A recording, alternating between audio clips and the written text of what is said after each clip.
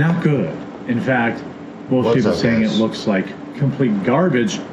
This on the heels of it absolutely blowing its already massive budget. This movie is going to make nearly $1 billion at the box office to break even. Disney themselves is said to be panicked, saying that the star Rachel Zegler is unhinged and a liability. And I'm absolutely here for all of it, because when you get woke, this is what you get. This is the trade-off. Why is this? Let's get into the articles. By the way, huge shout out to Mighty's. A friend of mine started this business, and I thought I would do something nice and give his business a shout out, because I really think it's kind of a great idea. It's like all these kids are drinking complete garbage and sugar and things like that. All these kids want all these sugary drinks, whether it's the Paul Brothers stuff. What is my microphone? Well, attention moms and dads, did you know the average child consumes 61 grams of sugar per day? Per day. 46% of that comes from drinks. That's a whopping 65 pounds of sugar per year, enough to fill a 30 gallons or an entire bathtub. I thought I got rid of this. Time to make a change. Say hello to Mighty's. Delicious zero sugar solution packed with essential amino acids, building blocks of protein. What the fuck? It's like giving your kids a protein drink that tastes like their favorite juice. No more battling over sugary drinks or tripping over juice boxes scattered all over the house. Here's the best part. Since he's my buddy and I hustled him, he's going to give all my viewers a discount. So Quartering viewers get a special discount. You get 25% off your first 3 orders. How about that? With promo code The Quartering if you subscribe, or 25% off your first order, standalone order, whichever you prefer. It's just a crazy deal for you guys. Mighty's.com/thequartering and grab this. You can head over to that. It's a link in the description. Grab this unbeatable offer before it's gone. Make a mighty difference in your child's health today. And you get a free kids t-shirt as a bonus right now. If you read this stuff, there's no colors or dyes. It's gluten-free, sugar-free, no bad sweeteners.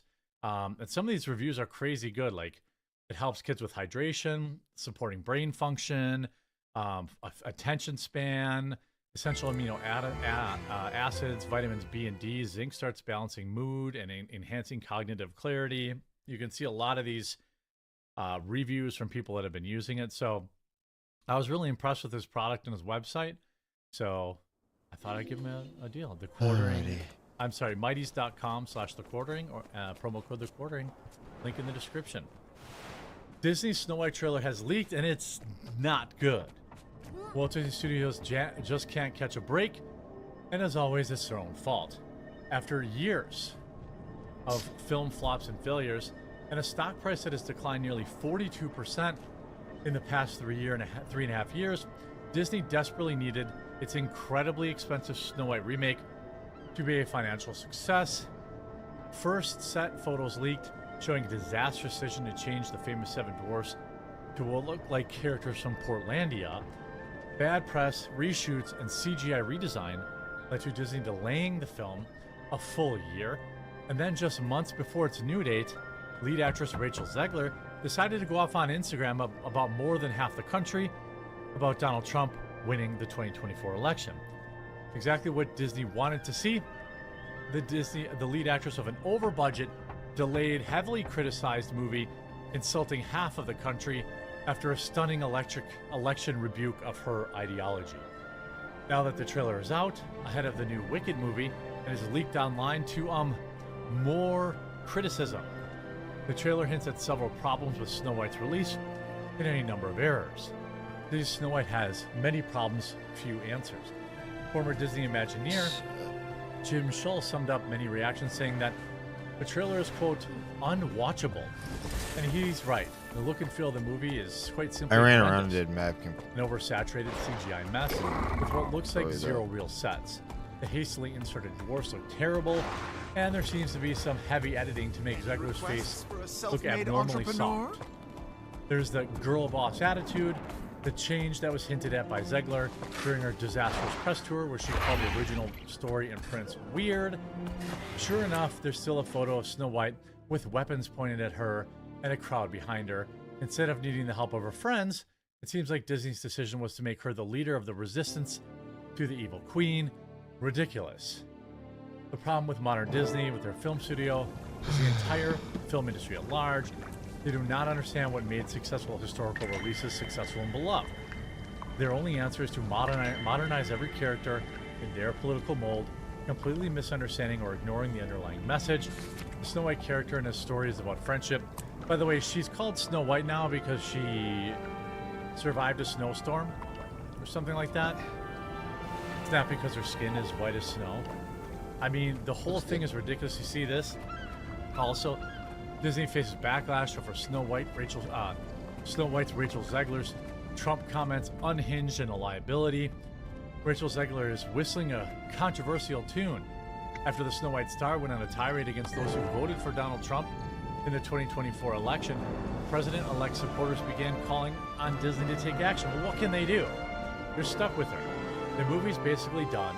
It's way over budget, and they can't. Welcome, fellow members of Destiny's Edge. We must speak they would just the have threat to of the scrap Elder the entire Dragons. film.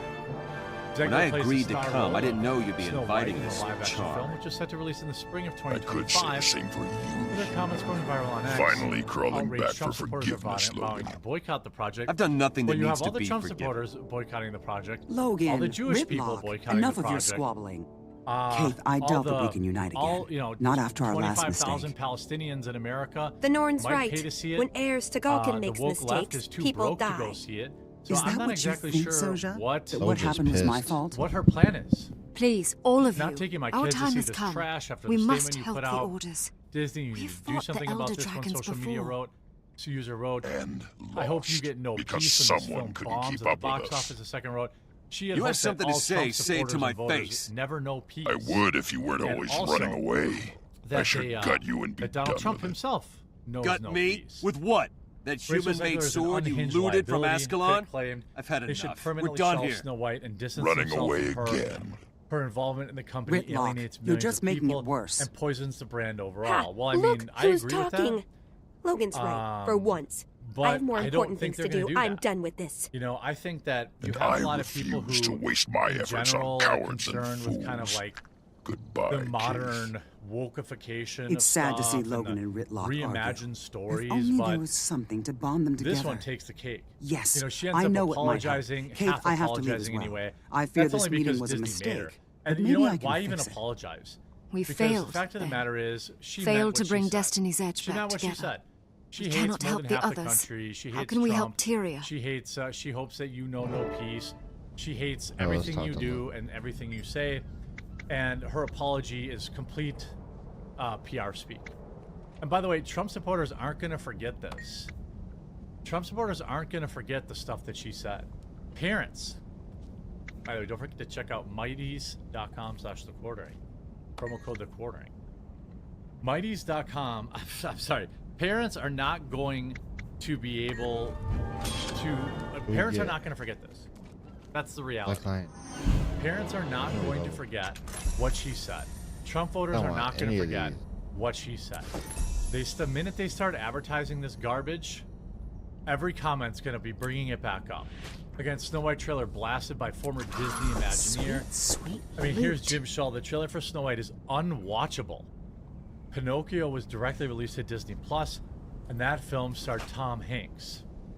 I mean, And yikes. A Disney Imagineer saying, bad. I'm so sick of live action remakes of timeless animations. Well, yeah, everyone is. You know, now, Little Mermaid, I think, did okay. I can't remember. I'm pretty sure it broke even or only lost a little bit of money. I can't remember exactly. But this movie is going to tank. Now, I can't play any of the trailer because I'm sure Disney would take down the video almost certainly. But, like, I'm not exactly sure what they were thinking. Hiring somebody who is politics first a nepo baby that never had to work for anything in their life. I mean, everybody was covering this trailer too. Look at this. Forbes recently reported that the budget for the upcoming live-action Snow White has ballooned up to $270 million, and that was by the end of 2023. The movie has blown past its originally intended budget, which was 180 to 200 million, no doubt, and mostly due to the reshoots and rewrites that have plagued production. Given that number, okay, is now closer to $300 million range, since there are further additional photography done on film in 2024. Earlier this year, the Daily Mail, not always the most reliable source, reported the figure to actually be in the $330 million range. At $330 million, this film will have to make $1 billion at the box office to break even. They're the same fucking prices. Said that she hopes half of the country knows no peace ever. I just don't think that you're going to see a lot of people running out to see this film. I don't think you're gonna. Now, obviously, I could be wrong.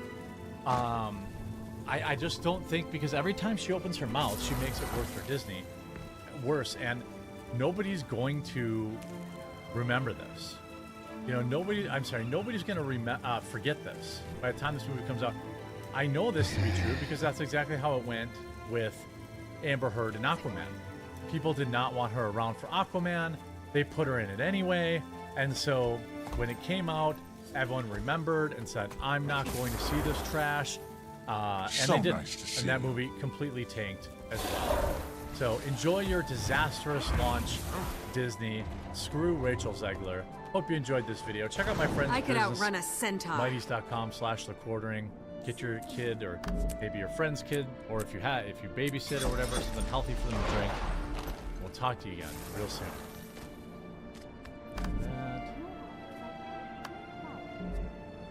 Check. Interested in something Almost. specific? People are losing their minds over the Game Awards. But I feel like this sort of thing happens just about every single year. I mean, it's everybody's favorite hobby, right? You have your favorite games, and when they don't get nominated or recognized, you start to ask some questions. And to be honest with you, over the last couple of years, the way that things have been going, I think people are asking questions for all the right reasons. I want to say this first. I am so happy. Yeah, I don't really care about the like kind of garbage.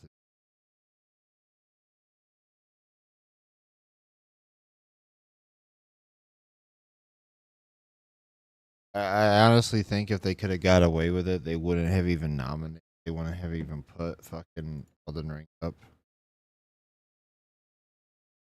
for Game of the Year. That really fucking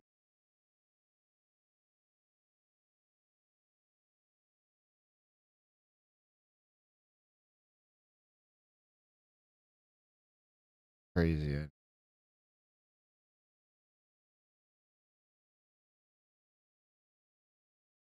He'll get my bean back.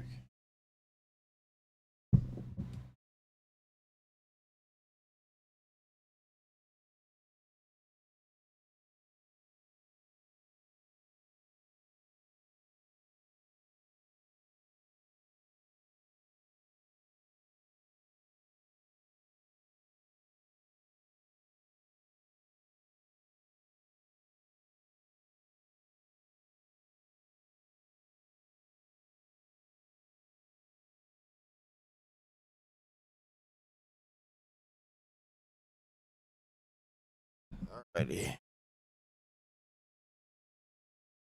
6 new beanies. Alright, let's see. What's going on, everyone? Jeremy here from The Quartering, and Joe Rogan just dropped some delicious truth bombs on people about the mainstream media, the liberal media, and some of the things that they said about his buddy, RFK Jr., including the New York Times, and why all these companies are completely hemorrhaging all of their support. Can I interest you in an To be honest with you, it's really no surprise. I'm looking for my contact. A member These of the companies are absolutely Apples for sale? nonsense. Nothing but apples to see and, here, folks. This is exactly what they get. What part of So we're gonna look at secret that, society as well wasn't as some explained reaction to to him you? apparently being Keep a your Russian voice spy down, now, initiate, and because pretend he you're helped Trump buying get an apple. elected, and all this other Sorry. craziness. Just a quick reminder. Give me that apple. Today's the Coffee one Brand over Coffee there. Black Friday sale. My All name's these are for one day Tibbles, only. night bringer of the order of 20% you off know all of what. our organic It's my job to premium train teas. you to serve the order. Promo code TEATIME. I'm link in the supposed to description figure below. out if you're trustworthy, We have and English if breakfast, you gunpowder are, green well, tea, Earl then Grey, you get and to know chamomile more. lavender, as well as masala A chai. lot of people would love Also, to know the secrets we our haven't order had this on collects sale about in the months. dragons, Our sometimes for coffee very roasters bad program, reasons. or our roasters choice program. That makes sense. 75% off your Put first me up month. to any test, Tybalt. Why I'll can I prove discount myself. it so much? Because nobody ever leaves. First things first. 354 We've got a reviews, mission 4.9 assignment. stars. Are you up for Each it, month, initiate? you get a I bag of am. Aren't coffee, you going whole to tell bean me or what it ground, is? from a new exotic location. in Lion's with new Arch. exotic There are flavors ears you're not going everywhere. to get anywhere Meet else. me in Apple Nook It's a Hamlet, conversation and I'll brief you piece. there. It's something to truly look forward. I mean, where else are you going to get a Tanzania peaberry? You know, and shit. people absolutely love Who are you? trying a new Spookums? type of coffee every month, and it's something you can bring out and show off. So you don't even Before need a you promo follow code for Tybalt, that. speak with me Go and ahead and shit. go sign up My for name that. is Real, and I am the Let's go Order's to this. primary spy in Lion's Arch. Joe Rogan's The brutal preceptor five-word sent me to explanation welcome you for before why you liberal begin your media is first mission. hemorrhaging You have a right to know the audiences. dangers I was you just will reading face. something about CNN's ratings and MSNBC's ratings Welcome, post-election. They've Yes, we know who crashed. you are. All We've these been watching you. left-wing kooks on YouTube That's are creepy. hemorrhaging subscribers. He's talking about like You join us even as the fate of Hassan nations hangs in the and, balance. what's Only the the one Order guy? of Whispers stands Kyle, between is it Kyle civilization and Kalinske? war. I don't know. One of the guys was literally like crying about Oh. losing subscribers. Well, what happens In is every when nation, you the lie to dragons people are rising. forever, They will devour the eventually world. they get mad about it. And If they they don't wanna aren't give you stopped, they'll money turn to lie Tyria to into their a face. burnt-out husk, a broken So, shell. what exactly You did- may have did chosen to David- join the David Order Pakman, of I think it might Whispers, have been. but our trust is earned, You not guys are given. out of touch. Now You're is the not time to show accurate, your You're worth. delusional, and It doesn't people matter are where the speaking dragons with came their from or subscriptions, why and they they're awakened. speaking with their purchasing of the Washington The Post, secrets we discover purchasing will the help New York us Times. send them The back New York to hell. Times just debunked in the Welcome most to the insane Order way, of Whispers. debunked RFK Jr.'s assertion that the ingredients in Fruit Loops are different in Canada that's than they are in the crazy. United States. They fact-checked it while saying he was accurate. Gotta go Yeah. meet Tibble outside of Their Apple fact-check, Nook it's so Hamlet. dumb when you see the I tweeted it. The fact check is so dumb because the fact check says it's not correct. They have the same ingredients except for these harmful chemicals. Yeah. Look at this. Mr. Kennedy has singled out Fruit Loops as an example of a product with too many artificial ingredients, questioning why the Canadian version has fewer than the U.S. version. But he was wrong. The ingredient list is roughly the same, although Canada's has natural colorings made from blueberries and carrots, while the U.S. product contains red dye 40, yellow 5, and blue 1, as well as butylated hydroxytoluene, or BHT, a lab-made chemical that is used for freshness, according to the ingredient label. That is the fucking dangerous chemicals that are banned in Canada. Yeah, this just made me think of my buddy's business. I'm trying to help him get it off the ground, so I figured I'd give him a few mentions today.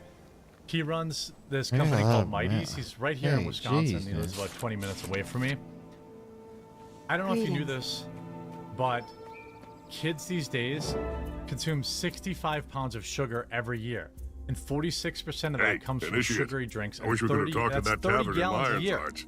Free drinks. Absolutely Plenty disgusting. of pretty ladies By will talk to reducing a sugar and broken down increasing engineer. amino acids, Maybe next time. building blocks of I'll protein, even buy you we a can round help of our something kids you'll enjoy. thrive again. Apple cider, And right? he has this product Ha! that's Good one. sugar-free, gluten-free, Anyway, no here's the juice box, situation. no sauce This pouches, is Crichton. no bad sweeteners, Most of Crichton and politics no center colors around a or tug of war dyes. between the ministry And the you know, in a time where all these kids want Minister Coticus wants to steal the all throne these from super Queen sugary Jenna. and caffeinated Coticus drinks, doesn't see the dragons this as actually a has threat. actual health benefits. He just Promo code wants the Crichton quartering for at his own. mighties.com/the That quartering. means we're on the Queen's side, Give it a try. right? You save You're 25% darn off. right. Queen 3 Jenna's making a months treaty of with the subscription, Tsar. or She supports Lion's Arch. 25% off a single She one. ought This to says like like having her in power. it helps kids Here's like where it gets hydration interesting. and brain Minister function, Coticus's daughter, muscle to me, strength, physical contacted the endurance, Order of paying attention Whispers. better. Apparently, The there's reviews are trouble crazy at good, home. so Definitely check Demi out Beetlestone is offering detailed information about her father's shady deals in to help my exchange buddy's for business off the asylum ground among and the feed your kids Order. something actually good. Trouble is, the Order Joe lost Rogan is playing- contact with Oh, yeah, I Demi wanna go back between to this video. Divinity's that Reach we're and trying to Apple get rid of in America. Our and job have is our to kids- track so her they're down. literally saying Makes he sense was to me. wrong, but he was Let's right. snoop Yeah, around that and made- see that what we made can my brain find. hurt just reading that. It That's was just the like, New fuck. York Times. Well, PewDiePie hadn't dressed like a Nazi for a while, so I didn't have anything to talk about, right? I don't know what that's about. Oh, but, sorry. But this is what the New York Times is doing. So, of course, you're going to hemorrhage subscribers. Right. Of course. You're crazy. You're saying something that's nuts. And also, what is your motivation? Like, what's your motivation for removing potentially harmful and toxic chemicals? If someone is trying to do that for the greater health of the population, if we're saying that Go these talk to things this have been boy. eliminated in other countries because they've been proven to be dangerous, what is your motivation? Why would you fight for against that? saying he was wrong? Right. Money. Well, I'll tell you, yeah. Money, and most of their ads are probably coming from pharmaceutical companies. You know, I don't know that for a fact, but one of the things like Jillian Michaels talks about is like bear some essentially people eat investigation. garbage food and then they get sick. I'll and they get investigate. fed into the pharmaceutical industry, into the, you know, they keep you sick forever. Pharmaceutical companies sell you food or medicines. Everybody wins except you. Well, I mean, what else could it be? Clearly. Monsanto, brother. Ideology, you know, left-wing rejection of RFK Jr. because now he's connected to Trump, which is connected to Nazis. It's like you go down this weird rabbit hole with these people, and you're like, what are you trying to do? Are you trying to remove all leftover credibility? Are you trying to eliminate because you lost so much credibility? Are you trying to kill it all? Yeah, I think that they are. You know, I mean, I think that's exactly what they're doing. They're trying to protect their investors. Maybe they're getting like, you know, notes from, you know, their investors. Maybe General Mills, I don't know if that's who makes Fruit Loops. Maybe they sent the New York Times an article and was like, hey, you need to fact check this. You know, parents are getting more involved in their children's health. And, you know, I think that's going to be pretty common. You know, I think that's going to be pretty common if you go back and look, you know, over the next, you know, 4 or 5 months. I think we're going to start to see a pretty, you know, strong commitment to You have a way with people. Not you know, bad. to children's health. Squeeze them a little, and these Because villagers leak information. That's just the reality Well, of it. Demi You know, was with and friends here, These, but then these companies that disappeared. are selling us The garbage, Ministry Guard appeared These right companies that after are she saying, vanished. hey, It we makes want you sense to that her be, father, a powerful minister, you know, we sent the want you guard to bring be her back. Buying our But yellow they're dye still number here, this, or which means they haven't that, found you know, Demi yet. Whatever the case may be, right? We also know the Ministry Is Guard anybody really commander was surprised angry about a message That from an now suddenly the New unknown York Times is source. running this stuff. Now Joe guard Rogan's has being answers we accused of don't have. suppressing- It's time to know what they know. Spreading propaganda. They're all at the tavern. What? If we can get them drinking Like, I and don't even- talking, what? they'll spill the apples. What does that Let's even go. mean? You know what I mean? Like what? Disappeared before the ministry showed What up. propaganda? We need You know to what he more. said? He said, "I don't want to go to war." Here's what he said. The whole thing is nuts. I mean, look, I don't know about politics. I'm not Zelensky gonna says pretend Putin to. is terrified. You, man. You people. You people are about to start World War III. Yes, I agree with that. I agree. And what is the response? Now people are calling him a Putin guy. You know, All right. isn't it? Don't you think I that don't know why I like keep trying to it's make it normal? That it's kind of game. normal for people to be like, I don't want to go to war. I don't want to go. I don't want to like, you know, I don't want to. He almost. You know, have my Mr. Name, children we go need fight 35 wars in total now. Ukraine so that the U.S. government can have some sort of weird proxy war. Don't you think? Like, don't you think that that's something that, you know, most people are like, I'm good. I don't think that that's not caring about Ukrainians. I think that's just saying like, yo, maybe we don't, you know, maybe we don't do that. Maybe we just chill on this craziness. I just now again Joe Rogan slammed for quote repeating Russian propaganda. What do you mean? Is it? Are you saying that they aren't pushing us towards World War III? It sure seems like they are to me. Like it sure as heck seems like they are to me. Seems like they're pushing us towards it. But I guess maybe I'm just a propagandist too. Joe Rogan rails against Biden Zelensky about to start World War III. Yeah, I'd say so. I'd say that's a very fair way to put it. I think Joe Rogan is continuing to be a very important voice of our time. Don't forget to pick up your Black Friday sales on coffeebrandcoffee.com. If you love coffee, you got to subscribe to this Roaster's Choice program. 75% off your first month. It's free. It's basically free, right? And you're gonna get one of the best bags of coffee that you've had ever. Then you're gonna get another one next month and another one the next month, and they're all gonna be different. It's awesome. And let's sneak upstairs and eavesdrop that like are in this coffee club. So check that out. And if you like tea, 20% off all of our tea right now. All links in the description. Also check out my buddy's Mighty's thing. Shout out to Joe Rogan for telling it like it is. I hope you enjoyed this video. What in the name of Balthazar's horned helmet is wrong with you, guardsmen? You're yammering away like a skrit caught red-handed.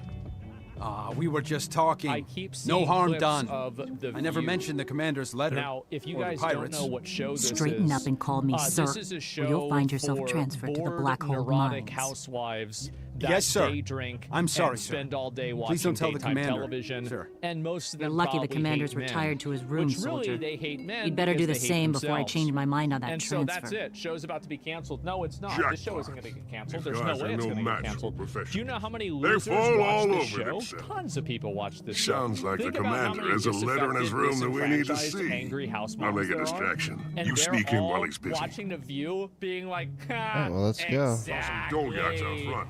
Exactly. Stampede. Yes. That's what they're doing. Yes. She's my wife. Yeah, exactly. A lot of losers. True. Yeah, they're truing it. You go, girl. Exactly. Bitter We hags. went from war to Cronkite. Basically to this guy Joe Rogan who believes in Be ready. dragons. This could I get checked messy. it. He believes in dragons. He believes in dragons. Did you triple force that? Yes, I did. And he also thinks that the Even she thinks it's stupid. Go. Whoopi Goldberg is the queen of stupid ass shit of saying, and even she thinks this is stupid. dragons, like I guess like dinosaur type of animals. Yes. Rule Oh, the- so okay. So well, let's clarify here. Who believes in dinosaurs? Sergeant, Here's the Fucking letter. retard. Oh, This guy interesting. still believes in dinosaurs? Interesting. Well, everybody knows that all the fossils in the Interesting. ground of dinosaurs, they're just put in there by Jewish Whoa, what was people to that? make the Christians I don't question think their they're faith. friendly. Obviously, yourself. right? I mean, yeah, this is, I mean, haven't you been on 4chan? when people did. Here we go. Greetings, Commander. Blah, blah. The media was stolen in our custody. Joe Concha is a Fox News Ransom. contributor, and he joins us now. Slag This is iron. so up And Joe who sent- Rogan's oh, alley yeah. in terms of what he Cordially finds funny. yours, Captain First of all, Jane calls a of the dragon believer. Jackdaws. And also Demi's been be kidnapped by accused of being pirates. an unreliable Cool. source of I information. mean, interesting. As if the View That explains is, why Demi like, didn't make her so meeting with the order. If you're getting Does the note community say where noted, she's been taken? legal noted by Of your own course not. production team. But the Jackdaws multiple dock times a on the week, far shore of and the Into the lake stream, to the folks. claiming north. that somebody We else should check isn't a there. reliable source of information. If we disguise ourselves, Ooh, I bet I we can wonder slip what right the in. real If they problem notice, is. we'll pass ourselves off as a couple of new hands. By the I'll ladies of scrounge The up some View. jackdaw So what's your clothes and reaction meet you to all of there. this? Hang on, that sounds dangerous. Yes, Carly, we should Don't we need to absolutely check in with trust someone before we The go View, further? Oh, and yeah. not Does the guy order know who you're doing this? revolutionized the world. We operate with independently electric enough for cars, this. SpaceX, I The can go Master on of with Whispers the relies on my announcements discretion. of Elon Musk. If he trusts me, I have a question. So do, should do you. stupid people get I don't know what that has to do with Joe Rogan, but yeah, sure. What do we get here? accomplishments of Elon Musk? I have a question. Do stupid people get to a point in life What where to do now? they realize that they're, stupid? Because this is what panic. They do, and that's like, so I've seen it happen. I've seen it happen, and it's like, and here's a good parallel. Have you ever had a time where like you're like fucking with your dog, where like you put it in front of a mirror, and then like the dog is barking at the mirror, or it's mad at the mirror or cat, and then eventually it figures out, wait a minute. Oh. Right? Like, that's it? Have you guys had that happen? Where like he figures it out. Like the dog figures out, oh wow. Or like, you know, he's like chasing his tail and he's like, wait a minute. It's my tail. Fuck. Why does it keep showing me this? Imagine that, but with a person. Yeah. Sounds like in legacy media. I've said this before in this program. It's worth repeating again because it's so disturbing. The View is under the ABC News umbrella. ABC News is run by a woman named Dana Walden. Dana Walden is Kamala Harris's very best friend. ABC stands for Always Be Lying. They lived right near each other in Brentwood, California when she was a senator there. Dana Walden set up Kamala Harris on a blind date with Doug Emhoff, who she obviously is now married to. Oh, wow. And now this is what the result is of Dana Walden running ABC News. You have people like Joy Behar and Whoopi Goldberg under the ABC News umbrella. Look, it's all a bunch of girls, and you know he's there with his fucking wife. He's probably there with maybe his wife. This guy's, oh fuck, yeah, I had to be here, right? This is it. Like, it's all girls, man. In their minds on a daily basis, and it's actually kind of fun to watch. But at some point, people are going to be like, "All right, I don't want to listen to this anymore because, quite frankly, I can't trust you people because you told us that Donald Trump was Hitler, and now apparently Hitler is going to be the 47th president of the United States." Go figure. That would be at some point. I would argue that point is already here. I mean, look at the ratings from the election and beyond. I mean, people are not watching. We are 2 levels away and I from brought being that able to out use to our all the next mainstream talents. media collectively. I'm going to take a different tact on this, though, Joe. Shouldn't conservatives be celebrating this cacophony because it shows that there are factions on the left that still refuse to acknowledge ultimately why Trump won. I'll wager my And money the here only can thing drink that I'm you surprised smelly about lot the under View the with table. is the fact that they Now, acknowledge that who's the got the results guts of the to election challenge are us? legitimate. A drinking competition? What are you doing? That's the only thing that I Just find go with it. surprising about them. Trust me. Who are you scoundrels? And what's your wager? I'm 2 Tibbs a Whisker, and this is blood-covered backstabbing Blackjack the Blade. Why the Republicans won. And our wager is 2 fistfuls of That's a gold. great point, Todd. I mean, I said this on this program. I'll say it again. I'm in. Before the Jack election, Dawes, you guys know belly this. up to the bar. I said that Fill I your couldn't mugs and lay see your how money Kamala down. Harris could beat Donald Trump when Donald Trump was winning over black voters to the amount that he was, Latino voters to the amount that he did. Obviously, we also had the union voters, rank and file. He was winning those over as well. We saw the Teamsters in terms of their internal polling. Anybody who thought that Trump was going to lose, I'm sorry. To be remembered. The bold newcomer versus your favorite cheap date. One got drink lost in the straight. sauce. I hate you guys. A titanic match of fortitude and resilience. You got One lost drink in a the day. sauce. That's just, yeah. Begin. You did for a while. I'll I drink never you said under I the probably table, would've. I said brother. there's a chance he lost the popular vote, but that's it. Hey, what's that? I was actually talking to John last night about the minus notification. Here we go again. One more for That he was winning there big time. And when you win those 3 Democratic strongholds, the Democrat nominee, in this case Kamala Harris, didn't have any chance. So, yeah, that's the thing. Like, they should understand that Donald Trump won for a reason, that he resonated with the very viewers that they seek to bring in. No fair. And I'll just leave it there. I wonder if we're going to see Kamala Harris ever again. Or if this is just going to be like, you lost to Orange Hitler. Hey, like, we don't want to look at you Drake anymore. has lived up to his name. No surprise I there. feel like Our there's second no contender, way she can small come but back from fierce. this. Watch out for Kipler, the Tippler. Prepare to be Go away. inebriated into inebriation. She's still like, she lost worse than Brains, brawn, and brigandry. That's impressive. Drink until you're pretty. It really is, because You know, Hillary stop. had 30 years of being an obnoxious bitch in the public eyes. Yeah. And she only had maybe 10. Oh, that's really impressive. Slow down, slow down.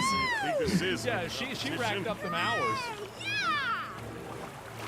That Trump resonates with people, while people like Joy Behar and Whoopi Goldberg, Whoopi Goldberg, went after a Staten Island bakery because they wouldn't make her a cake because their boiler went down. I mean, come on. I mean, this is insane. And at some point, people are going to be like, all right, I'm done with you guys. I'm done. All right, really quickly, continuing with the post-mortem here. Here is former NBC News anchor Brian Williams. He was on with Seth Meyers last night. Watch this. Okay. It is tough love time for the Democratic Party. I think it needs to be stripped down and rebuilt. I think it's insulting We're edging them out. members of the working class, which the Democratic Party has lost entirely in our lifetimes. Here's the thing, is that the Democratic Party has turned into the party of celebrities and socialites. So now being working class is like seen as a negative thing. Because it's like a luxury value that people think that they have. They're like, oh yeah, we're part of the cool kids club. And guess what?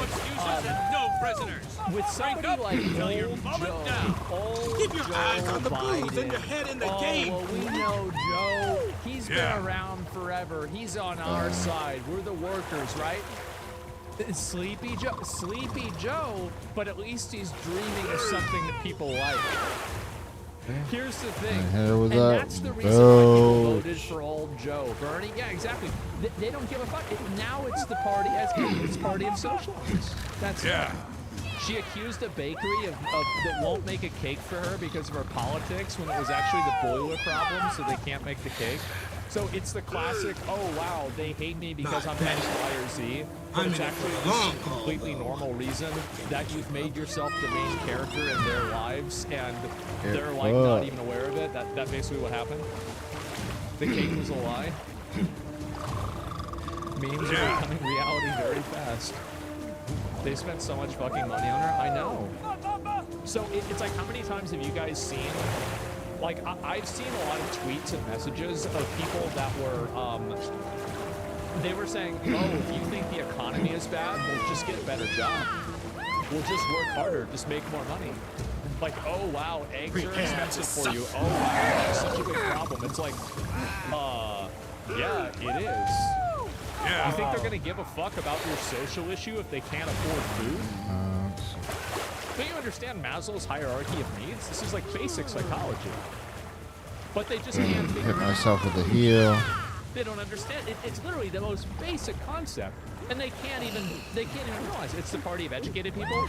It's the party of educated people who look down on uneducated people. And so if you become a party of people who look down on other people, don't expect them to vote for you. Let's hit him with the belch. You can't look down on somebody and then be like, oh, Yeah, a wow, lot of fucking help why aren't you this saying is that I should run a country? I a wonder little why. bit ridiculous here. To insist the economy is doing great. I think the biggest unforced error of the Biden administration by far was the border. To tell people it's not a problem is insulting. I think that Kamala Harris You talking just about bring her down now. Israel. Boom, she's done. You got The it. border did because it demotivated people that were the extreme left, right? The ones that were very, very vocal, very Unbelievable. radical. It demotivated The newcomer them from Blackjack voting is the for it. last I think drinker I think it standing. did more We damage got to her ourselves than a new anything. potentate Because of every potables. single person, like not every Surprise, single one, but I surprise, feel like eh, almost every Gabriel? person who I like mean, Palestine yar, was like a flotsam single and issue jetsam. problem for them. How about that? Every single one of them probably would have been a Kamala Fine, Harris voter. fine. I'll go I fetch think your so. gold, you thieving sea whisker.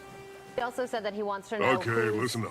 While idea you were was guzzling to away, have I Joe found to Biden me run for re-election she's under heavy guard at a on the other side of the 38% water. approval rating when he is the So age there was that a he plan is. after all, beyond getting me I'll sloshed be in. quick, guys. Of course there we was. talked What about did I this. tell I talked you? about You this just on have to the air trust well before the election. I love hearing this stuff after Alright. the election, but yeah, the border is a big issue. We gotta It take our affects every drunk community ass in this across the country. water. The economy It's, then people are like, oh, well, if you don't want your job taken by an illegal immigrant, just get a better job. It's like, okay, well, how about you get a better job because you're not a politician anymore. You didn't win the vote. You know? It's pretty fucking simple. What a surprise. God damn. say it's great when people look at their bank accounts and say, no, it's not. They go to the grocery store and they say, I'm paying twice as much as I did under Donald Trump, so why should I vote for this administration not a again? proper response. Get a better job. It's not that I went to easy. the grocery store yesterday. I spent like $70. I've been looking for. I work in medical. I've been looking for a better job 5 for or fucking. 7 things. Like, I didn't get anything crazy. I bought a bag of beef jerky, but it was the store brand beef jerky. Yeah, one basket, $70. No, it was like, so you know, like in a shopping cart where they have like the thing where you put the kids in like the in the seat. I filled that up, and then I had like 2 12-packs of soda in the cart, and that was it. $70 fucking dollars. That's ridiculous. Really on that After one, the man. fact, I kind of find funny because we talked about it before. Imagine the that. election, Imagine and, that. I mean, that's the whole most of us ballgame, probably, but unfortunately. imagine I'm that sorry on a about my voice, fucking by the way. paycheck I'm to fighting paycheck, a dude. bit of a cold, we'll call it. And Make shit we're just money. trying to fight through it. If you have kids, you're fighting a cold from October through April. Everybody knows that. That's true. Joe When school Concha. starts, you're going to be fighting those colds. That's Thank right. you. Feel better, Joe. Well, at least Feel it's the better. weekend, so hopefully you can rest and relax. Thank you for joining us, waking up early. I'm Steve Ducey. I'm Brian Kilmeade. And I'm Ainsley Earhart. And click here. He's not vaxxed. If he was, he'd be dead, obviously. Yeah, I think them trying to attack Joe Rogan. Civil, You know what the why fuck they're are you attacking doing, Joe dude? Rogan? It's Oh my because Joe Rogan I'm is like right eating their here. You market can keep share, walking. And he's making their influence You're too less fucking important. slow, brother. So it has nothing to do with like Joe Rogan's politics. It has nothing to do with Joe Rogan's viewpoints on anything. It has everything to do with self-serving behavior that is being done for the benefit of themselves. That's why they want to do it. They want to delegitimize him so people turn on the television again. Well, that's not going to happen. I'm sorry. And if you here's another thing. Mates, look at all we got the people trespassers. in the audience Oh, here. shit. Wait, so it was like right before this, right? Take a look at where the fuck did it go? I want to see where they showed the audience of like all the husbands. Yeah, here we go. Up. See if I can play it here. Too What I'm squish. trying to get at is the fact that Too all these squish. people are old. It's not like there's a lot of young people that are watching the show. Like, I can't imagine a lot of 19-year-old girls that are like sitting down to watch The View. Yeah, they're boomers. Exactly. They're old. Like, look at this. What, bro? Aren't you a little sober to be a pirate? Look, Look, we're with the Order of Whispers. We've been sent to get you out of here. We're here to abscond with you and with the beer. this show- The beer's already vanished into thin air, so Oh, it's now not it's your the turn. wine moms? No, Thank the they're not goddess wine Lissa. moms. They're I was wine starting to think the Order had grandmas. forgotten me. Do you have a They plan were to get wine out of this moms place 15 alive? years ago. Sort of. The It's idea nuts. starts So, with yeah, they're run mad for as it, hell. and generally They're mad goes as hell. downhill They're from losing there. their Come on. entire fucking. I'm gonna link y'all the video. It's nuts. let's go. Hagmaxers, yeah, bro. If you Oh, wanna be a shit, cannons. Hagmaxer, go to the live broadcasting of The View. Holy fuck, man.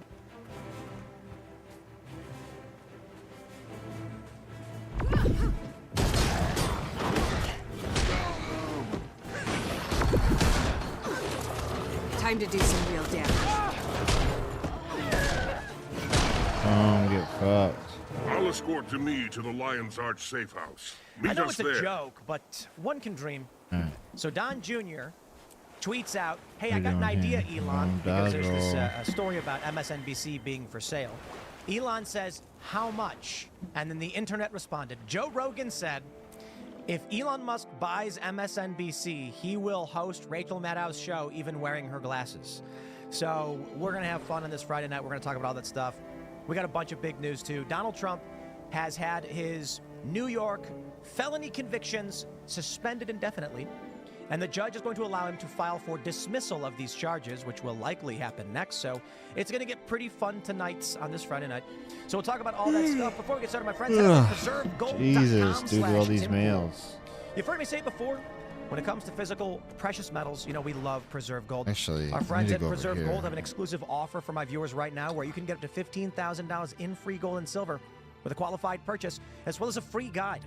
So go check them out on X. Preserve Gold has hundreds of 5-star reviews and millions of dollars in trusted transactions with happy clients. Again, head over to their X account or text Tim to 50505. The link is in the description below. And maybe you're paying attention to what's going on around the world because Russia's bragging about their new, well, the West is calling them IRBMs, but they're effectively intercontinental ballistic missiles. And war seems to be escalating. So take care of yourselves, guys. Shout out to Preserve Gold. Also, goodbye. Go to castbrew.com right now. Well, I got news for you. Everything is on sale. And we talked about it today. I said, is it too late for people to get Cast Brew in time for Thanksgiving? And the team said, no. I mean, if they order now or Monday, they might get it in time for Thanksgiving. So I said, okay, let's do a 30% off everything on the website. So if you go to the website right now, get whatever you want, put it in your cart, you will see a Happy Thanksgiving 30% off discount applied, whatever it is you get. It's not available for subscriptions, but it's available for any single product right now, and we're already starting to sell out. Columbia just sold out. And pick up your Cast Brew coffee. Also, head over to timcast.com, click Join Us, become a member to support our work directly. And you'll get access to the Discord server where you can hang out with like-minded individuals. There's pre-shows, there's after-shows, and they're wondering why you haven't signed up, because they want to hang out with you. The Discord server, it's a chat room where you will see conversations with the audience. 20,000 people hanging out, fans of the show, and you should join. And I've got an announcement to make. Now, I was negotiating with Primetime Stein over here, and I said, if we get 3,000 members before Thanksgiving, will you go to Antarctica? And he said 5,000. I said, I'm going to hold you to this. And I said, 5,000 new members by Thanksgiving, and Alex has agreed to go to Antarctica. Now, hold on. We are actually having our developer build out a meter which will appear on the website and show you how many members we've added. And once we get to 5,000, this will fund Alex's trip to Antarctica, where he will make an attempt to prove that the Earth is flat. It's not, but that's what he's going to do. It is. And on Tibble, top of that, you know, thank the lady really of the mirror. appreciate it if you guys I thought would something subscribe, terrible had but, happened. Your Tim first brought me field into a mission, room and you go tonight, out of a very contact. dark room, and he held a gun to my But head. hang on, and he said first if I don't mission? sell any more coffee, I thought I was the that we're newcomer. gonna have issues. And well, so please, yeah, if you love I me, and you love my might have family, and you like overstayed. my cat Sky Bear, and you I've want to been do in that the for me, order for please, years, just for the but love of well, buy some damn coffee. Well, so serious. So the reality is this. On the Initiate. front page of Casper right My now, name notice is Lady Ian's Graphene Wee. Dream is no longer I'm the there, Order's but agent Alex within Stein's the primetime Crichton grind Ministry. is. This rough-looking gentleman is Ben Tenstrikes, my protector.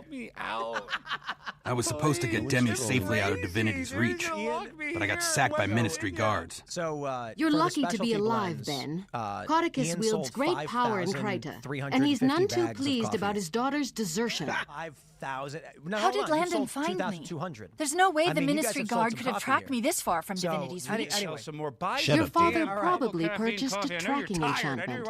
Do you have anything you never removed? All right, everybody, smash that like Something button, he share the knew show you'd with keep everyone you know, with become you. a member, like I said. My mother's over at necklace. timcast.com. He's We are using gonna it to put up follow that me? tracker on My Monday, father is a but we should have cold-hearted updates snake. periodically, and I genuinely This mean safe it. house will block I know such it's a lot. divining. If we But do when end you up getting leave 5,000 here, new you members, will be found. Alex Stein is going. Lion's We're covering Arch it. is We're no doing it. longer Yeah, safe so, for you.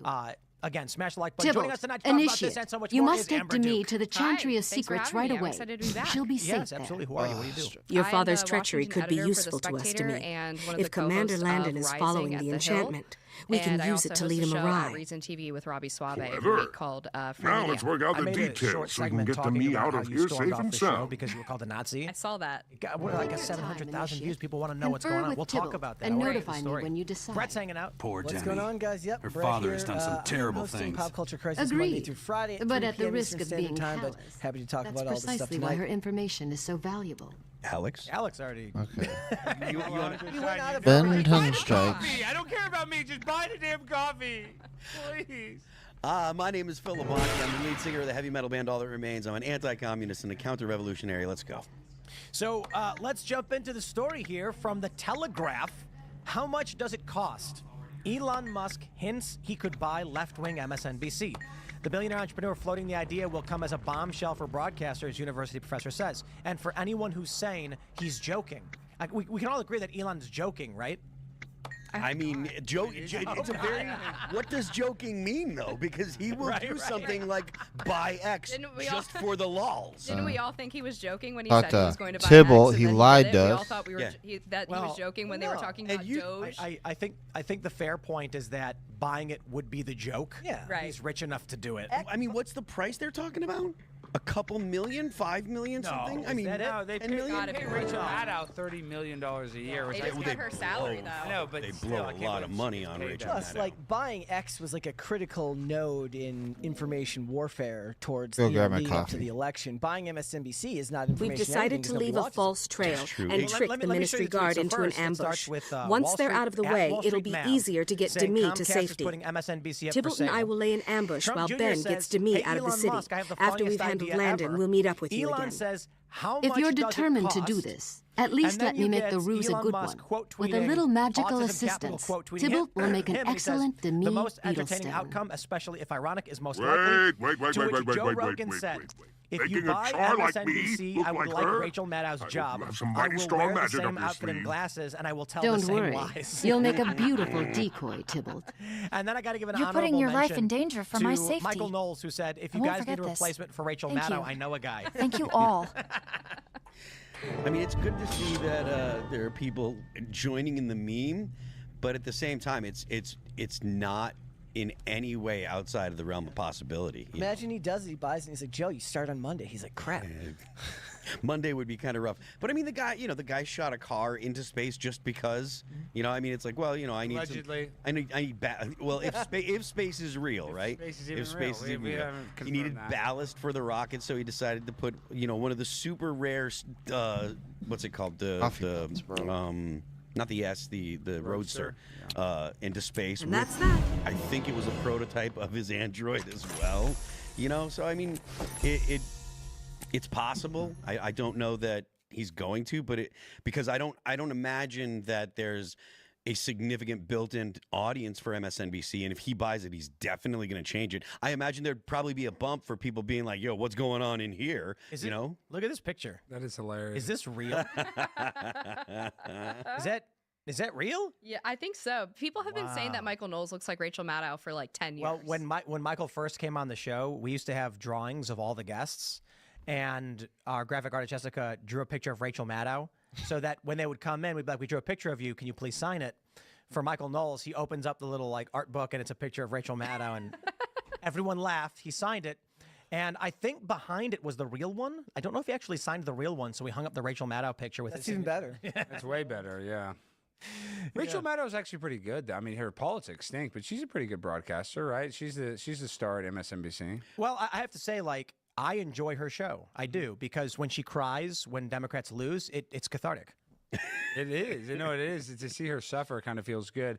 But with MSNBC, though, did you see their ratings? The ratings book came out. And they're averaging like 75,000 viewers, and you get 80,000 viewers on YouTube. So I don't know. I mean, Again, that doesn't square with $30 million contract for. No, but the viewership that they have is not only has it been going down, but with Donald Trump in office and the general tenor of the country, there's still the people that are freaking out and have a massive problem with anyone to the right of Stalin. But aside from those people, the general kind of the zeitgeist is Donald Trump is not that bad. The left is worse. Or would have been a worse option. So there's not really that market for people that are, running around with their hair on fire talking about how, the Nazi's going to be back in charge. Well, Andrew Schultz had a good take that went viral where he said that you can be weird or you can be pretentious. You can't be both. And Democrats are both. Yeah. And it's like, I think even for the people who are those dyed-in-the-wool, watch MSNBC and Rachel Maddow for the, ever-longing hope that she's going to take down Trump. Like, one of my favorite Rachel Maddow moments was when she had the Trump tax returns and she thought that this was going to end his presidency, and it was a giant nothing burger. But since the election, their viewership's down like 35% or something. So I think even those people are super demoralized because they were dependent on the MSNBCs and CNNs of the world to tell them everything's going to be okay. We promise Kamala's going to win. why would they even trust MSNBC anymore? Do you know if it had been trending down leading up to the election? It had as well? been, but on election night, MSNBC actually outpaced CNN for I think the first time ever. Yes, but the argument was that conservatives wanted to watch MSNBC, and this is, that's fair. I had MSNBC on. Yes, conservatives all turned it on to watch them have a mental breakdown. Just mind the salt. Because Fox had like 2.5 million, MSNBC had 5, and it's because conservatives were like, show me the tears. I mean, that's what I did. I was at the final Trump rally in Grand Rapids, Michigan, and on election night, went back to the hotel pretty early because I had it on pretty good authority at like 10 o'clock that it was over. So I went back to the hotel with my husband, and we just made vodka sodas and watched MSNBC. Yeah. I mean, the most entertaining outcome, huh? The tone is also different now because a lot of these bigger businesses don't seem to have a problem with congratulating Trump. So David Zaslav did over at Warner Brothers, which, strikes a bit of a chord because back in the day, if you were running on these networks, you weren't allowed to even do that. It certainly wouldn't have happened in 2016, and with Jeff Bezos doing the same thing. Yeah. And there's also the news that came out that he said that there was no way Trump was going to win, and then had to eat crow about the whole situation. He said that didn't happen. He responded directly to Elon. I am not sure that that's true because why else would he have stopped the Washington Post editorial board from endorsing Trump, right? So yeah, guys, we're getting a puppy soon. We're getting a little corgi. It's gonna be awesome. So we talked about this, and it's my kind of corgi pup, a little legs. Kind of in about 2 weeks, we're gonna go win. And let I him pick feel us. like a lot of people kind of have come to the realization that let's see if Lady Me's magic is as good as she said. Signs point to a Trump victory and a conservative victory, and the people that were, that wanted to get out ahead of it were like, we're not going to actually take Kamala's side. We're going to say that we're going to stay neutral. Now, it's not like he said we're pro-Trump. I've got 2 hands and some They did just say that they were going to stay neutral, and they did receive a ton Keep your mind on the job, Tybalt. A lot of subscribers. Go roam the city, and we'll see if the ministry guards take the bait. Same thing as endorsing him. Yes, and so the point is... We order book passage into Me's name on a ship called the Harpy's Smile. We'll have theirs. Social permission... Are you okay? At the very Ministry guards aren't like those drunken pirates. Right? It was if they can't capture Demi, they'll kill her to stop her from talking. And that means say the right thing or else getting held for it. We're not even going to say I didn't join the Order of Whispers to sit we're behind just the not desk. going to say I that joined we're it to fight Dragon. And we're over that. If we're going to do that, we'll need Crichton and Queen Jenna. It was validated with the election with how risking my life country, for the security of the almost human everywhere in throne. the country swung the to world's the right a funny to place, some Lightbringer. degree. Even if it wasn't as long as we keep strongly laughing, to the right, I there guess was we're not some dead. swing to the right. The And I order think gave me a because of mission, that, and I'm not turning back all the now. people that were kind of afraid I of, can do this. afraid of saying, Trump's my guy or whatever, they were starting to.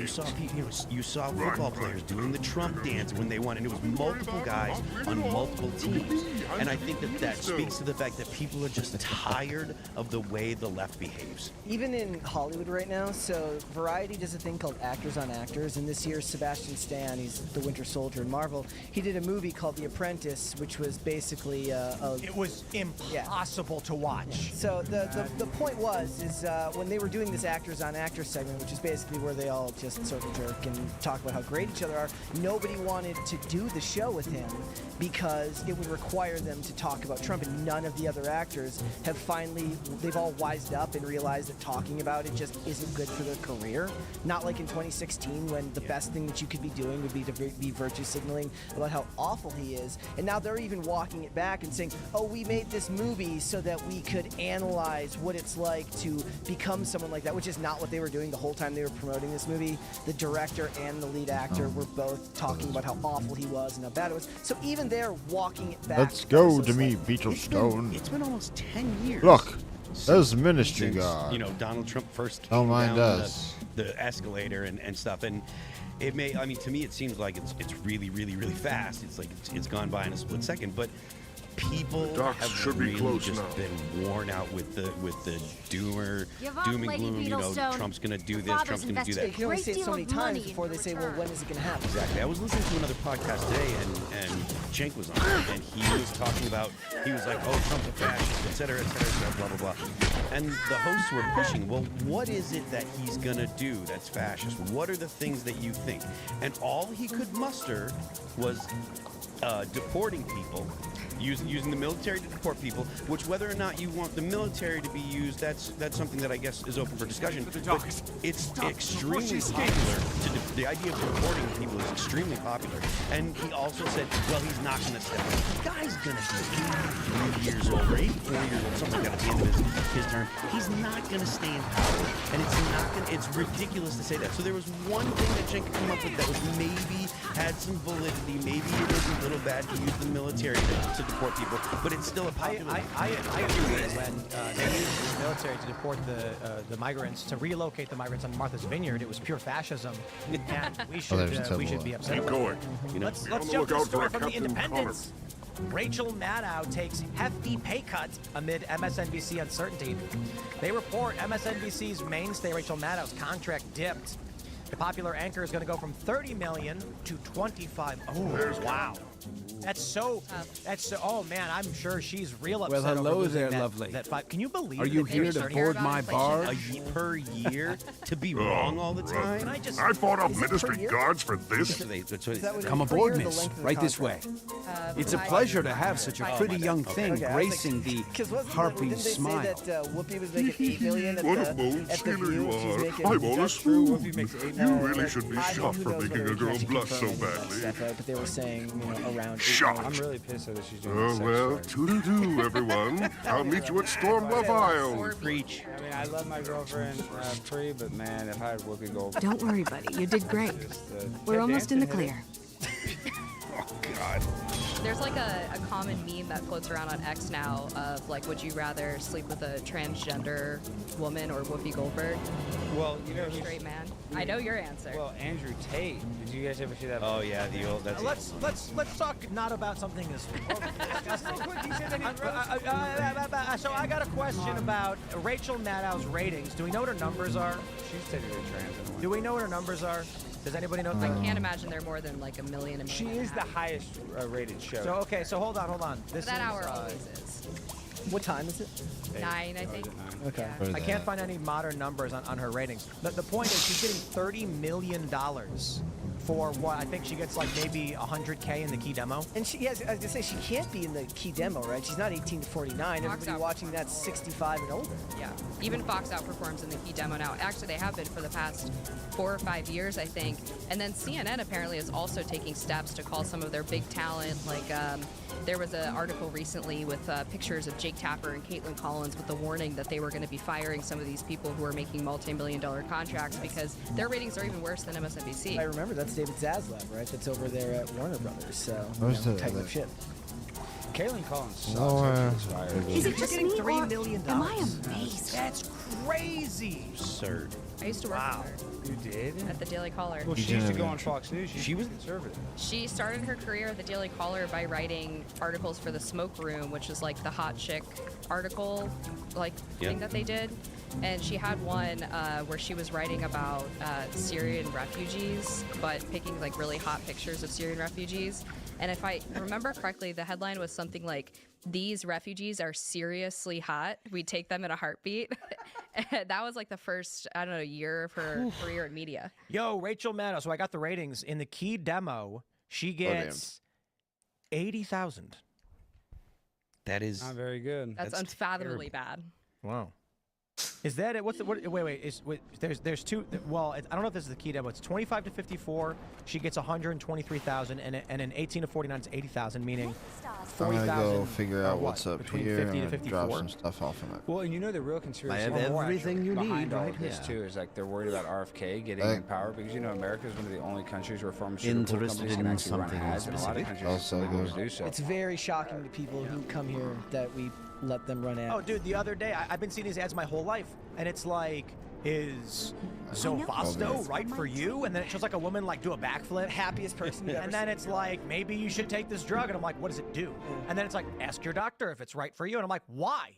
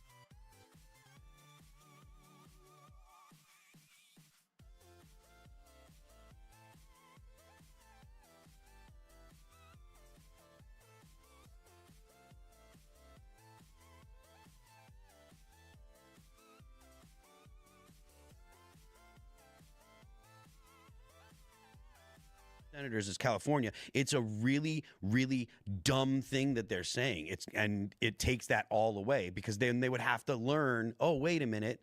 This isn't how it operates. You don't even vote for your senator. So it doesn't matter to you.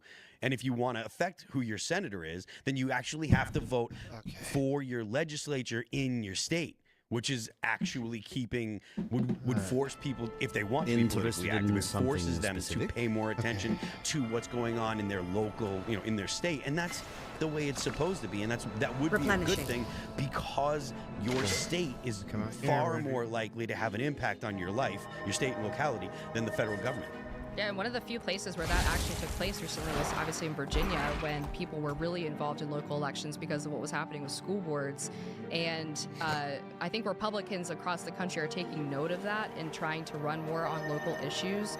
But that was sort of the roadmap, and why you got groups like Moms for Liberty coming out, 1776 Project PAC, trying to get people to run for school board and other local offices, because when they saw how it affected their kids, they realized just how important those local issues were. Yeah, and with the pandemic, we learned that the local governments are incredibly important when it came to opening back up. So, yeah, we overlook how important it is, the local jurisdiction. And everyone was blaming Trump for state-level restrictions and lockdowns. Libertarians were just angry with Trump, and I'm like, to be fair, Trump did go out and give that announcement to slow the spread, but at a certain point, when people were upset about the lockdowns, he said this is a state-level thing, and the federal government can't intervene in this stuff. Yeah, to blame President Trump is ridiculous. It wasn't his call, and it would be good to have the American people less ignorant about the way that our government works. They also then used it against him when they said that he's his fault for the COVID response and tie that back to the economy. He wanted to keep the economy open, right? They did not. Let's jump to this story from The Wrap. MSNBC alters sickening Laken Riley killer headline after outrage online. The outlet's original headline said her killer never stood a chance before Jose Ibarra was committed Thursday. So here's the headline. It says, Laken Riley's killer never stood a chance. For all the political controversy surrounding Jose Ibarra, the outcome of this trial was never in doubt. Now, let me pause real quick. I'm seeing everybody on the right say, how dare they make this headline? I get it because it's MSNBC. It's being read as Laken Riley's killer never stood a chance. Whereas I read it as he never stood a chance. Yeah. I don't see how it was. I read it the same way you did. Yeah, it says the outcome of the trial was never in doubt. The assumption many people are making is that MSNBC was saying it was unfair. It's unfair, and he didn't. The article actually was saying this dude is guilty, and we all know it. Well, and they did update the headline, right, to say that his guilt was never in doubt. Right. I mean, this just speaks to the fact that they don't understand how they're perceived now, right? Like maybe you get away with that headline if you're a more reputable outlet, but if you're not, nobody's giving you the benefit of the doubt. If I tweeted, Laken Riley's killer does not stand a chance in this trial, people would be like, he's going down. We know he's guilty. Same words. If you had said he never stood a chance afterwards, it would still be taken the same way. But MSNBC, as you stated, is perceived a certain way. So everyone's looking at it like they're lamenting the fact that he's getting an unfair trial. I mean, that wouldn't be. I mean, look. I didn't listen to the audio tape, but I read about it, and it's gut wrenching just to hear. Right? Like, did you hear or did you see where Laken Riley's stepdad read the letter the journal that she wrote to her future husband? No. You didn't see this? No. Everybody, cry. I didn't cry because I'm not a bitch, but I was emotional about it because when he was saying, she wrote in her journal, and like she starts it with like, I know this is weird that I'm doing this, but my pastor, said that this would be good and therapeutic. I forget exactly the word she used. And the fact that like she was this good of a person that she's doing a diary talking about her future husband, and a guy in the Tren de Arruga Venezuelan gang tried to rape her and did murder her. I mean, he deserves the death penalty, and I don't even like the death penalty. He deserves worse than the death penalty. I have a brain full of terrible things. Like it is such a, it's so disgusting, and I know, and even if this wasn't the point, right? This wasn't the action. It wasn't to say, oh, the poor guy never stood a chance. Even if that wasn't what MSNBC was thinking it was, it should have been pretty It should have. I mean, they got to have a copy editor. Yeah, a better copy editor. To be like, maybe give this one another run through. Yeah, and the idea that because there are people. Hey, thanks for the follow. That still sympathize. There are absolutely people out there that sympathize with. How could you sympathize? Greg? I mean, I'm sure you're not wrong. There's somebody out there that's crazy, but how could you sympathize with an illegal immigrant that murdered a young woman on a college campus? Because they don't. First of all, they don't believe that illegal immigrants are wrong. They also probably wouldn't believe that he's actually a gang member. They'd say if he is, it's because he doesn't have any other options.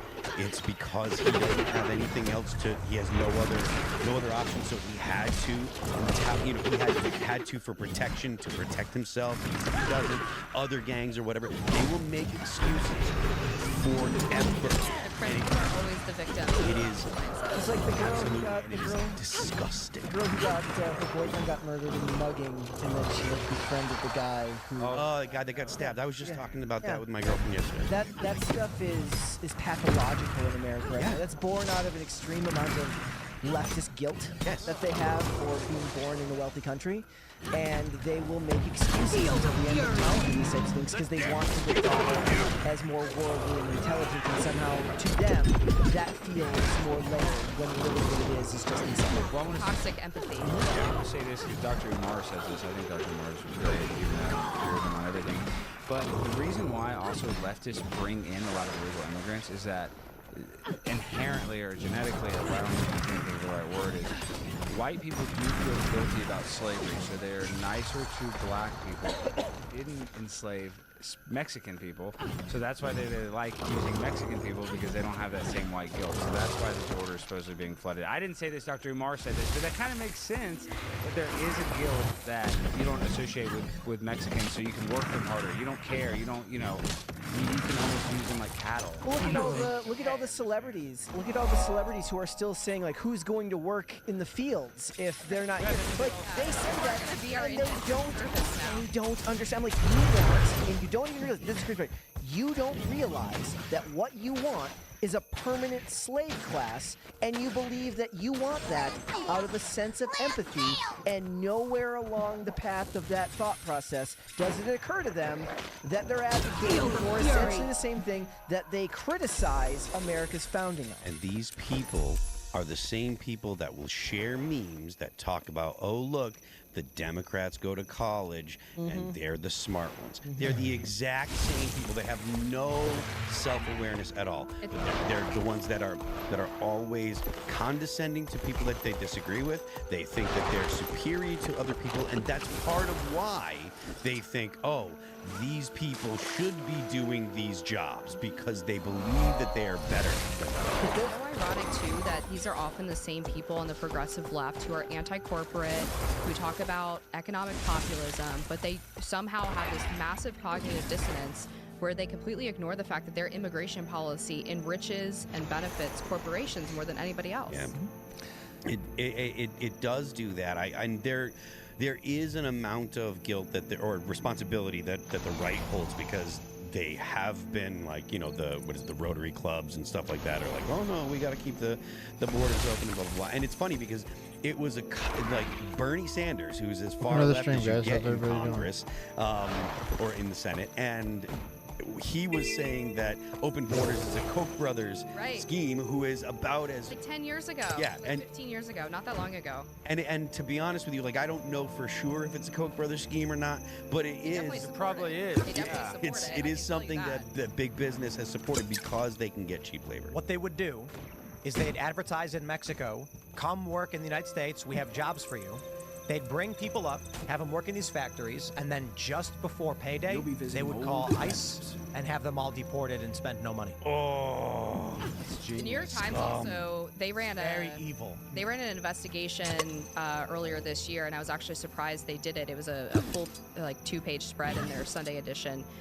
but about the migrant children who were working illegally as well for a lot of these big companies. I think Kellogg's was one of them, working in the factories for pennies, basically not only indentured servants, but also violating child labor laws.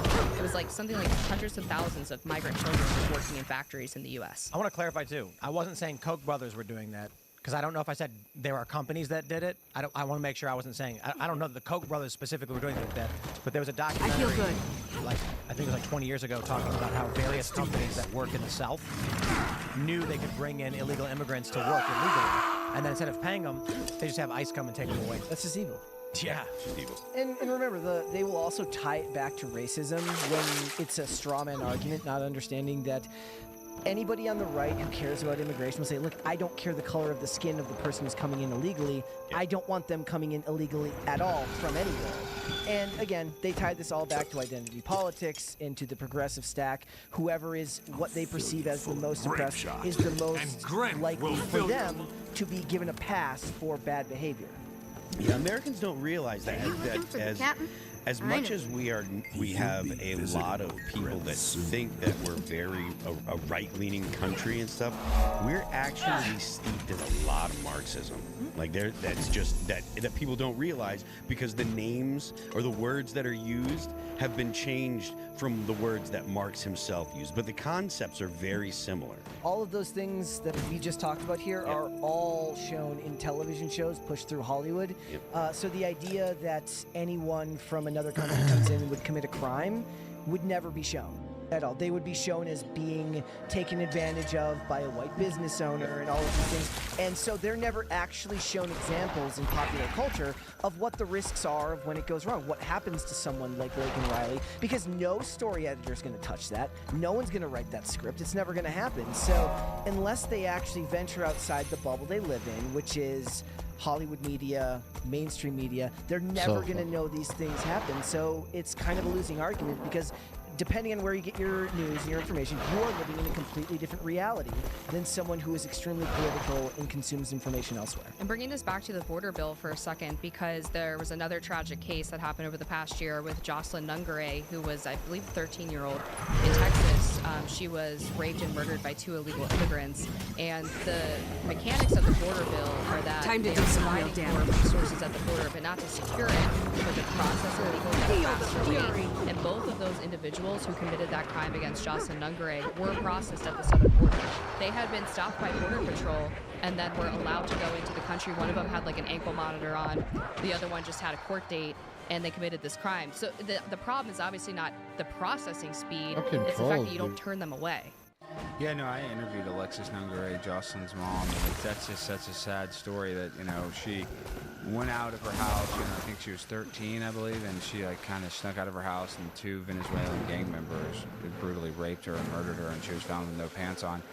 And that's all because of illegal immigration. I mean, I hate to just point all of it, to blame all on illegal immigration, but you really can, because if they weren't here, she would still be alive. Yeah. Let's jump to this tweet we got from Talon Rugg. This one's great. Joe Rogan rips the Biden administration for escalating the war in Ukraine. With just 2 months left in office, tells Zelensky F you. They're trying to tug the tail of a sleeping dragon. He argued Biden shouldn't be allowed to escalate a war when the American people voted for a new administration. He says, how are you allowed to do that when you're on the way out?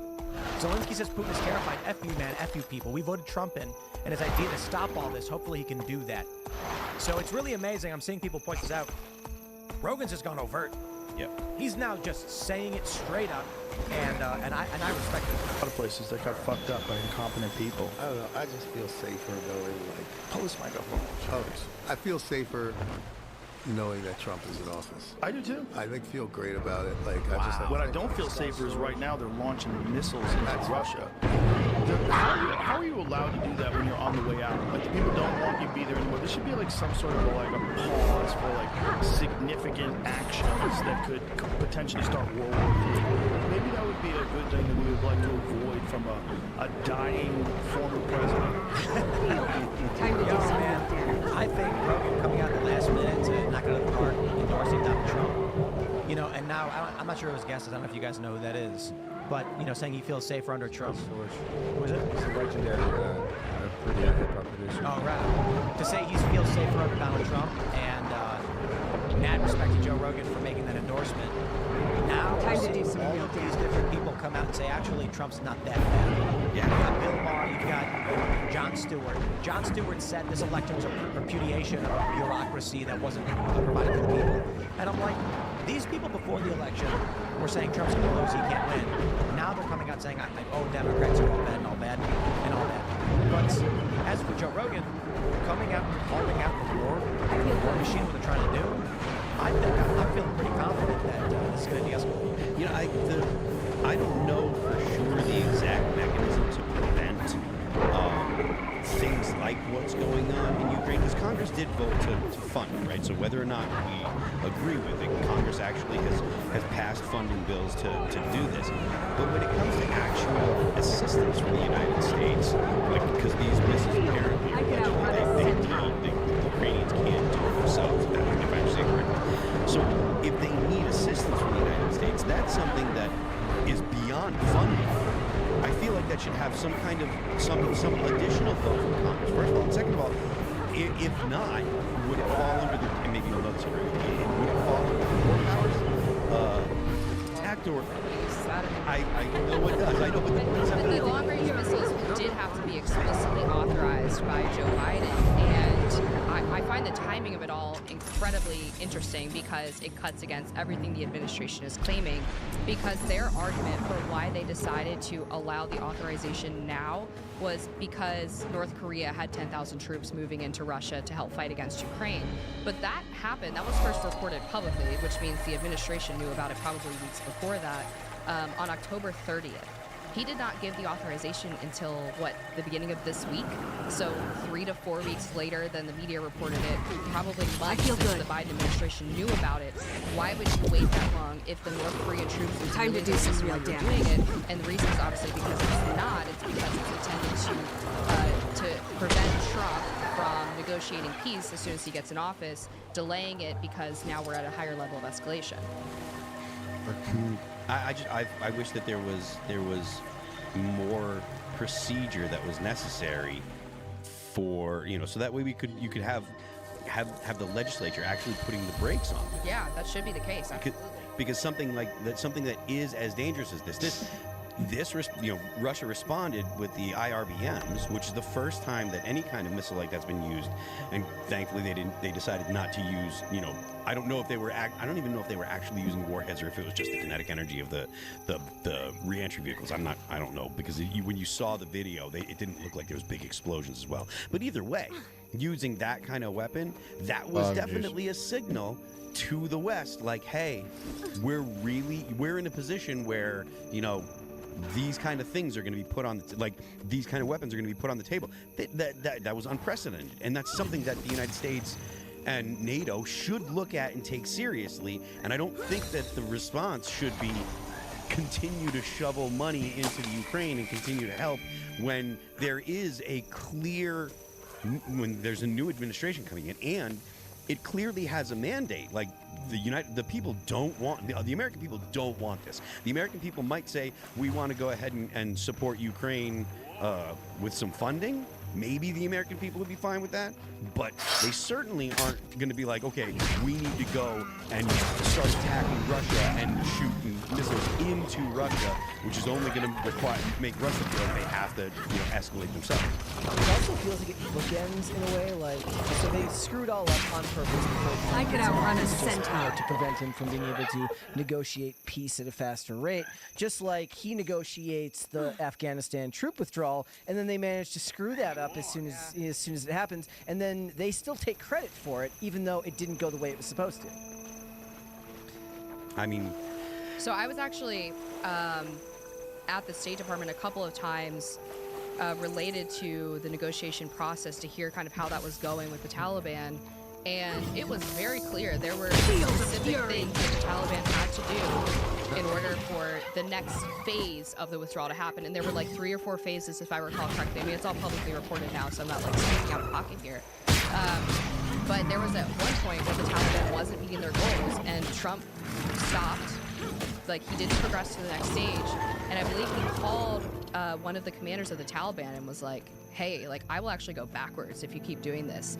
And when Biden came in, because he wanted this symbolic date of withdrawing September 11th, just completely ignored all of the guardrails that were in the Trump plan. But then, conveniently, when they were selling this to the media, well, it was Trump's plan that we were following it. Okay, but you took like the bare bones of Trump's plan, which is withdraw, and took out all of the necessary steps that had to be abided by in order for that process to go through without 13 Americans being killed in a suicide bombing at Kabul airport, without surrendering billions of dollars of equipment in Bagram and all of the other boneheaded things that anyone with a lick of common sense would have avoided doing. Yeah, I mean, to blame Trump for the withdrawal in Afghanistan is one of the more despicable political things that the Biden administration did. It was clear that whether or not people, you know, like the situation going on in Afghanistan, there was a plan that wasn't just like, you know, everybody run away. Right. You know, I mean, and not that I'm familiar well with what Trump's plan was when it comes to the withdrawal, but he had a timeline, he had stuff, and Joe Biden, when he got into office, it wasn't just Afghanistan, it was anything that Donald Trump touched. He just rescinded all these executive orders, the Remain in Mexico policy, all these things that had massive negative consequences to the United States.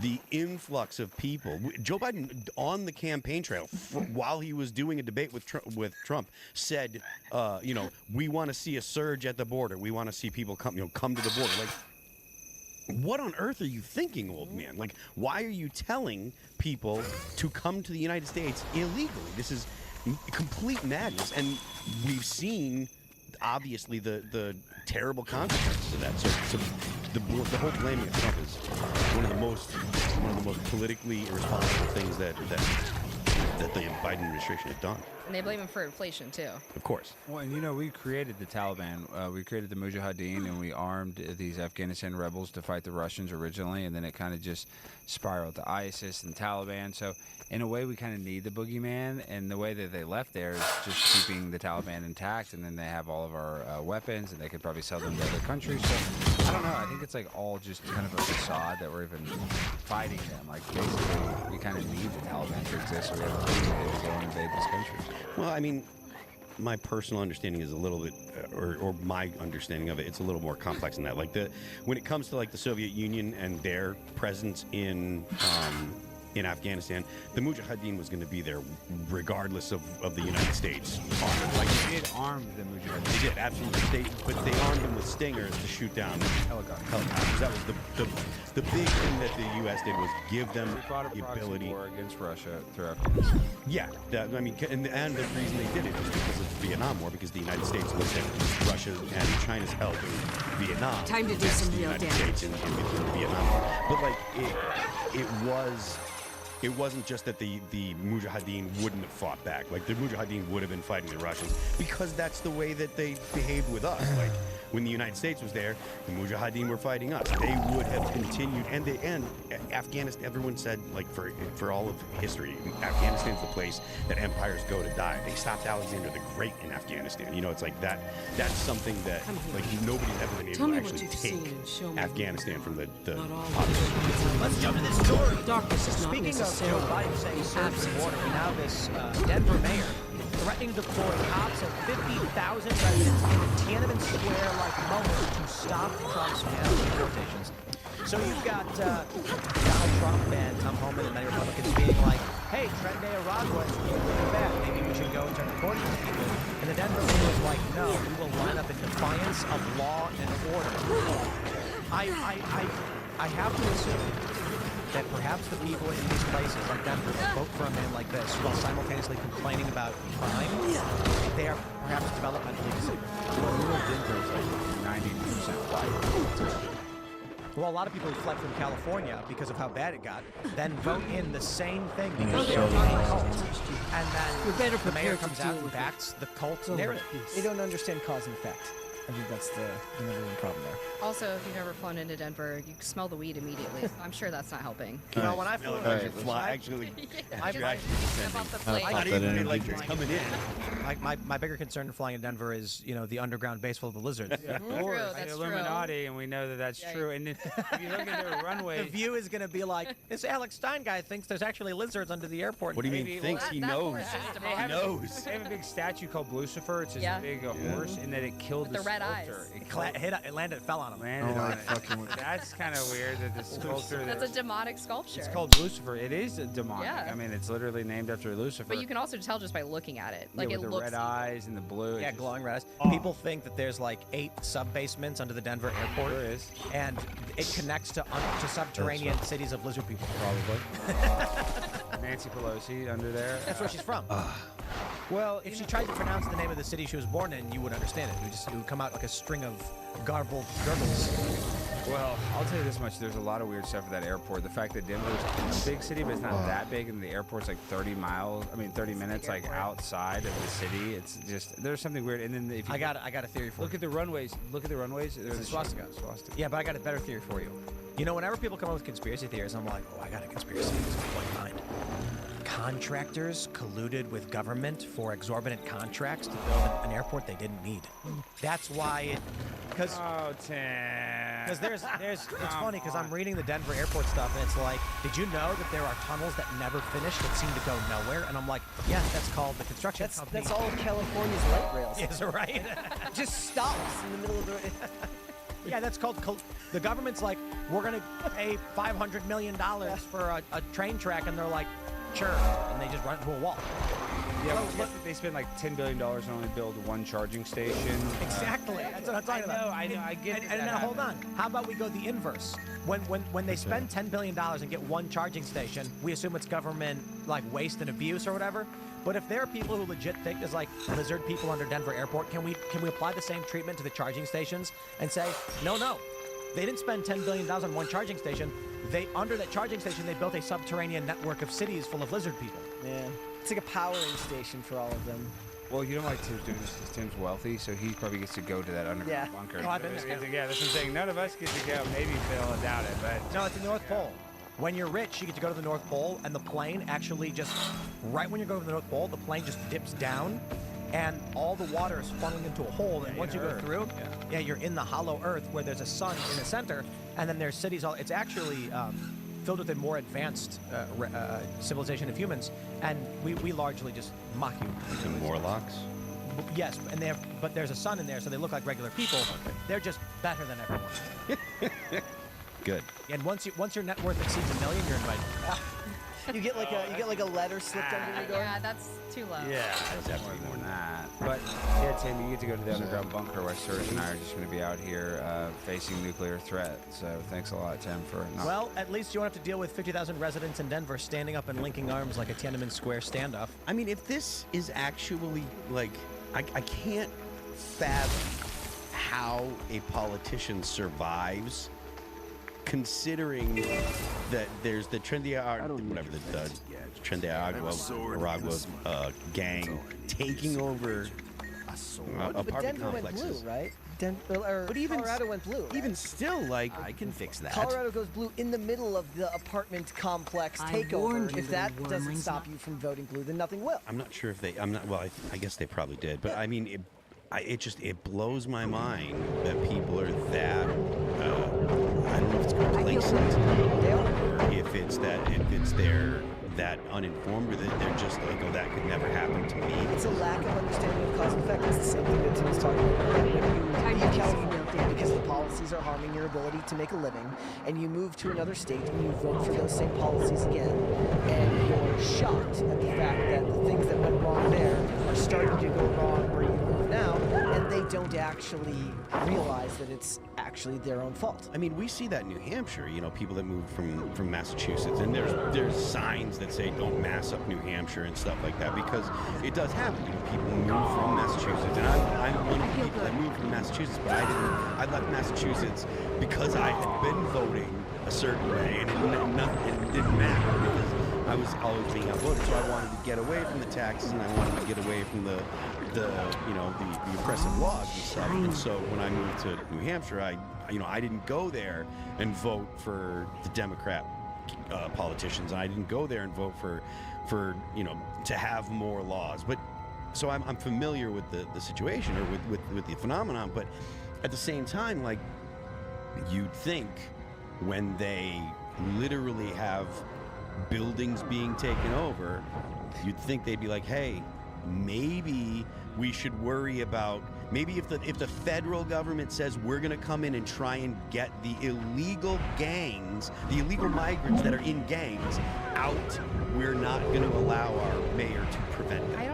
A lot of them think it's fake, though, because when it first happened, remember, the mayor came out and several local officials came out and they said that this is fake news, it wasn't happening, and then they had literal videos of the people going door to door with their assault rifles, as the left calls them, trying to take over apartments. And then suddenly, when the right talked about it, they were racist for talking about it.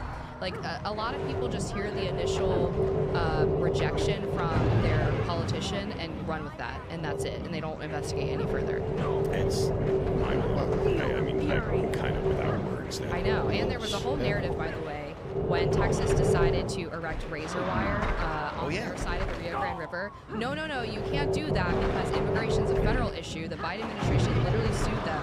And even when they won, by the way, they didn't go in and take down the razor wire because they realized it was actually helping them to help curb people coming into those sectors. But now all of a sudden, these states, and Maura Healey are talking about how they're going to use their local law enforcement to stop Trump from carrying out deportations. Now suddenly immigration's a local issue again, right? It's always funny when they advocate endlessly for federal involvement unless it's something that... The same thing happened during 2020 when Trump offered National Guard help to various states like Minnesota and said, look, you guys are getting overrun with looting and riot. Let me help. And they say, well, that would make him look cool. So what we'll do is we'll paint him as a fascist. We'll say we don't want federal authority. This is not the weapon for underwater combat. And it's the same thing with the courts, right? They loved judicial activism until the Supreme Court was suddenly majority conservative, and all this tells you is that it's not really about anything policy related, it's just power. And you guys think, America's not doing very good, and I would agree with that, but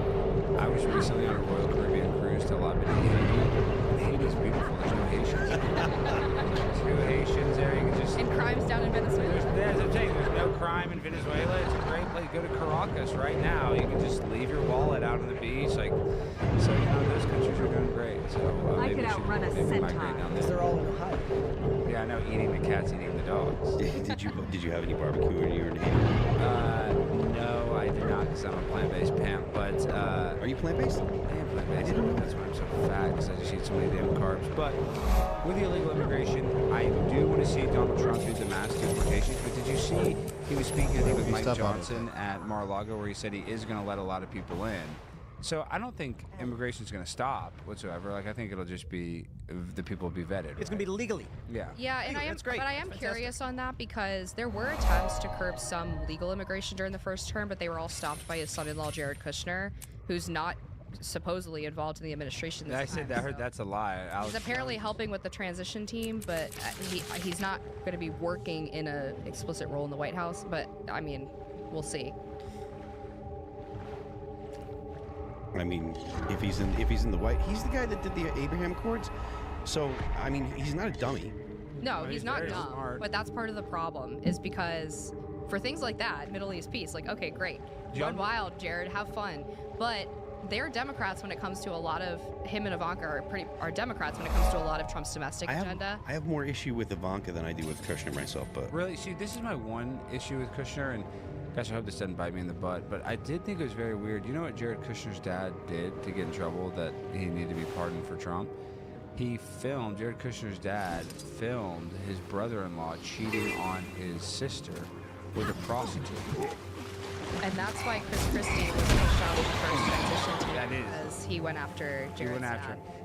But the reason why that's interesting is because that's similar to what Jeffrey Epstein and Ghislaine Maxwell would do, is that they put you in these weird situations sexually, like with a honeypot, And so Jared Kushner's dad essentially did a honeypot on his brother-in-law to try to help their divorce. So I just think that's kind of weird. Let's jump to this story from the Daily Caller. Conservative host up and walks off of set of own show when co-host calls her a Nazi. That's what I want to hear about. Really pretty. It's about time a conservative host said, "I'm not going to stand for these psycho leftists calling us Nazis on the air." What a brave and just very, very brave and proud individual. Thank you. Well, are we gonna play the clip? What did you say that made her say you're a Nazi? Well, hold on. Tell the story. Okay, so we were doing a segment reacting to Ryan Girdusky getting kicked off of CNN for making the beeper joke at Mehdi Hasan. Which was this is You're on the Hills Rising. Correct. This lady, Nomiki Konst, is like a former Bernie activist. I don't know what lady.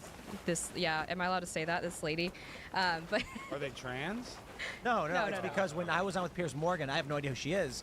She said my name like 5 times in a minute, and I was like, "Why is this lady yelling at me?" She's like, "This lady." And she accused him of misogyny for saying that.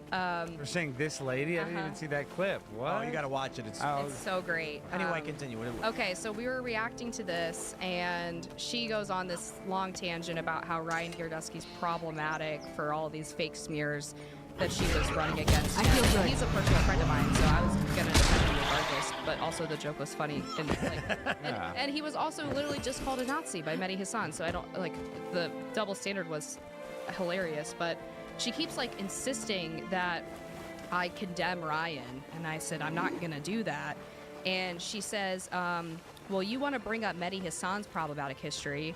How about I bring up your Nazi writings from 10 years ago? I'm looking at it right now in Raw Story, but I'm not going to make this personal about you. I'm not going to bring that up.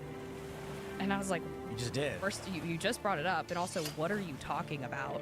And I know actually what she was talking about, because this was a fake smear that was run by Media Matters. When I was in high school, I was dating a Jewish guy, huge Nazi figure, by the way.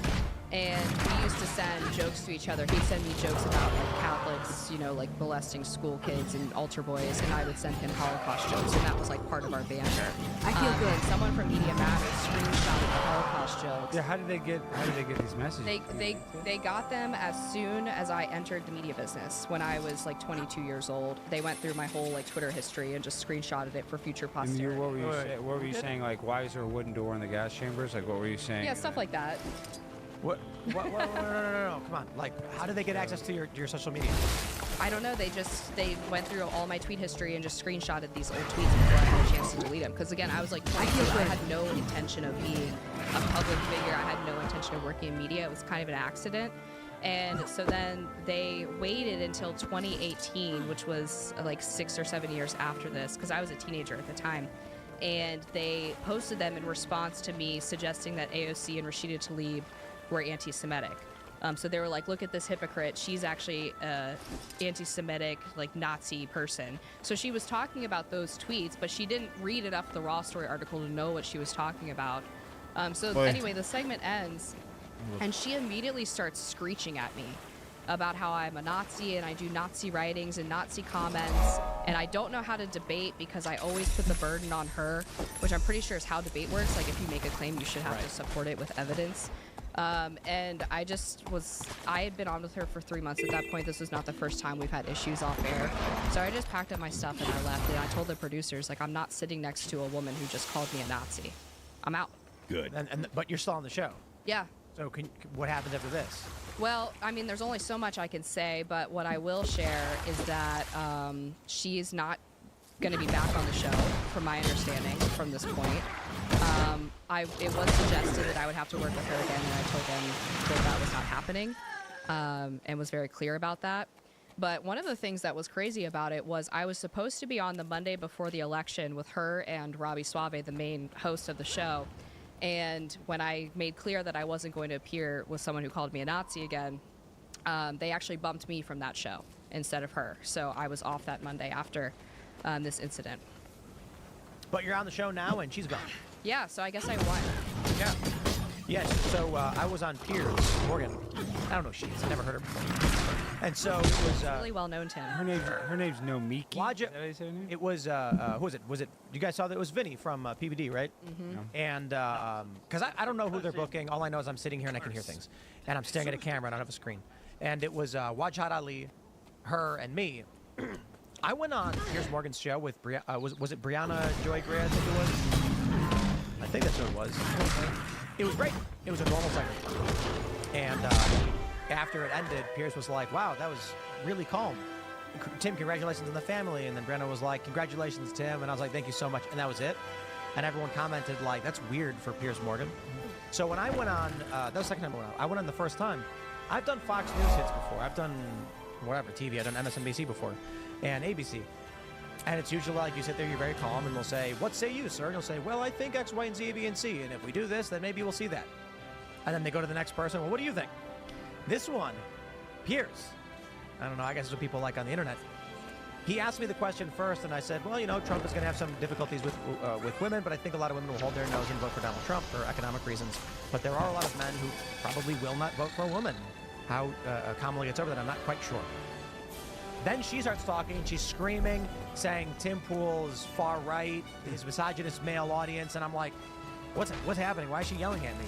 And she was saying a bunch of crazy things that were completely fabricated. She was like, Tim Pool was a COVID denier. He got COVID and then tried taking ivermectin. And I'm like, what? Like, none of that is true. She just made it all up. And so what happens is, I said, "Why is this lady saying my name so much?" And then she snapped. She's like, "This lady?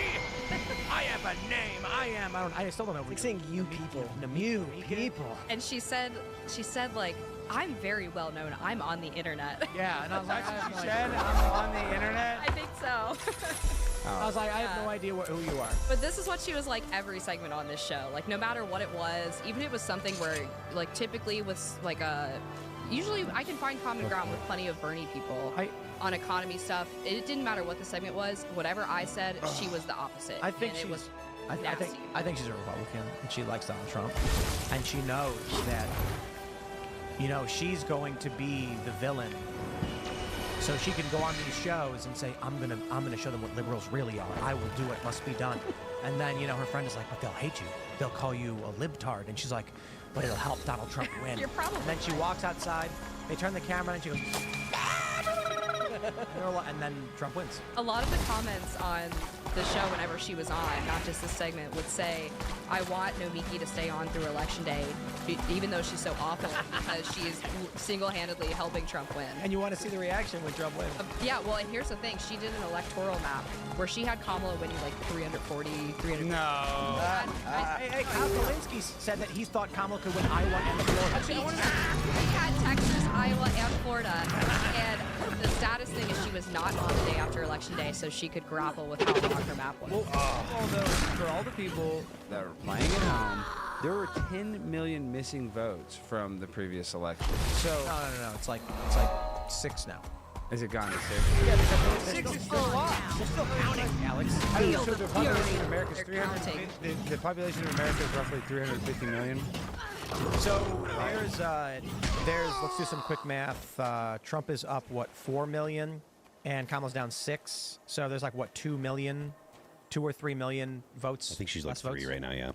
Then in 2020? Yeah, there's like 3 million less votes than in 2020. Feel the fury. Well, actually, I can get the target number. No, because you only need 40,000 in Pennsylvania or whatever. I mean, maybe. It was because they were mailed out.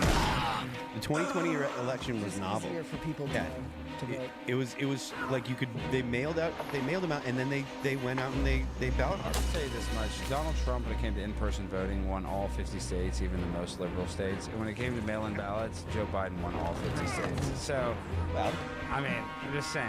Well, the thing is, like, low propensity voters are actually they never know what they're voting for. They never know why they're voting.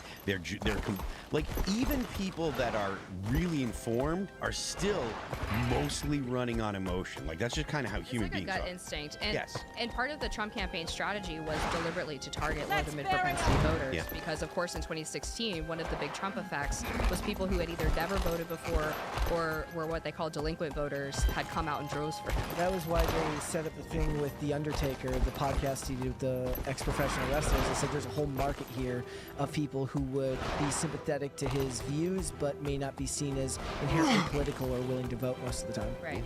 And also, just from like a campaign strategy point, reaching out to low propensity voters is cheaper and more efficient than trying to change people's minds, which is why I never thought Kamala could win, because her campaign strategy was to get disaffected Republicans, and you have to spend probably twice as much money and knock on someone's door probably 3 times as often for them to flip from a Republican to a Democrat.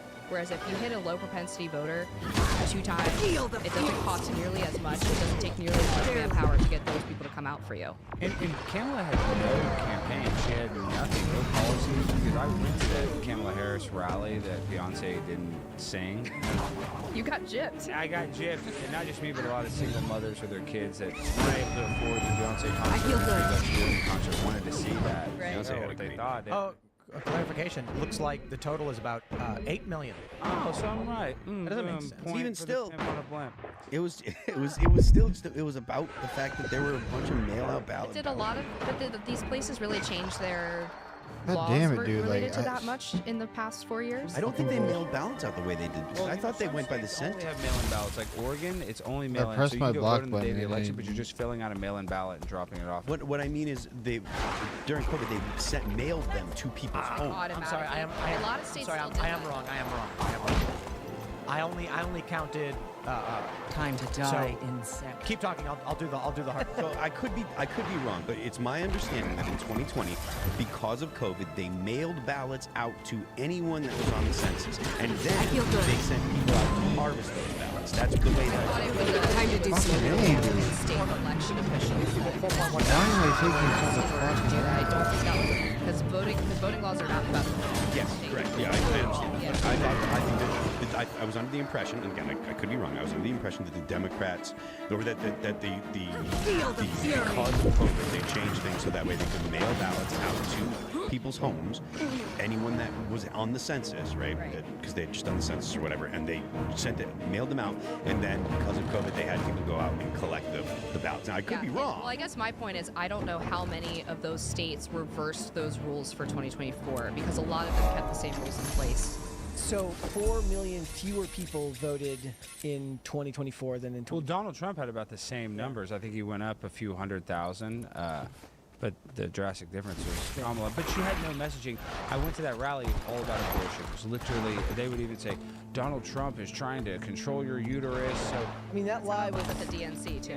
That lie was exactly what they used all their money on Hollywood, all the Hollywood spokespeople that they had talking about. It was all about abortion, even though, again, low info voters might sway someone, not realizing that it wasn't anywhere on the ballot anyways, because he'd already said that I am not going to, make any federal claim to any type of abortion ban.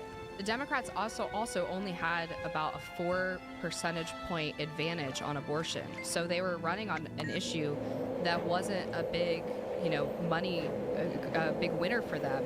Whereas Trump was up double digits on economy and immigration. Those were the top issues for voters. So you can't make up that deficit by just talking about abortion. And then she kept copying his position. She's like, no tax on tips.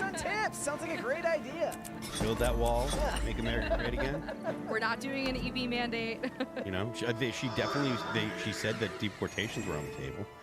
Before, I was like, oh, and she's a gun owner, Phil. Oh yeah, she's a gun owner. Oh yeah. And she believes in stand your ground laws. Yeah, in California. Now, granted, she would not actually see any legal repercussions if that did happen. If she were to use a gun to defend herself in her own home, everybody else in California, you're going to jail forever. As far as I'm concerned, the election was lost when they had the picture of Tim Walz playing Madden, and it's got the perfectly placed bottle of Mountain Dew that was literally just like, hello there, fellow gamers. And the score at halftime was 0-0. He said AOC loves doing pick sixes. It's like he didn't even use a term right for a pick six. She knows how to run a pick six. She knows how to run a 6 pick. It's not a play you run. It's like it's a turnover. You take the ball from the team and score a touchdown on an interception. So he just doesn't even know the basics of football, and he's supposed to go The state championship winning. No, the thing is, he didn't write that. Yeah, It reads as fake. The picture reads as fake. You can't get away with that anymore. Yeah. For whatever you want to say about Donald Trump, if you don't like him, there is no other presidential candidate in history that can go work at McDonald's and not make it look like he's trying to placate you. Yeah. He's the only person who can do that. There is no other personality like him that can pull off something like that. It's hilarious that they put the bottle of Mountain Dew in there. I saw the JD Vance thing with like they call me racist. No, Mountain Dew. And to be fair, the reason I say that is because JD Vance had his own fail. He goes into a donut shop, and it was the most awkward thing I have ever. It was like he had never seen another human being before in his entire life. And I was like, just don't do this. You're great on the debate stage. You're extremely intelligent. Stop trying to look like a normal person, or not. Bill Burr had a great bit on SNL where he said Trump goes into this McDonald's. It's like the first time he's genuinely happy. He's like, is this where they do the fries? Like, what?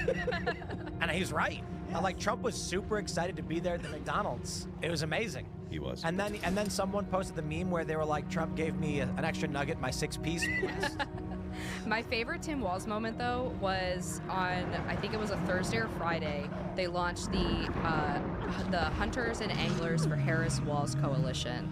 And normally when you launch a campaign coalition, by the way, you have like a list of prominent people that would be considered a part of that coalition that are going to campaign for you. They did not have a single one of those because, surprise, surprise, Hunters and Anglers don't support Harris Walz. But the next day, Tim Walz goes out for this annual pheasant hunt, the governor's pheasant hunt in Minnesota, and literally cannot figure out how to load his shotgun and has it like stuck into his groin as he's like fiddling with the shells. And it was incredible. Did you see when, who was it? Kurtz? Is that his name? The guy was running for Senate, I think, against... Shot a guy? No. When they, the reporter got hit yeah, he was running against Josh Hawley. Right, and he was firing, what was like an AR-15, 15 feet from steel targets? Yes, yes. Like, dude, please stop. And then they posted it. I'm not a gun guy, and I'm going to tell you, don't do that. And then they posted it and said, great day at the range. A reporter got struck in the arm and he was bleeding. Yeah. And they were like, they almost killed him. Oh, and you know what should have been a big red flag? The fact that they were parading out Liz Cheney and all of a sudden loving Dick Cheney. Like that was desperation as it gets. I mean, that's so desperate. There's one of our contractors is liberal, fairly liberal, and she was telling us that she saw this really awful commercial in the Midwest that they were running, and then she was like, "Did you guys see it?" And I was like, "Which one? I don't know." And then she was like, I can't remember. It was like a really awful Midwest commercial for Kamala. I think that's what did her in. And then I was like, I don't know. I can't think of that. And she's like, yeah, it was like some woman. She goes in to vote, and then she like looks at this other woman seductively, and then it's like, lie to your husbands. And she was like, as if all liberal women are battered women who are only voting this way because their husbands forced them to do it. Again, they don't realize how disconnected they are from the average person. They have no idea because they're DC elites. They don't understand what normal people are like. Every level of that campaign was a failure on trying to connect in some way to normal people. They don't human well. No. Yeah. And then with Tim Walz, I mean, I know we're just beating a dead horse, but talking about how he was at Tiananmen Square and that he dated that Chinese spy. I mean, like Eric Swalwell, kind of. Swalwell's like, bro. White people don't season their tacos. Yeah, that's white guy tacos. I mean, he's just such a disaster. That one really offended me. Yeah. Because white people are notorious for killing people to make their food taste better. Like, the East India Trading Company is like, we're going to sail around the world for black peppercorn and we'll kill anyone who stands in our way. There's a funny meme where it's like venture capital in the 1500s, and it's like 3 dudes in like musketeer outfits, and they're like, lend us a ship and muskets and we'll massacre an island of natives to plant nutmeg. It's like... So when he's like, white people, the spiciest thing is pepper, it's like, oh, come on, man. You can't simultaneously say white colonizers are evil and then forget the fact that we try to make food taste better. Also, if you're a working class white person, like, do not tell me that you did not have a McCormick taco seasoning packet in your house growing up. Probably still do. Oh, dude, like, everybody I knew growing up. 3 years expired, but they're still in the pantry. Everybody I knew growing up had allspice, nutmeg, cinnamon, everything. Red pepper. I'm like, garlic powder. Yeah, all of it. It's like you go to the grocery store and there's just everywhere. Saffron, maybe nobody had, I guess. So, yeah, I mean, that's expensive. That's a weird one. Yeah. All of that was so bad. And it was the camo hat. I'm like, you can't actually think that people are buying this, right? What about when you try to change the air filter and you're changing that oil and you didn't do it right? I mean, it was a fake campaign. The people actually paid attention and got the best result with Donald Trump winning. But I was swinging. I just did not think that they would let Donald Trump be president. And now I'm even more worried that they are going to try to do something to take Donald Trump out. I mean, I hope that doesn't happen, but I think the deep state, or whatever you call it, the target has gotten even bigger on Donald Trump. I was 100% on the same page as you. I was like, they're not going to let him win. No, we said that we went off air. And they were like, Yeah, I didn't think. I figured that I thought that it was. I thought the American people would be more impressionable. I thought the media constantly hammering down on the Donald Trump is bad was actually going to be what did it. And to be honest with you, like, the whole country did shift to the right, but it wasn't like a huge, gigantic shift. I just, we're going to go to Super Chats in a second, but I just want to point this out. I It invested just dropped me. in BuzzFeed, and I made a lot of money. What do you mean? They're back up now? So Vivek thanks started for the buying follow, BuzzFeed, man. right? Yes. And so, Appreciate it. so here's what happens. I'm on this show, and there have been probably a dozen times since the inception of the show where we see a story, and we're like, oh, wow, look at that company. And then a month later, it's like the stock is up 500%. We need to Appreciate take it, brother. stock trick. How you doing and I'm tonight? Like, look. Ooh, some scallions? Because Delicious we're on the front scallions? line of the news reports as they break, I see these stories and then just like shrug, and then a month later I see the stock go up, and I'm like, maybe I should actually invest in stuff. So I see Vivek Ramaswamy start tweeting how he's going to buy up a bunch of BuzzFeed and change the direction of the company, and I went, okay. And so I went in and I bought a bunch of BuzzFeed, and now I'm up 60%. It's fantastic. I feel good. 16% in the rich get richer, huh? Hey. all the resources. I am a proud leftist, partial owner of BuzzFeed. So I am against. You're progressive. I actually read BuzzFeed every single day because I get really great ideas for my culture newsletter, because they're always the first to report on the really strange liberal trends before conservative media picks up on it. So I'm an avid BuzzFeed consumer. Hey, and I'm not even saying this is Tim's derriere, but you know what also was probably a huge difference is the fact that Donald Trump did do a strategy where he went on alternative media platforms, and I think that really changed. What was the first podcast that he did? I think it was the Nelk Boys. The Nelk Boys? I think so. But When did he go on the Nelk Boys? He went on Theo Vaughn's It was show. in the summer, I think. Wow. Okay.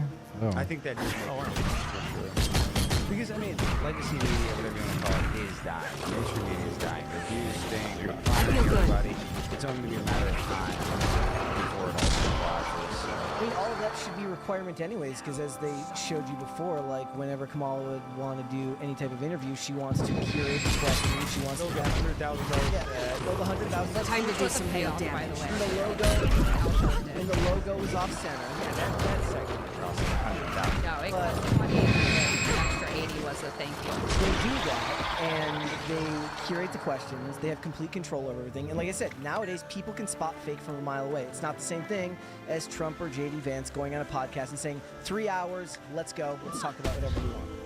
Well, remember, there was also a podcaster that Kamala was supposed to do, or she did record it. It was an Arab podcaster. Oh, that's right. And he bacon was a spice. Yeah, he never released the episode because she refused beforehand to talk about Israel at all. And then she said bacon was her favorite spice, and he was like, whoa, no, we can't do anything else, because. And then she was like, what did she say after that? She was like, "But I like bacon." I think she doubled down. She said something else. He's like, "This is boring." Yeah, Arab guy said that to her. Yeah. Trump, the sitting vice president. That's another thing. I don't like Kamala Harris, but if she walked in this room, I'd be respectful because she is the vice president. Like I would probably treat her nicer than AOC. If they came to me and they were like, "Would you do interview with Kamala Harris?" Better say yes. Well, of course, but I know it's gonna be bad. Yeah. There's no way. So listen, it's one thing to go on Joe Rogan and get a one-on-one with Joe, where Joe will try to be respectful. It's another thing to come in this room where today we have 6 people. Kamala Harris sitting down in this room, like, imagine if we had another. Yeah, it's a pretty good game. I just started playing. No matter what she says, I'm having fun. There's no way. Having fun no with way it. she'd handle anything like that. And she wouldn't be prepared for the questions.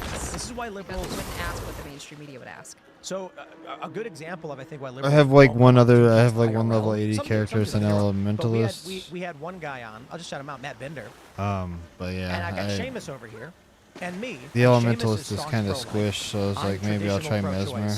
And he's modern pro-abortion, whatever. He's arguing with me that I'm pro-life, when I was literally arguing the traditional Democrat position on abortion, and he was saying women should be able to get abortions up to 9 months, and I was like, well, that's crazy. Seamus is like, I'm just not going to say it. And so these liberals, I'm gonna be playing they think arguing what's with it me called? is like, Pantheon Rise they of the think Fallen when I'm it comes out next month. And I'm like, comes out in early as I'm access having on this argument with Steam, so I'm them, I'm like, gonna. it'd be really interesting to see if you actually I'm argue gonna. someone who Whoa, was fuck you, dude! I'm not. But that's, I feel good. Sneaking up on me like that. Time to do some real And damage. I'm like moderate liberal. And then they don't understand the over to the windows as far as I don't know that it's. I don't know that I agree that it's shifted. I would argue that take the open window, right, and then have like a Sasquatch hand grab the left side and just pull the metal until it's bent and jagged and sticking out to the far left and no longer looks like a window. And you've got some weird. The institutions accept this weird wokeness, but regular people rejected it. That's why we are where we are. Your position that makes us politically homeless in a lot of respects. Meaning that we don't have a traditional ideology or party that would align with it would have been the Democrat Party back in it's 90s or early aughts Democrat. Did you see Alan Lincoln came back to X? Did he already back? He's like, I'm going to Blue Sky. I'm deactivating my account. Like a day later, he was back. I tell you, they look. Trump supported conservatives tried to go to Parler. Parler got screwed over. They tried to go to Gab and Getter, and it doesn't work. And then liberals are like, we're going to Threads. Didn't work. They were like, look how big it is. They all came back. Then they're like, now we're going to Blue Sky, and it doesn't Yeah, work. the thing is that these keep failing because they have nobody to fight with. The way it's changed. They don't. Took over, it was like 65%. Oh, thanks, man. But thanks for stopping by. Appreciate it. I stream Monday through Thursday mostly. I won't be streaming this Thursday. I'll be streaming Friday instead because I have to work on Thanksgiving. But yeah, you can swing by. Play a bunch of different games. We sign up 5,000 members. It's a heavy lift, but we've actually done it in less time. Alex Stein will go to Antarctica. And I don't want to go, so you'll be punishing me. Trolling me. The audience will be trolling. Have a good night. Because I asked him if he was, he's like, I don't want to go. Alex will go, and I said, what if we signed up 3,000 members? I said, no way, that's not enough. 3,000 is nothing. And then I said, okay, 5,000 new members, you'd do it. And then he's like, well, now I have to do it if that happens. Yeah, because that would pay for the trip, and then I feel that I would be obligated to go if you guys have any subscriptions, yes. And I don't want to go. I don't think we're gonna hit that number. I don't know. Well, who knows? We'll see. It just depends on. I don't want to get anybody's hopes up. Everybody signs up, and then we're like, look, we don't get to that number. You're a member of Timcast. Not the worst thing in the world. Join our Discord server because we do members-only shows, and the Discord server's got like-minded individuals. You can hang out, you can communicate, you can help organize.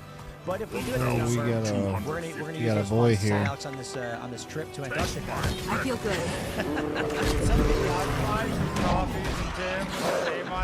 Buy the Prime Time Grind. Don't buy any of the others.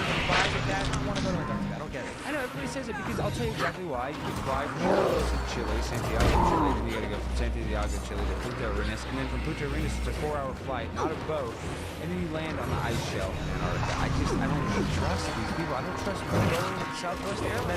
Time to do something. What do you think happens when you get there? You're expecting the sun not to set? No, I would think the sun would set, but what the sun's supposed to do is like what it does in the north, but during the wintertime, there's a full circle.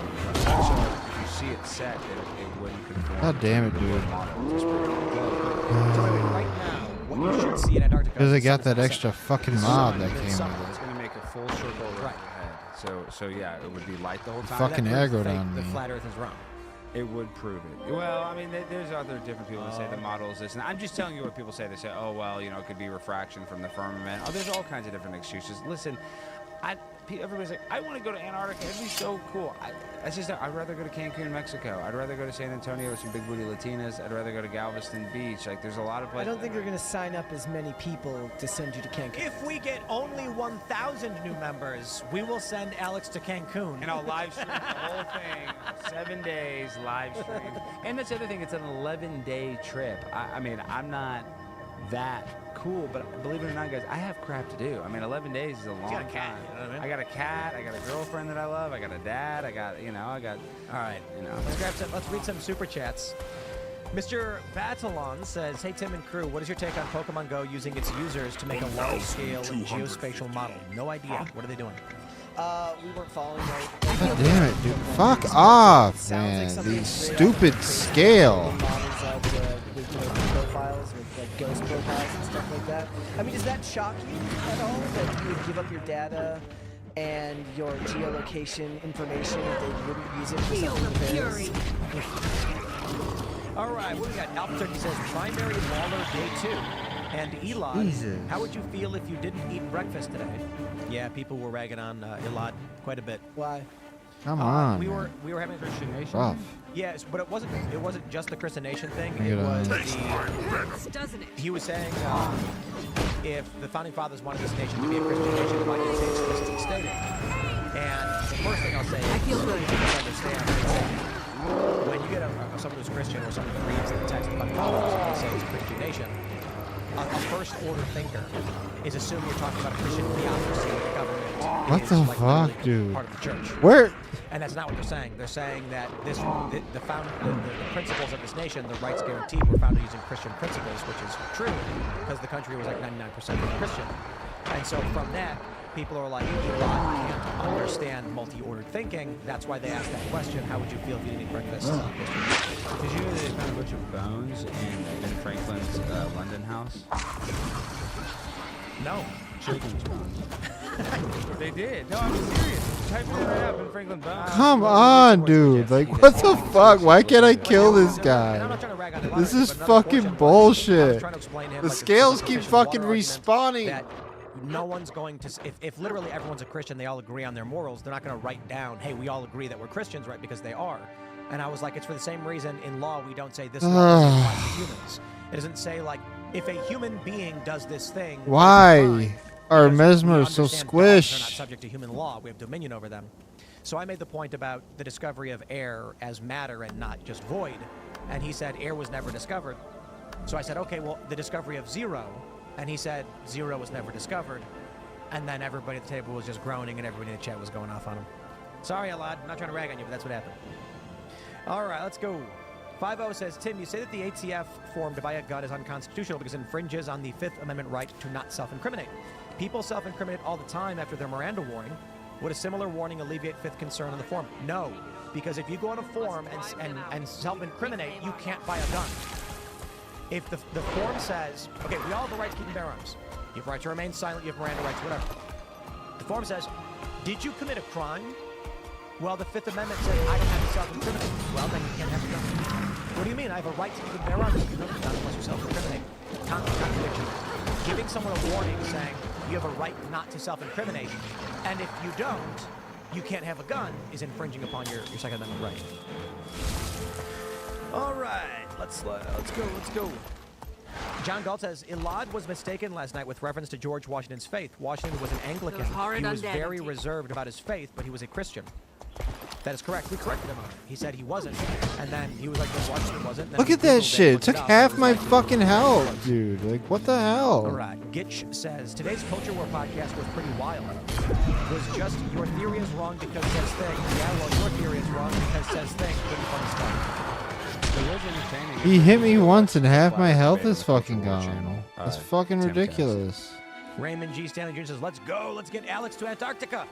So hopefully by Monday, we're going to have a meter on the website showing how many people have signed up to get Alex to go to Antarctica. I gotta admit, I don't know if we're going to make it. We only have 2 shows next week. So we have tonight. I'm going to be doing my morning show tomorrow for the weekend, and I will shout this out. I need to find out. I'm just sad, dude. I'm nervous. I'm gonna go to my cats, dude. They're gonna kill me. No, but we're gonna cover those costs. We're gonna figure it out for you. So then Monday morning shows in IRL, Tuesdays mornings in IRL. We're gonna be promoting this, being like, guys, become members, and if we hit 5,000, and we have about a week to do it, and Wednesday included too, but there's no shows on Wednesday, then Alex is going to Antarctica. Yes, I am. Because you challenged me. I did originally. That was like 3 years done. ago. I know. And not even that. It was like a month ago. Well, but I'm saying the first time I ever came on here, I don't know if you saw the clip. Somebody clipped it. Antarctica came up and you said you would send me. The first time I was ever on here, you didn't even know me. You're like, I'll send you to Antarctica. So yeah, I remember. It was like prophecy. And so now I figured, like, we were talking before the show, and I'm like, this. I told him I'd give him money. I said I'd message the chat. They said they'd do it. How can we create that pressure he can't deny?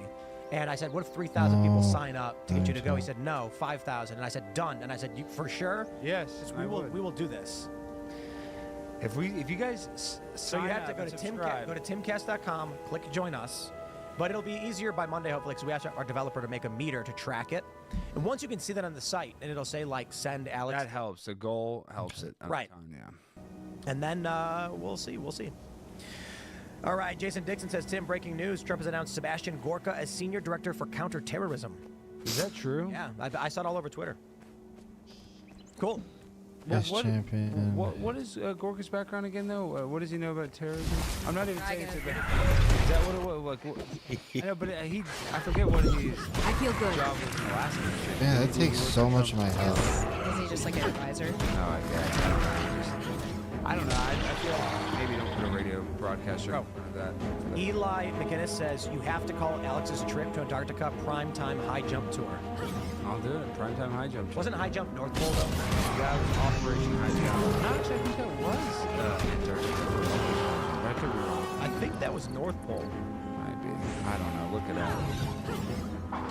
Let's figure it out. It was Navy Operation Antarctica. Oh, wow. Good High Jump was a Navy Operation Antarctica 46 and 47. I'm right twice. I was right about the discrepancy in votes. And gotta figure out how to get up there. No, I corrected you on the votes. Well, this one, neither here nor there. Let's just go to Antarctica, baby. Let's go. Baby, I love you. All right. Grab some more super chats. All right. Devin Porter says, has anyone ever seen Rachel Maddow and Michael Knowles in the same room? Mm-hmm. I have. We did have this, when Michael Knowles came here the first time, there was a strange thing that happened where he walked in and we were like, we've got waivers, everyone's got to sign up. And he was like, do you have a bathroom that I can use? And we were like, for sure. Good impression. And when he walked out, when the door opened, Rachel Maddow walked out. And we were all confused. Rachel Maddow ran back in, closed the door, and then quickly opened it again, and it was Michael Knowles again. And we were like, whoa, that was strange. I thought you were going to say that they blew up the bathroom. No. Sam Cedar, and I only say this, not to drag the guy, but on the culture when he was here, we are live, and he goes, sorry about your toilet. And I was like, why? And he's like, I broke it. And I was like, did you clog the toilet? And he was like, well, it won't flush. And I was like, why are you saying this live on the show? Sam Cedar clogged up your toilet? Well, he said he couldn't get it to go down. Wow. And I was like, dude, it's because we have it's like one of those futuristic low flow, like controlled sensor toilets. It's not sold as an eco toilet, so it's like a fancy Japanese like ass warmer, but it uses minimal water. We're on well. I'm like, whatever. We have water here. We're next to the river. We're not in drought. Well, actually, West Virginia's in a drought. But I'm like, we're not super worried about that. But I was like, this is the problem. It's this low flow thing. So when you press it to flush, it doesn't go. And then you got to press it again, and then it doesn't go. And you press it 5 times, and now you've used twice the water you would on a regular toilet. But anyway, on the show, he brought that up, and I was like, you could have said that off air, bro. That's all he had to say. I don't know why he would tell on himself like that. I don't know. Maybe. I mean, it is funny. Does he have a humiliation fetish? Is Sam a homosexual? I'm not saying. No, he's married. Okay, then. Yeah. Maybe in like the homosexual community, it's. I think he knew that by bringing it up, we'd talk about him. Arm block. So that's what I mean. He wants to be talked about that bad. He literally said on the show, after faking outrage about abortion, once he was done faking his outrage, he goes, "That's the clip that I was trying to get." He said that. He said it. Broke the fourth wall. That's the clip I want. Yep. It's in the show, and I'm like, okay, I knew that's what you were doing. That's the whole point. Because people were telling me, like, he was very just, like, calm and boring, like, the whole show. Like, not boring, but, like, he was very just calm and kind of like, yeah, whatever. And then at some point, he went off, and he was like, you disgusting. And then he stops and goes, that's the clip I was trying to get. And we were like, okay. And that's the clip he'll use on his show. He knows none of his viewers are going to watch this show. I mean, it's pretty smart, if you think about it. He's like, the people who watch the show will never watch Tim Pool's show. I can say literally whatever I want. It works. Yeah, I mean, it's good to make a viral clip. Did it go viral? Did that clip go viral? Did it do really well? I don't know. I don't watch the show. Yeah. And I think most people who watch this don't watch his show either. He knows about the bifurcation, and he's like, he literally said in the show, he's like, Tim, if I make a video about you, I can convince 200,000 people to listen to a breakdown of Social Security policy. He's like, so that's why I just talked about it. And I was like, So he knows his viewers aren't interested or smart enough to discuss deep policy, but they love gossip and drama, and he admits it. That's why he wanted that clip, so he could make probably 3 or 4 viral clips where it's him yelling, and then he can then turn to whatever. I don't know, make money. What he wants to do. Well, bravo. He's a good. Jesus, dude, come on. Sean Vauthier says if Elon bought MSNBC, he could stream top shows from X, such as Vivek and Elon Doge podcast, Tucker, Alex Jones, etc. But you could have cable TV channel nobody would watch. Yeah, I don't think I feel that good. I don't think it's probably not worth it. I mean, he's got more He's people still watching not X than loving it. anything else. So it'd be money better spent just to advertise these particular any podcast that he wants people to see. Actually, all he has to do is just put them on his page, retweet them on his own X feed, and they'll get anytime. Well, that's the thing. Cable news only gets money from advertisers. So, I mean, the idea that you're going to have a special group of advertisers willing to go on Elon's MSNBC channel. I feel good. I don't see him making much money off of that. The only value in it is for the lulls. Which is totally fair. Valid reason. All right. He says, just put in my coffee order and renewed my membership. It'd be great if you had a huge Christmas episode with a whole bunch of different people like the one you did when you guys were all in the trailer. It's an So when we first started doing all this stuff, I was like, I'm not taking any days off. I don't care. I will work on Thanksgiving. I won't work. It's like, I'll work in the morning. I'll eat. The problem is, there's a lot of other people who don't want to do that, and they have holidays, and I respect that, but you can't get guests. I feel good. So you're basically telling everybody to skip your holiday when he wants to, and then you call guests, and you're like, you want to skip your holiday, like, you're nuts. So the whole Christmas week, you're off the butt. We will be at AmFest, live on stage, Friday night. It's going to be epic. Super excited. Shout out to Charlie Kirk for having us on for the 3rd year.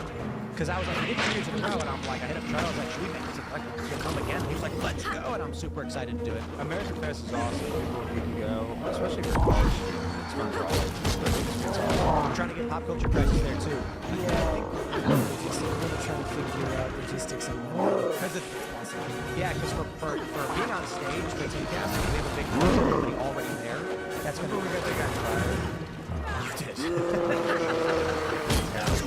Fucking got him. Fuck Yeah, that we had guy. this bit where we were like, we're gonna have Alex jump up on stage, and then the security guard. It was supposed to he was invited on the stage. He was supposed to come. The security was in on it. Back to So I Stormblood. guess the company was mad that it looked like he got past security, and the security looked incompetent or something. And they fired her. Wow. Well, anyway, we're trying to get Pop Culture Crisis set up there as well. The difference is we have to build that studio, so we have to get equipment to Arizona. All right, but make sure if you go to castbrew.com right now for your coffee, everything until Monday at midnight is 30% off. Because I wanted you guys to be able to have coffee by Thanksgiving. What the fuck, dude? Not everybody can. Why did but if she you go put those orders straight now, down? You may get it before Thanksgiving, and that would be epic. And there you go. 30% off everything. Buy it all. Let's see. Colin Stevens says, Tim, you are wrong. Phil Sokolov was the man who stopped beef tallow, not vegetarians. Look it up. I don't think I said that vegetarians got it pulled. I said McDonald's won't go back because there are vegetarians and there are Hindus, and so they have a bigger market share. But I think the story was someone sued over it. Is that what it was? Yeah, I think the problem was there was litigation, and that's how you get stuff done in the United States. Oh, he got heart disease from it and sued them, saying it caused problems. Is that what it was? All right, we will grab some more super chats. Moonboy says single issue, one-page bills, no more omnibus bills. Indeed. All right. Ah, goddamn. Live down. Penguin Friend says buy Give it MSNBC, format. just simulcast, Timcast, and other podcasts to hit more normies. So MSNBC is probably going to sell for, I don't know, a ridiculous amount of money. It's going to be like 60, 70 million or something. The reason why Rachel Maddow gets paid what she gets paid is because they don't need ads. They have carriage fees. So MSNBC's got existing contracts with cable companies because the cable companies are basically what they do is they say, okay, a lot of people like MSNBC who want to sell cable subscriptions. If we tell them MSNBC is included, Time to do some then real we'll damage. subscribe. We'll give you X amount of dollars to be a part of this because we have X amount of users. The problem now is MSNBC is losing viewers, so they could get dropped from cable networks. Well, that's what happened to OAN. OAN actually was really doing really well, and then they got dropped from their carriage. To my side! Ambrose says, thanks for having the Culture War podcast today. Watching, what is it? With Ed. Is that what your guy's name is? Witsit. Yeah, watching Witsit get stun-locked by simple questions is very funny. More scouting. Yeah, and someone asked Give me so them you basically scout. had an astronomer against 2 flat earthers. I was like, no. What was what's Robert Sungenis? He's not a flat earther. Yeah, no, he's a geocentrist. You have a moment. He believes in God. God created the Earth, and that It's we're not the center. much, but it'll there's do. actually a picture. It's called Ready, the dear? cosmic microwave background I was that they born took. ready. And if you look at this background, Earth wasn't supposed to be in the center of it. It was in the center of it. So He believes that the Earth is the center of the universe and is not moving. Yes, he believes in the stationary Earth. Yeah. It sounds crazy, but we didn't even get into it. But Einstein even said that either we're stationary I'm and the still sun, hit moon, with stars are moving, or torment. the sun, Jesus or Christ, dude. Either we're stationary and the sun, moon, and stars are moving, or the sun, moon, and stars are basically stationary and we're the one that's spinning. So I don't know. That was Einstein that said that. So there's just different schools of thought that have different perspectives of the universe, and it's interesting to talk about it. Bonjour says, Tim, I just uploaded a short clip to give an answer to your question about the sun in your Flat Earth debate. Glad to learn Alex is on the path for truth. Condemnation before investigation is the highest form of ignorance. Einstein. Okay. So I flew to New Zealand twice. And 70%. both We're times almost I flew done to with Los this map, Angeles, then once we're done, and we'll hit the story back flew up. in a straight line. I just Why'd you go to New Zealand twice? You Lord of the Rings guy? I have to get map completion done eventually Oh, because that's I need awesome. the there's an item that we and Gareth need. Morgan. He's Or a it's funny the New Zealand guy. world He escaping and his thing, wife, so they I rode can their build legendary motorcycles through weapons. North Korea and through the DMZ into South We're Korea. gonna be It's a big deal. making 2 bolts. And actually, it's which is the I think it's like one of my legendary, biggest Vice documentaries. Let me see. Kim.com's awesome. I mean, what was it? Download.com. What was his? Fury. Stream everything. Oh, it's not.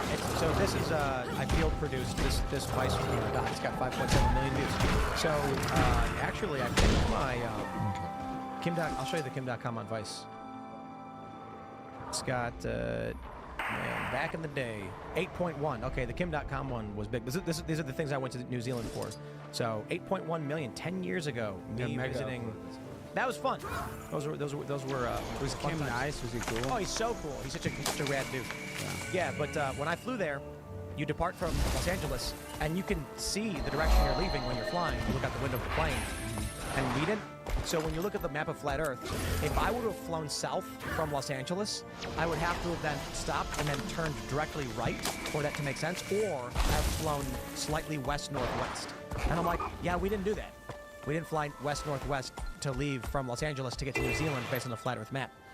We flew south, and then if you look at the Google Earth, I'm like, yeah, it's a straight line from Los Angeles to New Zealand.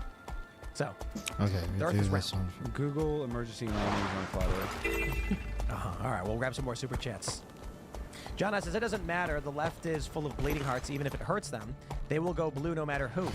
For years, they've been against hunting, against 2A, never mind if a deer causes car wrecks. I mean, this is a big problem out here. Yeah. We have so many deer. Really? Yeah, there's a lot of accidents. Deer graveyard on the roads here. Yep. So and has PTSD. Feel the fury. And then a couple years ago, the deers were starving, and so there were a whole bunch of gaunt, sickly, disgusting. What were they? There was there was an issue. Yeah, there were too many. I feel good. The crazy thing is, if you look at the tree line, like on our property, it's all the same height because the deer walk up and eat the leaves and mow them to a certain height, and then once all the leaves are gone, there were too many deer. They're like standing around all gaunt and sickly. And then they're walking in the road, they're causing problems. So it used to be back in the day, to keep the deer populations in check. Now there aren't any humans have taken over. Humans need to hunt to keep the deer populations at the same level that deer need to be at. Otherwise, look, with humans and hunting, it shall be perfectly balanced, as all things should be. Yeah. I feel good. The deer will know nothing but full bellies and peace. But this is part of the problem is that just gun ownership and gun ownership and self-sufficiency have both been demonized. Like you literally get called a terrorist if you want to be able to do things independently of the government or independently of like cities and stuff. And you are correct. There is a certain level of their bleeding heart nature completely ignores their own future existence. They don't have any interest in that because they will do that until the end of time. Yeah. They only have the ability to see short-term suffering. Yeah. They can't see that, like, they see the deer that gets killed, shot, you know, the buck that gets shot. They see that, oh, the poor thing, blah, blah, blah. But they don't think about the fact that the overpopulation of deer, that one deer can impregnate many, many, many doe. And they don't see that all those babies need to be fed. Fawns need to be fed, does need to be fed. So it's a very good thing Time to do some real to damage. keep the population of bucks low. It doesn't take very many males to impregnate a bunch of females. All right. Justice Skeptic says, how do I buy a step-on-snack skateboard? My friends, you go to boonieshq.com. Go to the store. I feel get good. your very own step-on-snack and find out skateboard. We have four sizes. 775-8825 and 85. You want to pull that one up, Serge? Boonieshq.com. Time to do some real damage. And you can get your very own, for those that are asking.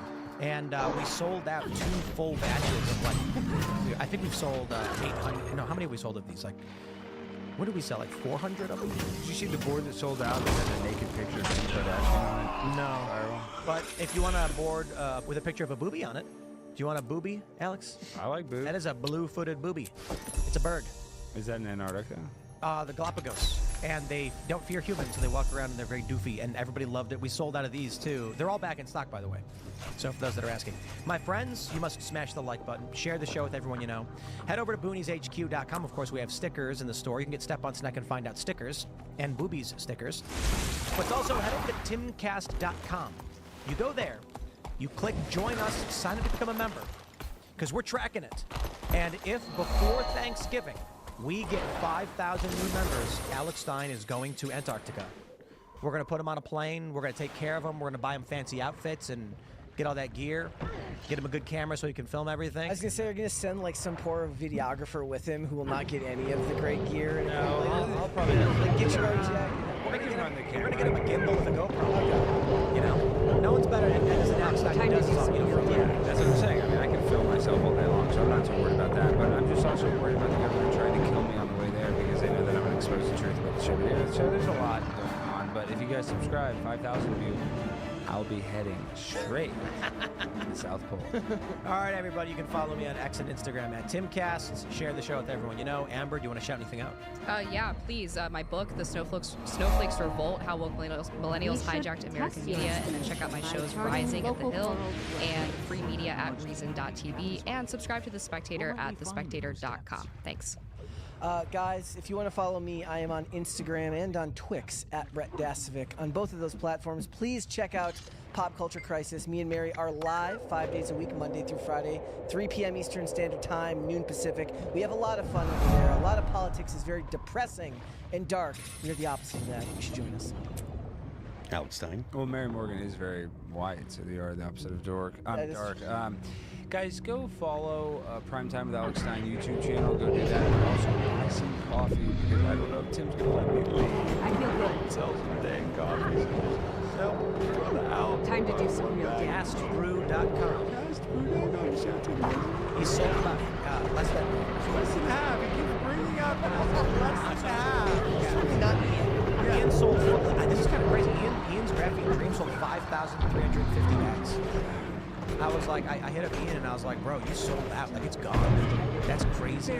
So we were like, we need to expand this into pods and homemade and just get it going because people love Ian's Graphene Dream. They do. And I love Ian. But yeah, guys, go follow my YouTube channel and send me to Antarctica. Go subscribe right now at timcast.com. I am Phil That Remains on Twix, where you can subscribe to my Twix page. I am Phil That Remains Official on Instagram. The band is All That Remains. You can check out our new video for Forever Cold. You can check out the 3 other videos we put out this year. Let You Go, No Tomorrow, and Divine. They're all available on the YouTube, Amazon Music, Apple Music, Spotify, Pandora, and Deezer. And don't forget, The Left Lane is for Crime. I am back tomorrow morning at youtube.com/TimCastNews. Kindly fuck off, man. Check it out. Jesus. Damn. I'm just going up. Getting out of here. Fuck this. Getting the fuck out of here. Getting the fuck. I'm just leaving. Oh, shit respawns too fast for me to fucking. I had to find the damn waypoint. Couldn't find it. Will you kindly fuck off, Zambos?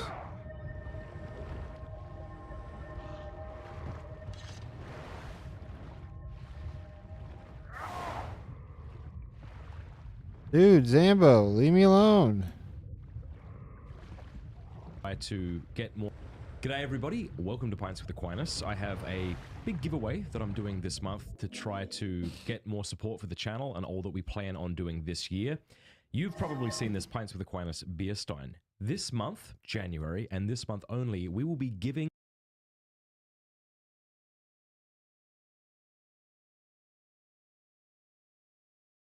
What's going on, everyone? Jeremy here from The Quartering, and anytime there's a chance to dunk on pseudo-intellectuals like Bill Nye or Neil deGrasse Tyson, I love to do it. Neil deGrasse Tyson is probably actually a smart guy, but it sure seems like ever since he got Me Too'd, he got woke.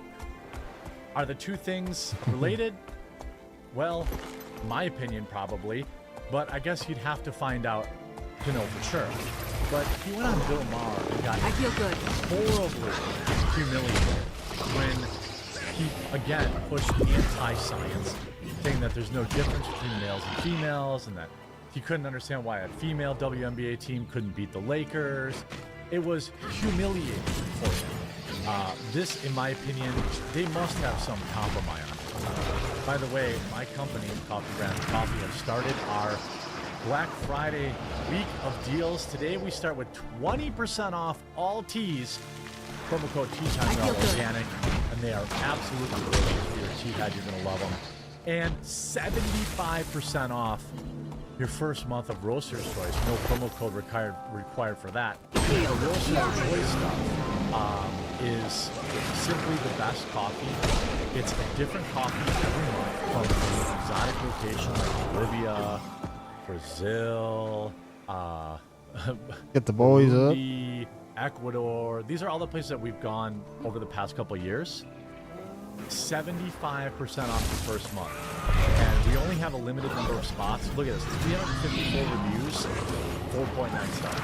Everybody who's a member of this coffee club loves it. It's not like it's our best product by far. So if you want to get 75% off your first month today only, no promo code required. Link in the description. If you like tea, chamomile lavender, Earl Grey, gunpowder green tea, solid chai, English breakfast, all 20% off today only with promo code TEATIME over at coffeebrandcoffee.com. Make sure you pick yours up today. Bill Maher humiliates Neil deGrasse Tyson in trans debate. You're part of the problem. Let's take a look.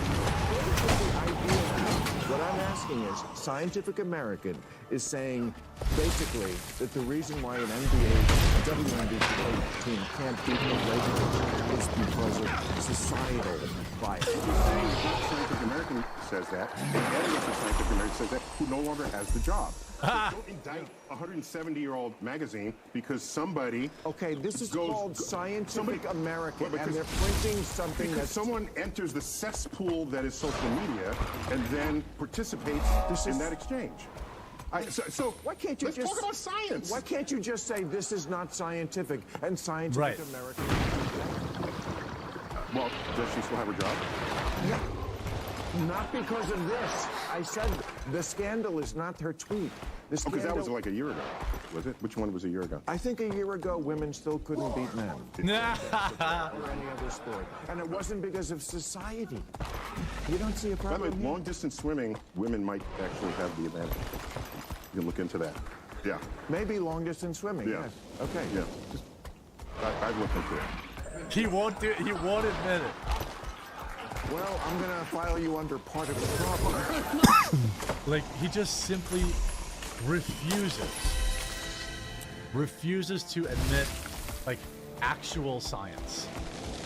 Isn't that so bizarre? Like, it's so weird to me. Like, dude, why is it so hard for him to just say, yeah, actually, in most sports, biological men are at an advantage because of biology? He refused to say it. In fact, he was happy to get humiliated and then double and triple down over it. Is it because he got Me Too'd? I'm genuinely asking. Because this guy claims that he's a scientist. There was another debate where there was another. I want to grab this other clip because it's also hilarious. He's been pushing this gender crap for years. Again, right around the time he got Me Too'd. But here's another exchange. Here's another exchange like that he has. Scientific in America. Scientific. Wait, not that one. You realize this with Bill Maher. Bill Maher doesn't get angry with his guests, but it happens tonight. Scientific in America. Scientific America. The magazine. Here. There's a list of top. I think it was having a talk about the jab, right? I'm gonna tell you. Scientific in America. Scientific America. And all the same clip. Oh, here, finally, here. So that means we're incapable, as a species, of truly understanding risk. This is Bill Maher's season finale ends with him and Neil deGrasse Tyson getting into a fight over the jab. But he makes a great point. Vaccines, okay? I don't want to poke the bear here, but what he's doing there is implying that because Bill Maher didn't want to get the Koof jab, he's against all jabs. That's what the left did. They dehumanized. They lied. Neil deGrasse Tyson knows that Bill Maher is not against all jabs, but that's what he said anyway. He said, "Oh, well, you didn't get the Koof jab, so you must be an anti-jabber." But what I'm saying, he actually looks genuinely mad. The bear believes in vaccines, just being skeptical of all medical interventions, as everyone should. Well, except, wait, except 99 out of 100 medical interventions, you're not saying I need a second opinion. First of all, that's not true. Second opinions are wildly common. And it's not just I think what he uses is some crazy old-timey disease. People get second opinions all the time. ACL tears, MCL tears, shoulder injuries. Every major athlete who has the means gets second and third opinions all the time and has nothing to do with getting the jab. It's absolutely more often than 90, it's absolutely more often than 1 out of 100 times people get second opinions. And in fact, most people are not good self-advocates. They aren't good advocates for themselves, and they should be getting more second opinions, but most people don't, and even I'm guilty of this too. If you have tuberculosis, you don't need a second opinion. If you have, it's not 99. It's not close to 99%. Exactly. It is not. This is break a femur. You don't get a second opinion. I agree, but that's not most things that happen to people. Correct. Lots of things that happen to people, and I'm thrilled that you don't ever have this happen in your life, but and I hope you never do. But trust me, most people at a certain point in their life will need a second opinion. The second opinion, yes, but that's after you've been to through see if I 99 can make other. repairs to the I'm trying to put credit back to doctors. Just give me a shot. Our life expectancy is 3 times what it was 150 years ago. Yeah, but nowhere near as good as Europe or other Western nations. And everyone before 150 years ago, but lower than the rest organic. And half of them died before they were 35. So is Neil deGrasse Tyson saying that organic food is bad? He's saying, well, people eat organic, and now we have GMOs, and they're better than organic. Science matters. Of course it does. But sometimes you don't sound that way. That's what worries me. Well, actually, you're the guy. You're the guy who doesn't understand why the NBA team can't beat the Lakers. So I don't know. You're supposed to be. He meant WNBA team. And you couldn't even admit that. But and as far as medicine goes, I could talk to you this about all day. But again, we do have a party to get to. But this is not your field. You're not a doctor. No, but I'm a scientist. Excuse me. Yeah, that's not a doctor. Exactly. Neil deGrasse Tyson is in fact not a doctor. Live well. And most of the people that were pushing a lot of, their particular opinions about stuff were not doctors. They were pundits on CNN. They were, dorks on the internet. They might have been doctors, but not medical doctors. There was a lot of that. Okay, there was a lot of that. So let's not pretend. And again, Neil deGrasse Tyson is compromised. You see, you're the guy that doesn't understand the WNBA team can't beat the Lakers. You see, Mar has some beliefs I don't share in the realm of politics, but I do commend him for his willingness to hold an honest conversation to discuss differences. I mean, this is a person that, I mean, just remember Bill Nye and Blotton. Again, both of these scientists say that gender is fluid, by the way. It isn't. You know, you are a male or a female, and that's what you are. You may think that you're something different, but it isn't. You can see this. There was a rant on Twitter that I could read to you. It's really ugly. You know, I apologize to younger voters that my Gen X is so full of effing fascists, Mar said.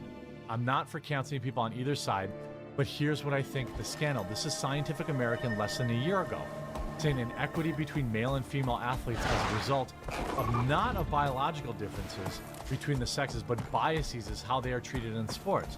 That's nuts, and it's not scientific. And that's Scientific American, Bill Maher said. And that's why the Democrats lost the election. It's true. Maher referenced a piece published November 1st, 2023, titled "The Theory That Men Evolved to Hunt and Women Evolved to Gather is Wrong," which discussed biological difference between... Now, he tried to say, well, that woman got fired. But she didn't get fired for that article. She didn't get fired for that garbage take. She got fired for, I guess, some sort of Twitter meltdown. Neil deGrasse, and then Neil deGrasse, like, Tyson goes after Elon Musk. This is, again, these are people who, they're not doctors. They are corporate. If we look at, let's see, Neil, I wonder if there's even any articles, because he's been a good little establishment boy. Here we go, 2018. I'm the accused, so why believe anything I say? That's what he said. I've recently been publicly accused of misconduct, he wrote in the Post. These accusations have received a fair amount of press in the past 48 hours, unaccompanied by my reactions. In many cases, it's not the media's fault. I decline to comment on the grounds of serious claims. Accusations should not be adjudicated in the press, but clearly I cannot continue to stay silent. He was accused by 2 more women, so multiple women Me Too'd him. And now he's become a good establishment shill. Do you think perhaps it's related?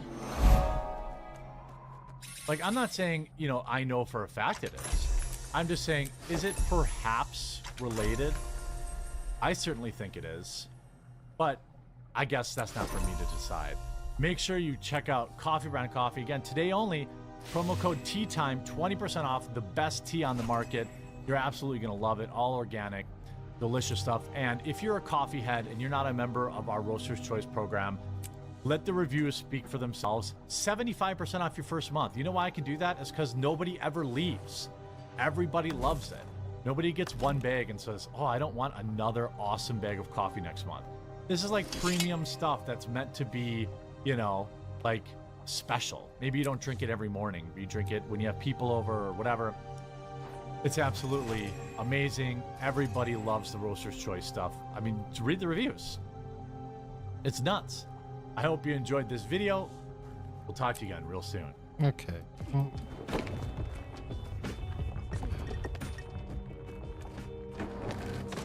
PoE 2 had a really big announcement the other day. It was really popular, and a lot of people thought it was great. You don't want to know somebody else who didn't think it was so great? One of the people that works on Diablo 4. Crazy, huh?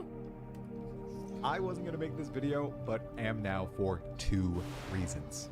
The first is this tweet right here from the Diablo 4 General Manager, Rod Ferguson, which we'll analyze and attempt to explain in a moment.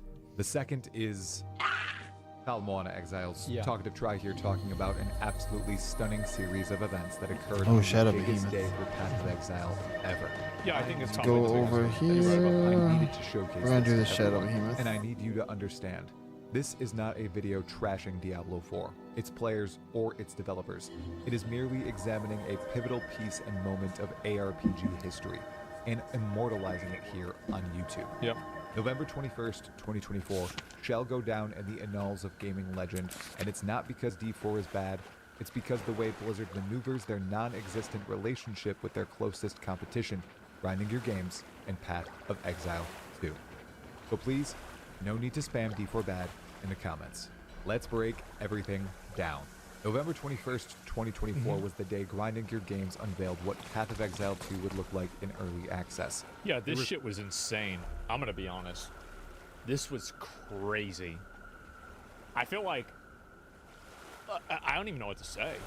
I was just in shock. Endgame systems like the Atlas and endgame-only pinnacle bosses like Zesht. They explored each of the 12 Ascendancy classes available upon early access launch. Available upon early access launch. Very important component there. Half of the classes, meaning half of the Ascendancies also, are not available. This is only half of the game. Which allows you to summon a demon dog and transform into Lilith. They also addressed something spicy in the most kind and articulate way possible. We'll revisit that in a bit. What's that? First, we need to note what else happened on November 21st at the exact same time as GGG Live, Diablo 4's mid-season rundown stream on its 7th season. Of note, how'd that stream do? How'd it do? Ooh.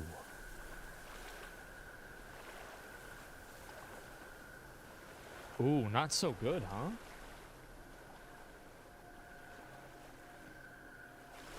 It's the worst one.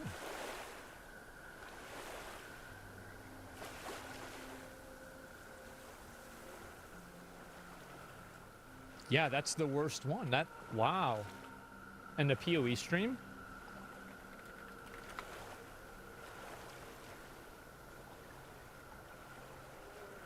This is the best one.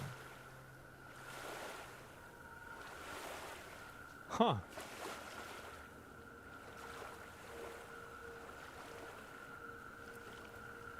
That's crazy, huh? Wow. Bigger number, better game? Duh! Diablo 4 is getting the Armory in Season 7, allowing you to store builds in-game. That's pretty rad. Aside from that, there were no other large announcements, and there wasn't really supposed to be. But they chose to schedule their reveal stream to match up with the big Path of Exile 2 reveal, and here were the results by the numbers. On November 21st, Path of Exile 2 on Twitch popped off. The category peaked at 475,351 viewers. I would not use this variable as a good metric because a lot of people were paid to watch the live stream. I cannot fucking believe that because I wasn't. But to be honest, I would have done it for free, and I did. So realistically, it was probably a good decision by them financially. Oh, we know Baldy's going to watch it. We don't need to pay him. I get it. That being said, you weren't even streaming? Yeah, because I didn't know it was going to happen. And anyway, they're smart, yes, right? But I think that it's very fair to look at the actual live stream of the main event, right? Because like that's the actual community for PoE itself. 111 total channels streaming the reveal. This is absolutely massive. Yeah. Even my live stream was crazy on Twitch. These numbers are amazing for me without raids. That's amazing, 490 max viewers, 397 average on a 5.4 hour live stream with over 150 Twitch subs. No, it's the fucking right here. This is the big one. 362 followers is incredible for a channel of his size. That's awesome for him. 362 follows. On YouTube, it was even wilder. I had a peak of 1,583 people watching live on YouTube, which is just insane. That's a lot. Other larger creators had even more massive volume. Yeah, I saw Quinn had like 30K. Whose stream went bananas on Twitch. Damn! Had 21,382 max Time to make a cup of coffee. 58,517 unique viewers. Now, let's look at Diablo 4 on Twitch to compare again by the numbers. On that day, their peak viewership was 22,217. That's pretty good for a mid-season stream and a preview of Season 7. Yeah, However, sure. what I think is more interesting is the larger view, as I think this feeds into the tweet we'll discuss in about 30 seconds. Diablo 4 viewership peaked on May 31st, 2023, with 941,488 viewers on Twitch. Almost immediately, it trails off and has never recovered at all, in the slightest. D4 is Blizzard's other big live service, content-rich game alongside WoW, which also peaked years ago in... No, what about Overwatch 2? There using Overwatch. That's a huge. What about Warcraft Rumble? And what you've got Diablo Immortal, guys. Hearthstone. But remains steadier than Diablo 4. Funnily enough, if you compare Path of Exile to Path of Exile 2 on original, see, this is the big one right here. These numbers, these are good numbers. Okay, what we saw earlier, those are bad numbers. These are good. This is a good graph. And the way that you can tell that it's good is because it goes up. So if the graph is going up, it's good. If the graph is going down, it's bad. It's pretty simple. And so if you look at this graph, you can see that it's going up. And this is a happy graph. That's right. And so anyway, PoE has shown consistent year-over-year growth. And I think the reason that they've done that is they've continued making the game for their player base. And I think that they probably have like a pretty low, amount of people that like quit the game and stop playing it, right? Compared to like something like Diablo. Like the people that are like invested in PoE, I think they stay invested. not happen as it does to Diablo 4 or Warcraft. Path of Exile leadership remains very steady every single time they release a new expansion or update. It's phenomenal. So, obviously, Diablo 4 is flailing. Blizzard is somehow left stunned about Path of Exile 2's popularity. And here is our only other exhibit of this truth. The tweet by the Senior Vice President and General Manager of all things Diablo at Blizzard. Feels like the genre of ARPG, in quotations, is starting to mean a lot of different things. Much like, in quotations, Souls-like, and, in quotations, roguelike. I wonder if we could normalize, in quotations, Diablo-like, for ARPGs that follow the Diablo formula. I think that it would be really funny if people started using PoE-like instead of Diablo-like. I think it would be really, really funny.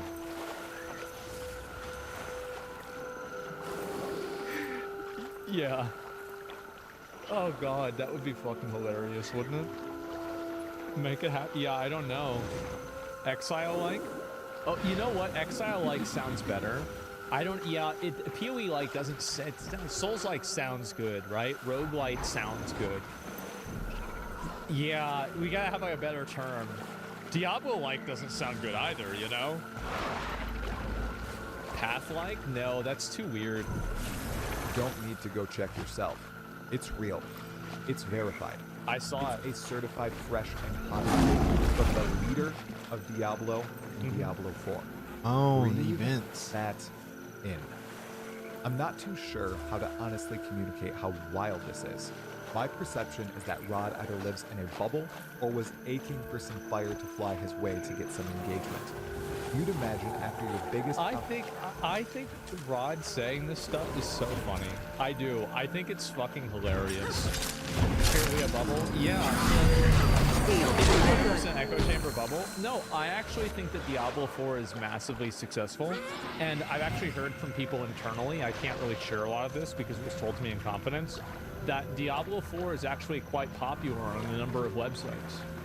A lot of people really like Diablo 4, and I think it does a great job as being an entry into the ARPG genre. It does. No, I'm being serious. But, I mean, that doesn't mean that, like, it can't be better. I wish it had a complicated system like PoE as like a Souls-like game. It certainly wasn't a flop. Yeah, I think they've made Diablo a lot better.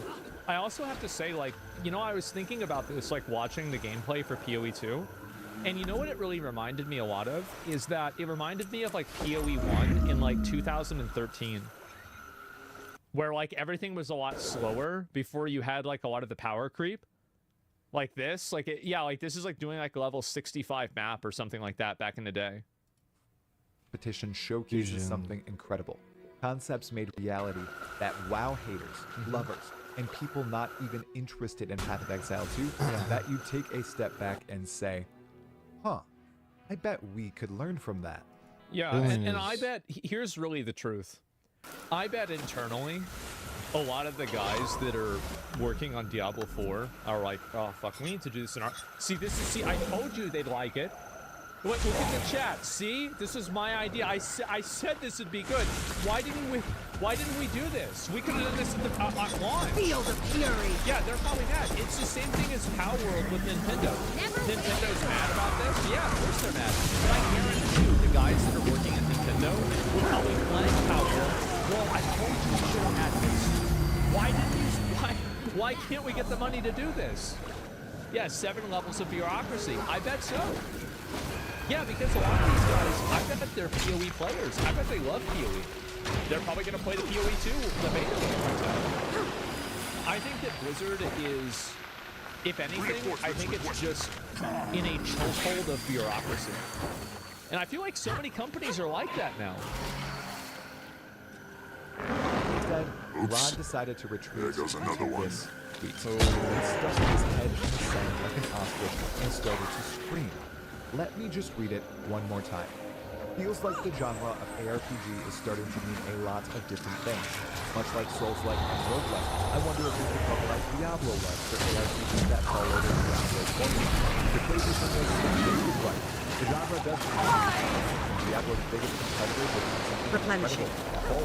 But instead of they'll have to hit much harder. Or not saying anything, lots of other games.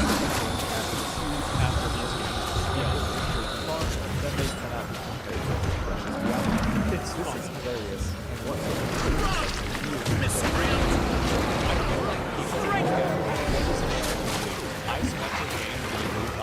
I feel good.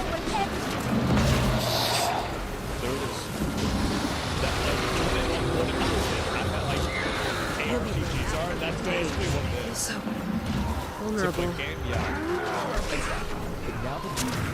Replenishing.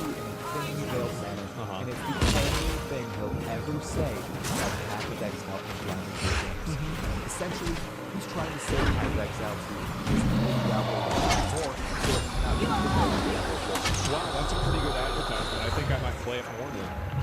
Like, oh, it's not like Diablo 4? Oh, wow. Say no more. Stop trying to which is just an absolutely massive toll. What's even crazy is Diablo has been around forever. Seriously, since the days of Diablo 1 and Diablo 2. Which was their own game. They said it was a spiritual successor to Diablo 2. Way back in 2010 they recognized the genius there. They captured it. It's really obvious that PoE, especially PoE 1, early PoE 1, was a lot of it was like copy pasta from Diablo. We all know this. But Time to do some real. The game was good. If they had an investment, I could outrun a centaur. That's their problem. I just want to play the game. And if somebody else can copy pasta all your stuff into a better game, I'll play that. This is not my issue. It's not my fight. Sans take.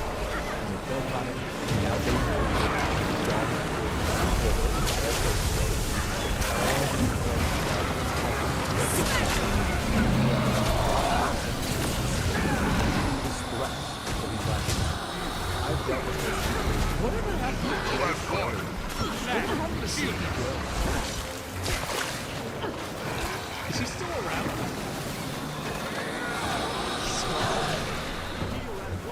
Yeah, yeah, whatever happened to him?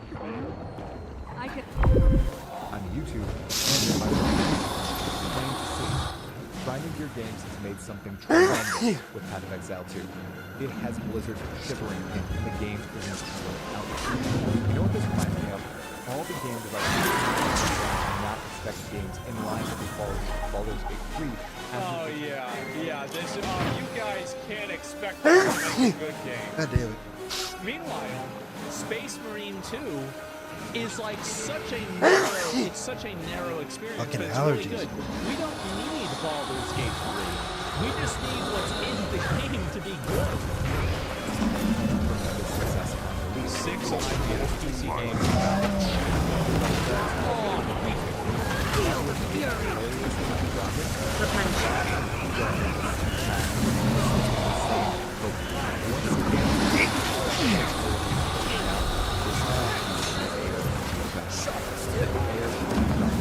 As problems with endgame content delivery.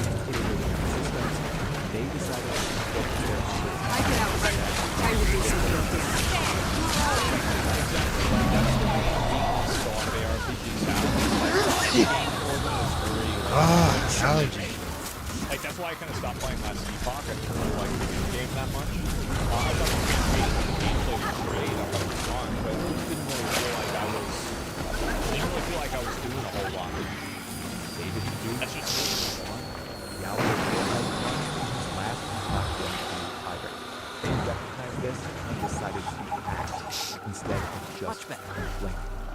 Immediately as he saw the genius Path of Exile 2 presentation, he knew what could potentially happen. If grinding your game succeed in their goal, crafting a game just as deep as Path of Exile 1, I actually do think that PoE 2 has the ability to cannibalize the Diablo audience in a way that PoE 1 can't. Because PoE 2 is coming out now, and a lot of the systems in the game are going to be made more accessible to new players. PoE 1 is, to be honest with you, very accessible to new players. You can do it. Unshakable. Like 4-hour guide on how to start playing the video game. And then They'll have to hit much harder. That is a challenge. I'm out. Yeah, no, you're right. Actually, that's bad.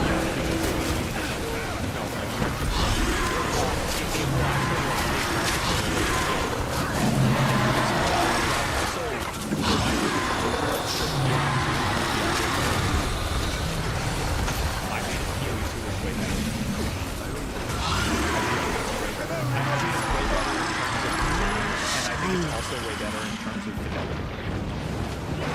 So, like, I mean, there it is, right? It's like PoE 1 doesn't have that. I mean, like, yeah, you've got, like, you know, the Syrian XR boss fight that looks really cool, right? But it's nothing compared to this. In terms of, like, visual fidelity again. Better designs, everything? Yeah, exactly. Click to move is a fence. Well, here's what's really funny about that. In PoE 2, you can use WASD. Problem solved. So yeah, yeah, great idea. You're totally right. So I do think that PoE 2 will actually not cannibalize, will take market share away from Diablo 4 in a way that PoE 1 was not able to. Because of its graphical fidelity, it looking like a next-gen game, and also the fact that it's much more accessible to new players, and that it's a new release, so people don't feel like they're getting in on the game behind. Put all those things together, and you have a tremendous competitor to Diablo 4. And it's free. Huge fucking bonus there. With clear explanations of crafting, skills, the campaign, endgame, and everything else, Diablo 4 is cooked, and Rod, thereby, is also cooked. Path of Exile 2 is looking stellar, and he knows it. Coincidentally, I don't think that Diablo 4 is cooked. I just think that I don't think it's going to reach the heights that Diablo 2 had, or even Diablo 3 on release. Are you sure you want to do this to me? Chatting with one of the people in charge of Path of Exile. Never been more sure of anything in my life. At 5 p.m. That's in 2 days. Eastern time, 11 o'clock p.m. CET. Yeah. If you'd like to tune Commander in live, Landon make sure to won't give subscribe up, here really. on YouTube or follow me on He'll Twitch. keep searching Additionally, for me like the until video I'm if you dead. ended up liking it. It really The helps Order of and Whispers can completely free. protect me, I'll see you in the but next only if video. they lock me up Stay like a sane, prisoner. my fellow I'm exile. tired of being someone else's pawn. I can't live this like guy, that. I mean, I've watched a lot of his It's PoE. time Talking to Trey, I've watched stop a lot running. of his PoE videos in the past. The Order and, is willing I really to like his relocate videos. I you think to. he's great. I'll We link can you guys' give you a video. new life. And this is Do very, you really very, very think true. there's Imagine anywhere in Elon Tyria playing that my PoE. father can't reach? He even Here's has the spies thing, in is the he was Black asking Citadel. about PoE. Anyway, what He good asked- would a and new he, life be responded while to, the like, Rob or dragons somebody. destroy Tyria? And he was like, "Yeah, I can't just sit idle is this while game the world good?" burns. And I was like, "Yeah." So, what are you going to do to me? Yeah, it is. I know really I could go good. into the Chantry the and thing vanish is that anyway. Or I the don't Order know, could bring like, 'cause, 100 agents you know, out here to I kill think he's, Landon like, and his kinda men. busy, right? Neither Like, of kinda those things will set me So free. he might not I have have enough to stand time up to like, Landon really get a myself. lot out of I have to show my because father he's that he unironically can't the manipulate Diablo me. 4 audience. I know, think like you're right, 3 Demi. wives, 12 It's kids, time for you 5 to make a jobs. stand. So, Tybalt and I will help you. yeah, it's gonna be an issue. But if he does play PoE, and I feel like, you know, if he had more free time, I feel like PoE would that would be the game, man. Yeah, that would be yeah, he's got Doge too as well. Yeah, forget about that. Elon loves complex skill trees. Oh, I mean, I hope so. I mean, that's a big one. And what if he becomes the #1 PoE player too? Well, Ben would be pretty upset, right? I mean, I don't know. Take a vacation on December 6th. Yeah. What about story PoE versus Diablo? The story for PoE versus Diablo. I think that the Diablo story is pretty weak. I also think that the PoE story has like a lot of highs and lows. it's never really been about the story. The story is kind of just like a story. There's some parts of it that are interesting, but I think I probably like the PoE story more than the Diablo 4 story, because I feel like it takes risks and it does things that I didn't necessarily expect it to do, and I like that. PoE has a story. Yeah, it does. No, it Ben definitely tried to does. show me once, and I nearly shot his ear off. I listened to all the dialogue. I clicked all the little things, and I know all this stuff, right? PoE has a campaign. I does. PoE is good. It's good. It's not S tier lore. And also, by the way, you know what agrees with me on that? Stand with the order of Whisper. He's like, yeah, we just kind of made up some bullshit story whenever this game came out. And he even said with PoE 2, did you think you could hide from me on some remote island? You're under arrest, Lady Beetlestone. Tell my father I'm not his little girl anymore. Yeah, I think so too. I'm free, Landon. Free of Every him. day we get closer to PoE 2, Diablo 2 becomes Lady less relevant. If you think a few apple barrels will stop me, you're going to be disappointed. Landon, means that I can't invest enough time into PoE 2. But you First, can, man. Demi's not This is going the thing. backwards. Just play on Second, standard. These are If tablets. you're a super casual player, just play the game. These spies have had a terrible influence on me. Especially the ones that just filled Chop, I died.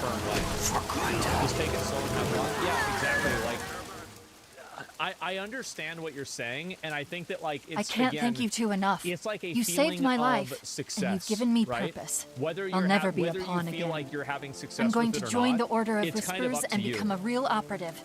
You're In staying time, I'll do standard? what you I'm do. not. Help No, I'm not to staying save the standard world. at all. You'll be I'm a gonna great play every agent league. someday. Or not every league, For right? now, I usually play every other the information you can But give that's the what I Order like to will do. save a lot of lives. Standard, the economy there is fucked.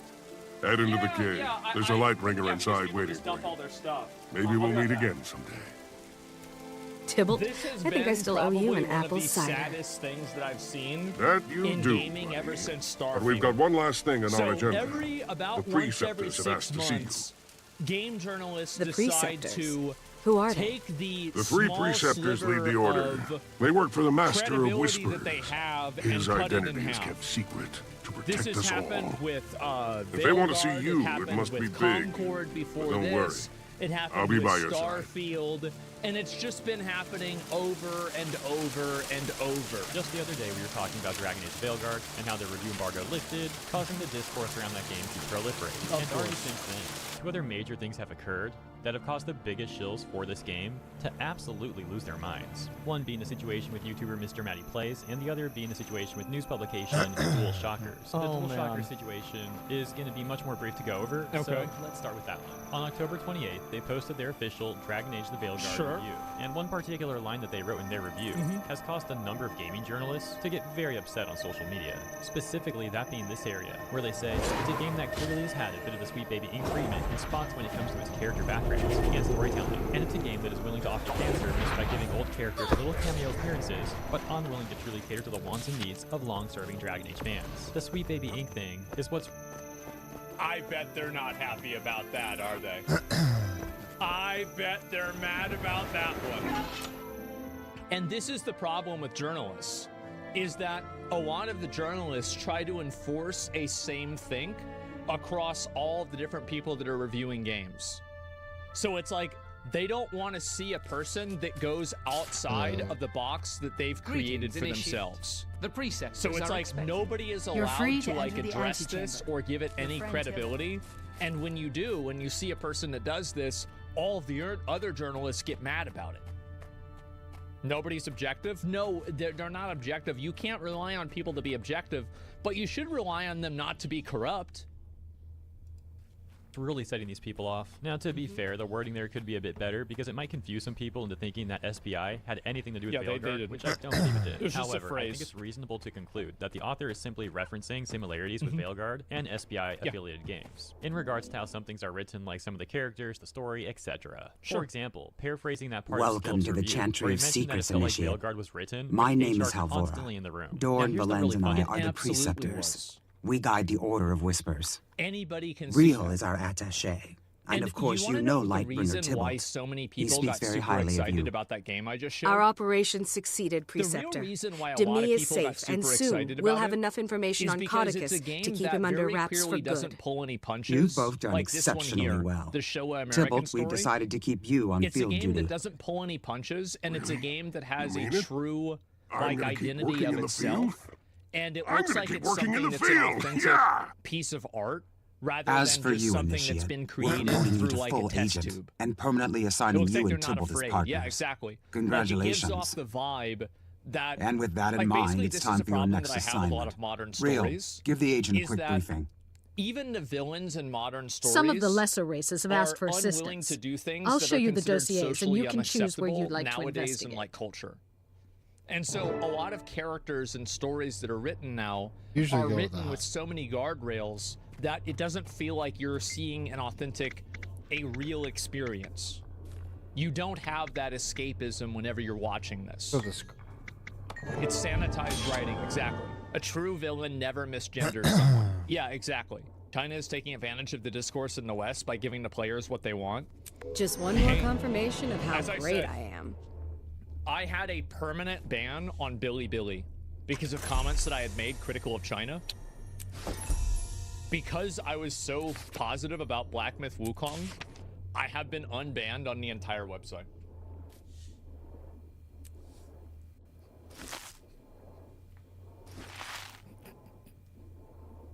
I think it's pretty fucking funny. Yeah.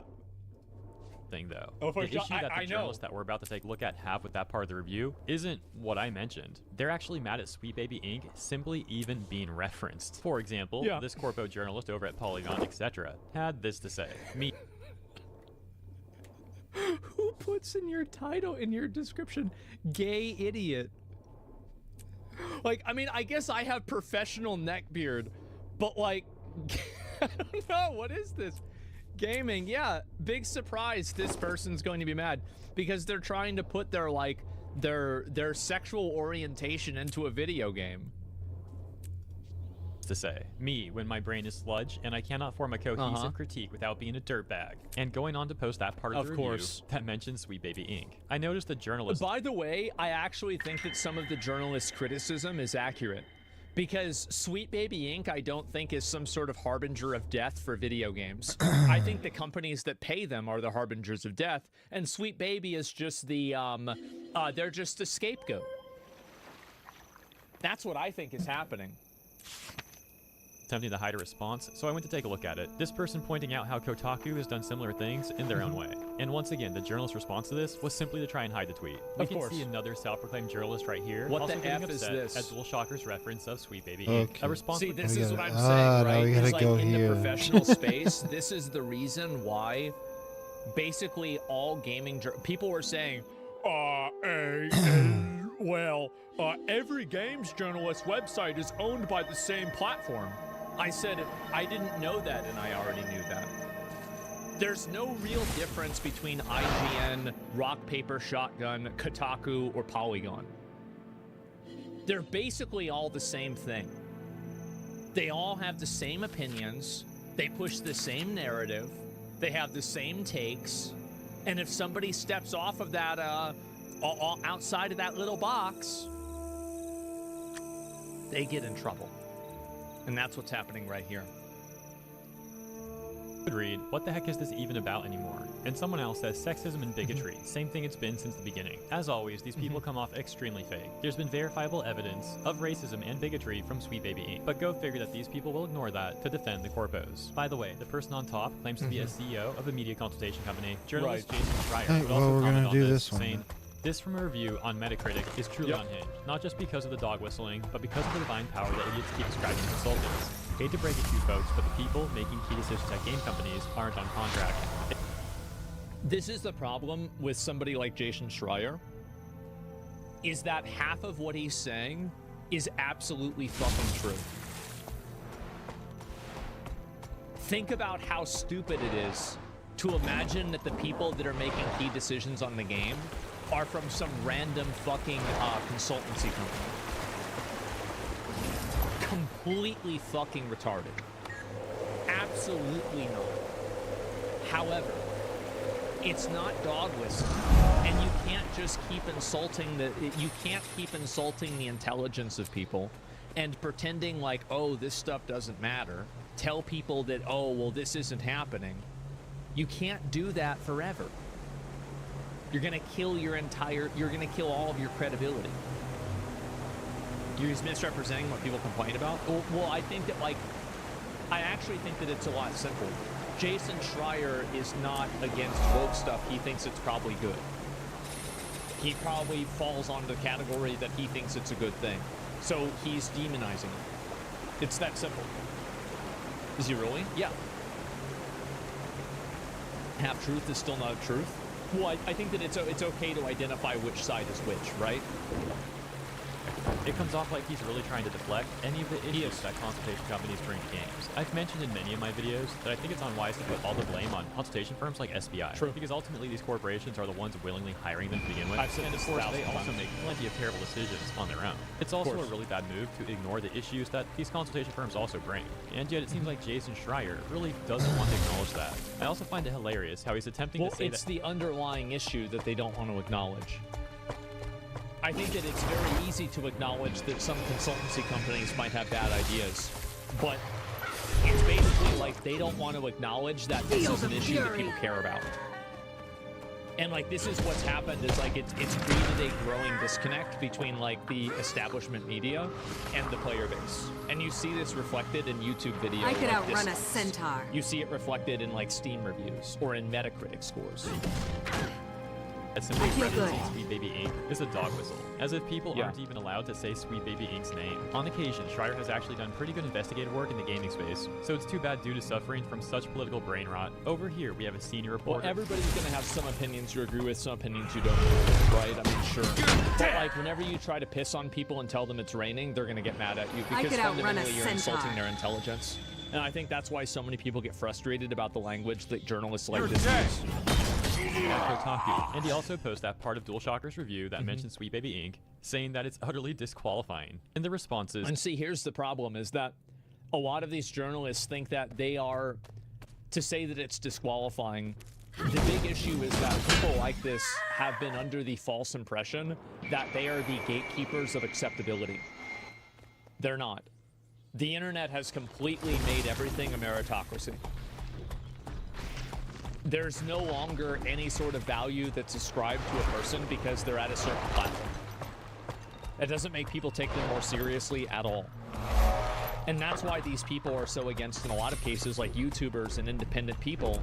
It's because those people are not, they don't have to play by the same rules.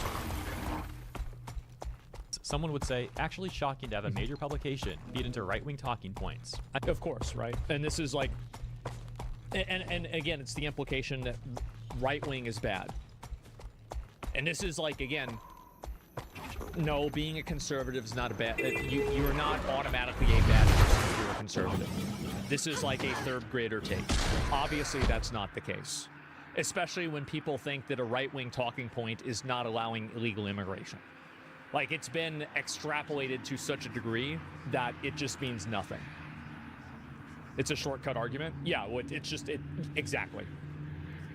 I find it crazy how many social media activists say that critiquing companies is now a right-wing thing to do. A response to that person would say, imagine thinking those are right-wing talking points, not people simply ticked off at the amount of slop and saying enough. Just look at all these AAA failures and mass layoffs over the last 2 years. The response they wouldn't be doing mass layoffs if these games were actually successful.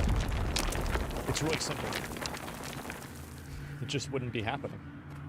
Why would they be doing mass layoffs? from that individual was to block that person. That reminds me of the journalist we talked about earlier, whose response to another tweet was to simply hide it. Here we have a self-proclaimed media games critic and sensitivity consultant, once again also posting a tweet that Inc. mentioned in DualShockers review. Knocking all of this shit over? What? What does that even mean?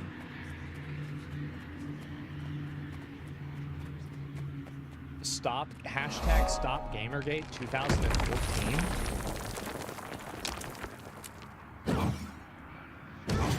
You have an NFT?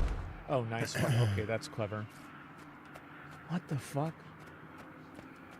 And as you can see, getting pretty upset by it, saying they want to knock it all over. Wow, real tough guy here. This person claims to be a singer-songwriter featured in Ubisoft games, and they removed the part of the article mentioning Sweet Baby Inc., saying that they fixed it. A self-proclaimed PR marketing person would also comment on this, saying, man, what are we doing? I would really love it if I could assume most of the people I run into at professional industry social events are at the baseline of good view, please. Yeah, and this is the issue, is that a lot of these people ascribe virtue to their worldview, and so they look at anybody who doesn't share their worldview as a bad person. And I think this is what makes it a lot easier for them to try to attack and demonize people. It's because they just basically categorize these people as bad people, bad actors, like they're murderers or something like that. So, man, babies, holy fuck, we're up here. Well, like, what I'm saying is that the best way that you can fight against this is by supporting the websites that give you opinions and represent your beliefs. Because at the end of the day, if the websites that are representing your beliefs are the ones that are putting out information that's accurate, they're going to be more popular. She blocked everything. You as the customer have all the power. These people don't have any power. As you can see, many of these industry corpos think that simply referencing Sweet Baby Inc. makes you a terrible person. These sort of people would love to be able to control a specific narrative, and they freak out when that narrative is shattered. Exactly. That's exactly what's happening. For DualShockers, the entire trauma doesn't surprise me. I'm a queer writer for DualShockers. My experience working with talent across different websites for nearly 2 years now has been nothing short of excellent, and anyone calling him a quote-unquote anti-woke grifter knows nothing about him. Unfortunately, DualShockers will eventually capitulate to these angry people in the industry and make an edit removing the mention of Sweet Baby Inc. from their article. So let me know what you think. So that's the reason. I feel good. This is the reason why nobody trusts games journalism. It's that everybody understands that what that phrase meant, but we're all trying to like play this dishonest game as if we don't. I think that's really the big issue. Yeah, you let them win, exactly. And if you do let those people win, guess what happens? They're going to keep pushing for it more and more and more. It is extremely fucking common, and I think that's what's happening here. Think about all that stuff in the comments, and now moving on to the section where we talk about what happened to Mr. Matty Plays. As you may know, he had put out a review that isn't exactly positive of the game, titling it Dragon Age Veilguard is a big disappointment. That in itself has already upset a number of the biggest bills for this game. However, it's also got a lot more to the game. So the first thing, do you remember how some of the game footage got leaked shortly before the review part was finished? For example, this being one of those clips. I like the cookies better. Everyone likes the cookies better. So, the Dragon Hunter has a softer side. Cute says you take care of people. So, you're a Kunari, Rivani. We've seen this Dragon dialogue. I get that. Come on. I should tell my mother how Karash is doing. Well, Twitter people would go on to take a look at the Rook being used in those leaks, Rook being the player character, and compare it to the Rook that was used in Mr. Matty Plays review. It seems like it's the same one. And leaking the game. Yeah. More specifically, they would accuse him of leaking that footage to someone else, who then posted it to Twitter, and also went on to make a number of racist comments. For example, this tweet saying, by the way, Mr. Matty Plays broke the Dragon Age NDA and leaked gameplay footage to a friend who happens to have a very racist Twitter account. So yeah, good luck with this one. Another tweet, this one with over 2,600 likes, would read, hey cutie, this you from the leaked footage being spread by you or one of your friends, quote unquote. Shame other companies saw who they trusted their content either. Couldn't give it 24 hours to just post a critic review. You bad to show your faux friend, or was it you directly? While half that post is incoherent nonsense, we get the... Yeah. What? It's a schizo post. Yeah, it's a schizo post. What is this? Point. They're upset. Another post. These are adults, over yes. 2,200 likes, saying Mr. Matty Plays insulting the game while also leaking the game to his not friend, adding. Feel the fury. Anytime that I hear somebody use the word Nazi, I automatically assume that they're a retard. Like, there's a handful of words that if I see somebody use this term, I instantly am like, oh, okay, you're a retard. Like, let's not, there's no reason to take any of this seriously. Look at them side by side and tell me it's not his Rook. This tweet got over 8,500 likes, and it reads, "It's being claimed that a prominent reviewer not only leaked NDA footage under an alias, he then posted a video review of the game featuring an identical custom character. The real insider is back, ladies and gentlemen." So they basically accuse him of not just leaking it to a friend, but instead leaking it himself on an alt. The same person later adding, "Oh, it's so over," and reposting one of the tweets that we already just read. Here's another example with 6,200 plus likes reading, "I'm not going to respect the opinion of someone who broke their NDA and gave their phobic friend, quote unquote, game footage to spread around in people's Twitter replies unsolicited." Here's the thing. Look at this fucking, like, this is like a K-pop stand. Screw all the way off with that nonsense. Look. They've got a profile picture of a character in the game. They've got their name is that character of the picture, and then their title, their ad is failed to serve. This is a K-pop stand. You can't look at somebody like this and be like, "Oh, I wonder what they think." This person's insane.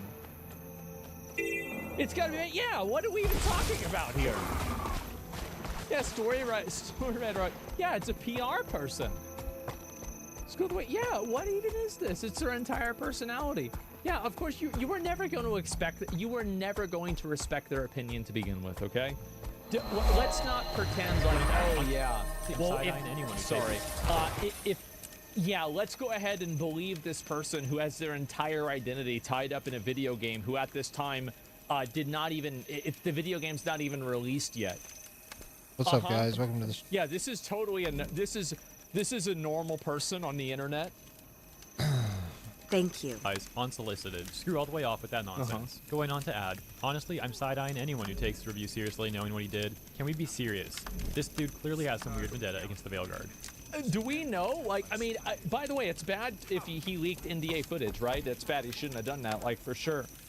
But, like, why don't people ever want to read what somebody says and then discuss whether what they're saying is accurate or not?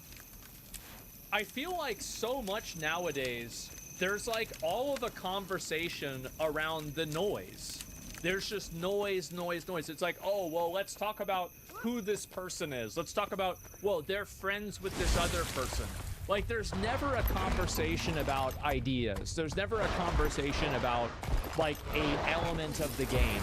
There's always conversations that are like these, like, weird virtue signals or basically some form of performative behavior. There's no thinking that's happening here. The guy shared it with his damn editor, part of his team, the one responsible for his review video. It's not a friend. Well, I mean, he just made a mistake by showing it, right? It's really not complicated. Yeah, sure. Does that mean by acknowledge that they're right? There's no way it's going to happen. It's a tribal war. It's guilt by association. Can't stand the thought of what this. Yeah, individual thinking is dwarfs. Yeah, it's like nobody's even talking about what the guy said in the video.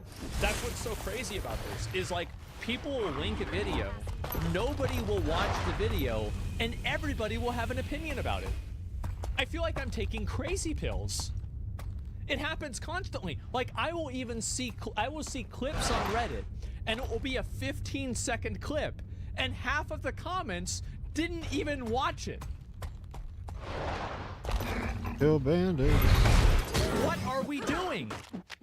How is this happening? Feel the fury. Yes.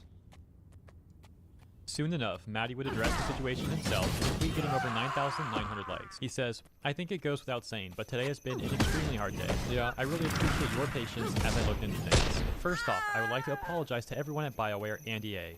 I have already reached out to them to let them know the truth. I'm dying We already have to sit down and have a conversation about it. That is my gameplay. It was never my intention for Dragon Age to get released ahead of the embargo lifting.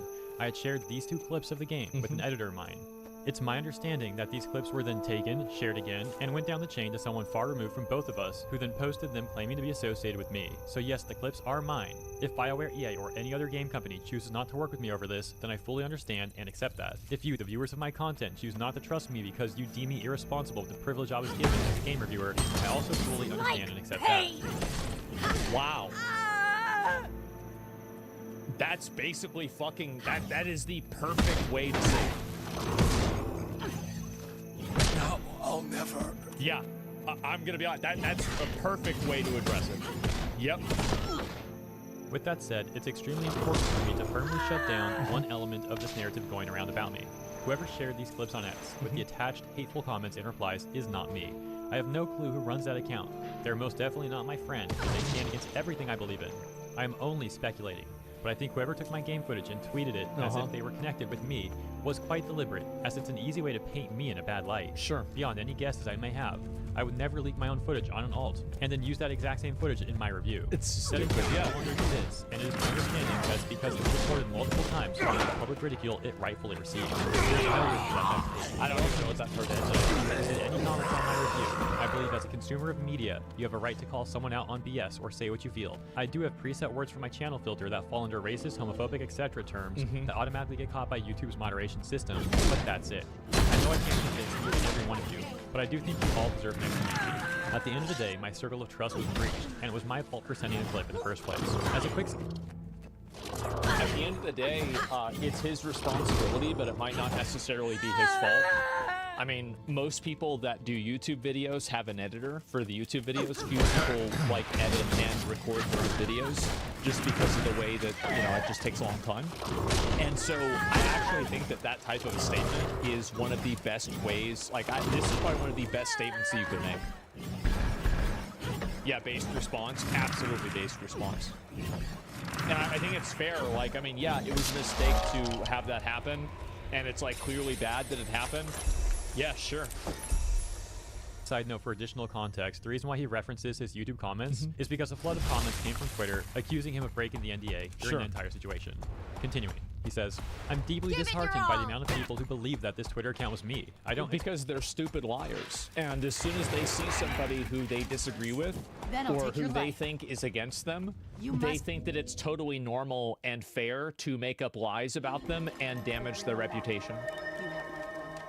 That's what happens, is that as soon as, and this is what the internet does, is they find a way to dehumanize somebody, and then they use that as evidence or like for justification to treat this person like shit. Anyone? Twitter brain, many people, yeah, I think it's very common. By blind loyalty, yet it hurts to see just how quickly I care about the bus. The sad reality of it all is the damage is done, and many people have made up their minds about me today. Since I have started covering... Yeah, you should never try to...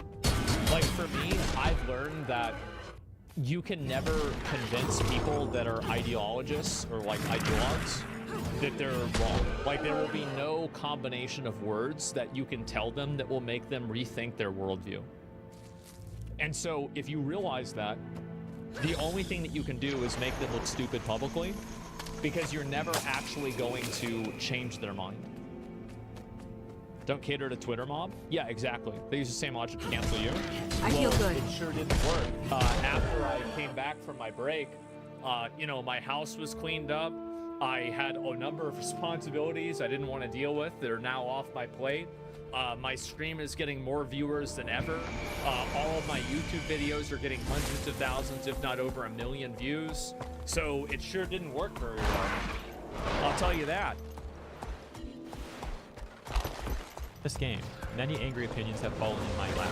When I played Primo, I had a chance to meet the game director, Breen Boosh. In that video, people were sending hate my way because they wanted their opinions heard. Now I have put out my honest and objective review, and people are still unhappy with my personal opinion. That's always what it's going to be. It never had anything to do with, like, if you had said the game was great and then the person had posted that clip, they wouldn't have hated you. They would have felt sorry for you that somebody betrayed your trust. The reason why they're hating you is because you said something they disagree with. And they're just using the NDA as an excuse to justify that hate. It's been my goal to deliver fair, honest coverage of video games and elevate the conversation, not fan the flames. I'm deeply sad that my clips have played into the detraction of a game that, as stated in my review, others may enjoy more than me. Looking at the Open Critic score, I'm glad to see it is that way. It's been a tough cycle for the folks at BioWare, and to know I played a part in the pain of the developer who made my favorite games ever is a regret that I don't think I will ever live down, even if people choose to forgive me. I could outrun a my centaur. Wife, my best friends, and my LSM family, who hung with me and didn't lose faith in me. The statements made about my character today have broken my heart into 1 million pieces. pieces. I don't say that Bill to feel bad for Centos. you. I just feel it's important to give my love to those who Oh, you willingly stood by me bitch. in the face of all this. I know it wasn't easy having your ethics in question just by being in my vicinity. These people will do anything that they can, and there is nothing that's off limits for them to do.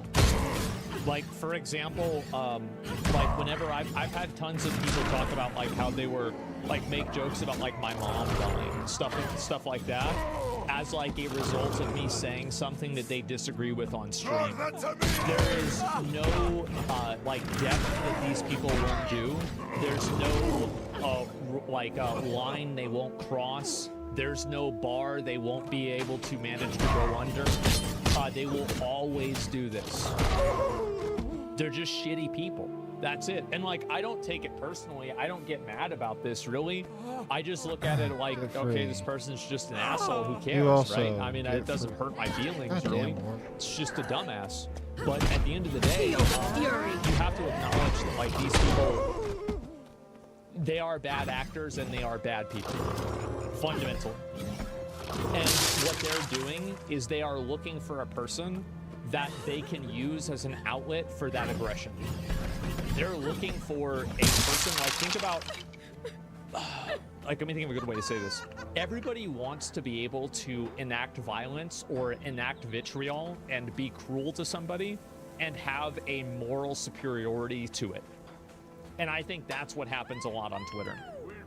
And yeah, they're looking for acceptable targets. They just want to hurt people, their life looks messed up. Yeah, sure. I got bullied in high school, then I bully other people. Well, I think that the best way to deal with that is to call it out and make sure that these people don't feel like there's an ecosystem that supports that behavior. Like, that's really what it comes down to, is that the only way that you can stop these people from doing it is if you indicate to them that it's not popular for them to behave this way. Because these people don't actually have any beliefs. A lot of what they do, they're only doing it for attention and for, basically to look like they're being a good person. So if there are people that look like, oh wow, this is the wrong opinion, they'll just immediately change their opinion because they don't have any real values other than trying to be accepted. Social shaming works on them? Yeah, exactly. Yeah, they're weak-minded, stupid people. So the best thing that you can do is to just publicly support things that are against them and publicly not support them and say negative things about them. And this will make them go away because the only reason they're doing it is for clout. And so if they're not getting clout for it, they'll stop doing it. It's really simple.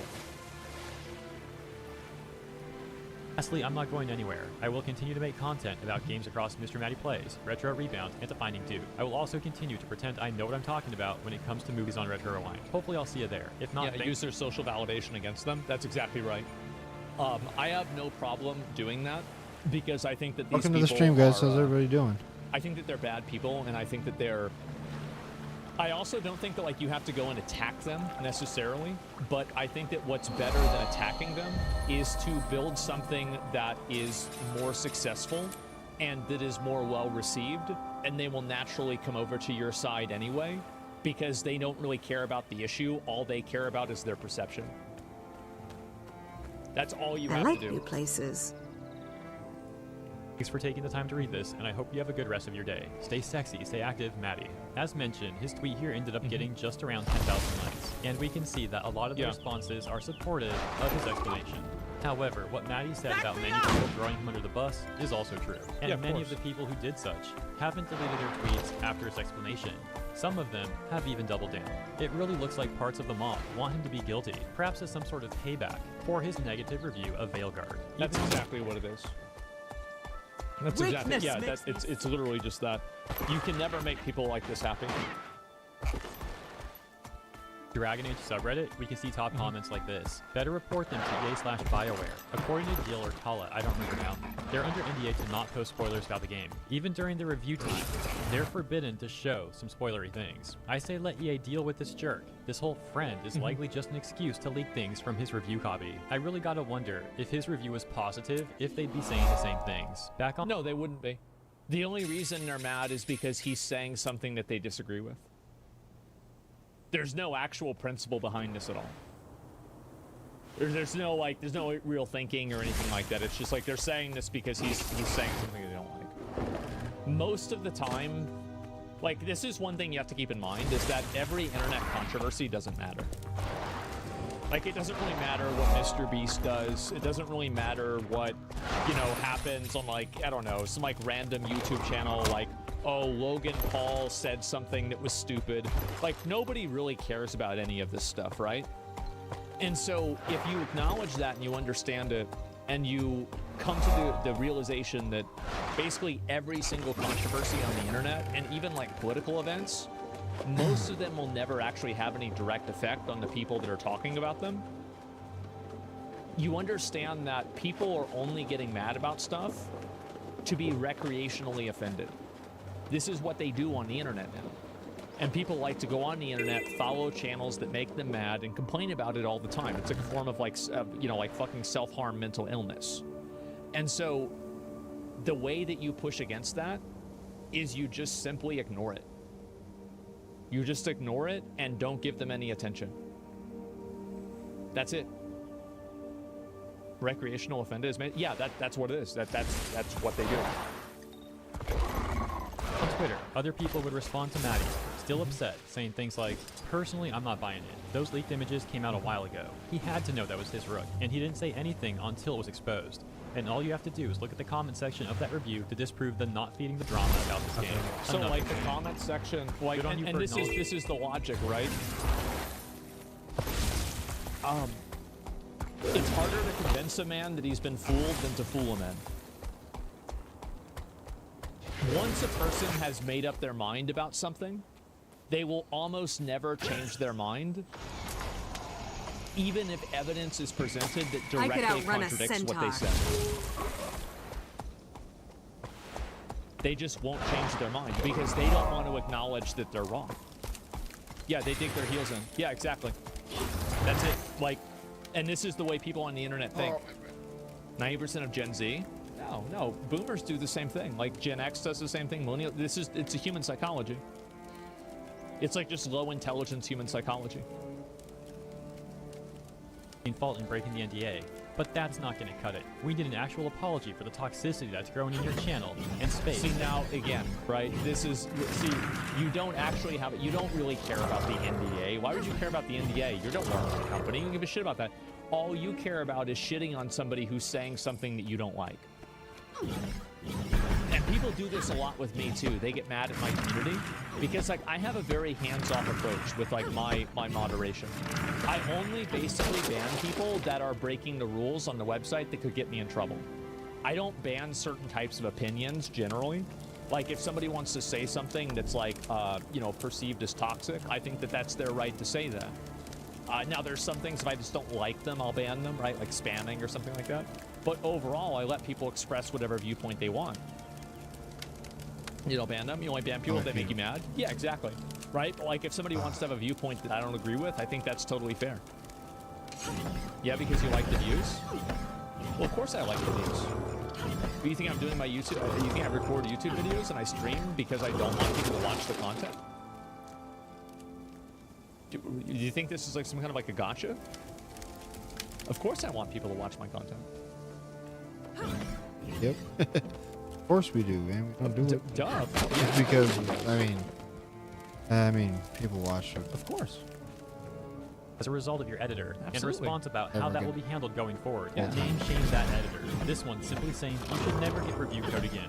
One more example we'll take a look at reads, people fawning in the comments in quotes, even though he neither says what will happen to the editor allegedly responsible for the leak, nor addresses the toxicity he's let grow in his community. See, this is another thing that people criticize me for, and so I feel like I'm kind of shadowboxing this because it's like this is the same thing that people say about me, is that a lot of people criticize me because they say that, like, you know, my community is extremely toxic. I think in a lot of cases my community is toxic. It is. I'm the Lich King. Absolutely. But the community is toxic because these are the viewpoints of people. Some people are toxic. They might not share the same viewpoints that you have. That's the real world. There are people who don't like looking at things the way that you like looking at things. And you can call it toxic, that's fine. totally okay. But that's not going to make them change their viewpoint. So, not toxic specifically, but surely quite stern. Well, that's just the way it is. This isn't an echo chamber. Every stream, to an extent, is an echo chamber. But what I'm saying is that I let people express viewpoints that other content creators don't let them express. And I'm not sorry, and I'm going to keep doing it. Straight up. Like, if you want to talk about a really contentious, super controversial topic, I let you do that. Because it's not a problem to me. I don't think that that's an issue. Like, I don't... The idea that, like, I should be held accountable for the words that somebody else says... What a ridiculous notion. That's insane. Of course I'm not accountable for the comment that they make on my video. It's crazy. They are. That's their comment. They're typing that. That's the way that accountability is, right? And so, let's go back to medieval diplomacy. Yeah, exactly. Is there anything people can do to realistically change somebody's viewpoint? Oh, I don't know, right? It depends on who it is and what it is.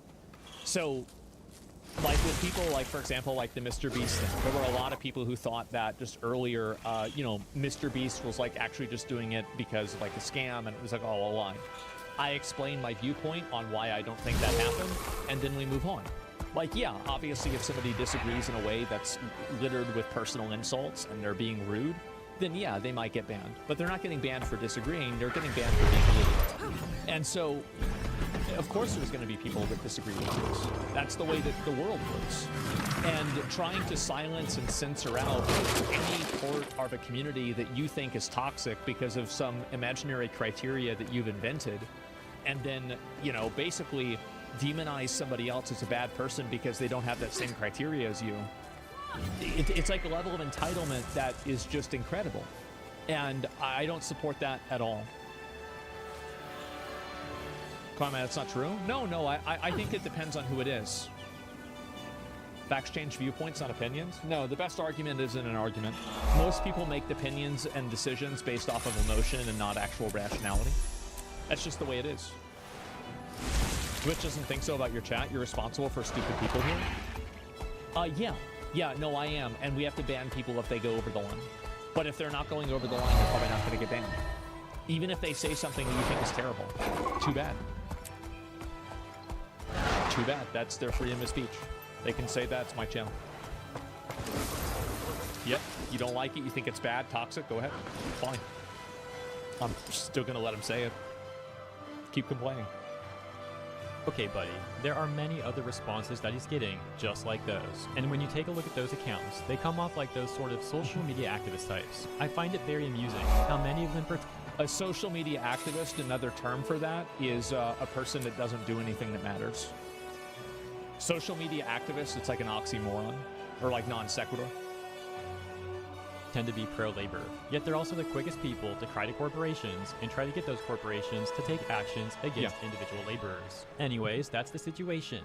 Let me know what you think about all of that in the comments. As always, thank you so much for tuning in. I hope you enjoyed my coverage, and if you did, please consider liking and or subscribing to the channel. Appreciate ya, and I'll see you in the next one. There it is. Just the other day we were talking. Well, give me a second. Haven't been here yet. This. So yeah, I pretty much agree with everything that he said. I think it's an extremely common topic where like people say and they paint your audience or like a person's audience as being toxic when that audience has a viewpoint or values that people disagree with. And I think that's what happens a lot. It happens a lot with my stream. And I see it all the time on like Reddit where like people are like, oh, I hate Asmongold's community. You don't hate my community. You hate the fact that I don't silence people that disagree with you. That's what you really hate. And I think that's what happens with a lot of these people. And I'll link you guys the video. This is a very good video. But like when people are talking about this, like I have a lot of opinions because I feel like I get targeted with this stuff a lot. And like you're really getting mad that I'm not censoring and silencing people that you don't like. That's really what it is most of the time. That's why you're respected. Well, some people respect me, some people don't, right?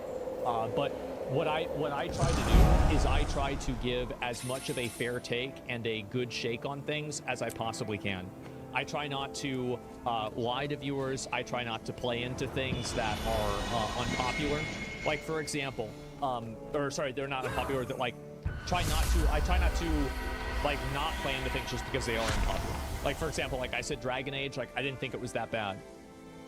I actually didn't. I think that, yeah, it wasn't a great game. It's not amazing, but like it's better than Starfield. It was like, I was pleasantly surprised. It's not a great game. It's not a game of the year. It's not even a nominee for it, but it was okay. Check Steam reviews and scroll down. How the fuck is it mostly positive with 5 pages of negative? Because the negative reviews are probably more highly upvoted or more highly interacted with. That's probably the reason why. Why are they mad? We're not the target audience for this game. Consultants don't like that kind of power, but if you don't hire them, we will write never-ending negative press for you. Yeah, that's actually true too. I could outrun a centaur. Games journalists create a necessity for consultants by intentionally misunderstanding and misrepresenting things in a way that creates their own necessity. Like basically games journalists, and this is something all journalists I think do too, is that they necessitate their own existence by effectively appointing themselves as gatekeepers to taste in a different market. And so what they do is that, I think Black Myth Wukong is a really good example of this, where like in Black Myth Wukong, where like all these games journalists kept like going and putting out all these reviews saying like, oh, there's accusations of sexism in the workplace, and all of the people that are actually looking for an evaluation on the company, not on the company, on the game, were getting mad about it. Game reviews are unreliable? Yeah. This is the type of game we'll get an 80 from journalists and 30 by the players? Yeah, exactly. And I think that indicates that there is a huge problem. When we watch reviews that express the opposite opinion of mine to see if there's a logical argument that I may be missing with something in my opinion, I listen to a lot of people who don't have the same viewpoint as me. And obviously, like, I don't want to have people all across every spectrum, right? And so the reason why is that I think that that gives me a more comprehensive viewpoint on things, and it allows me to better understand like what is and is not happening. We're not doing that. That's gonna take. Thank you. So I'm non-binary.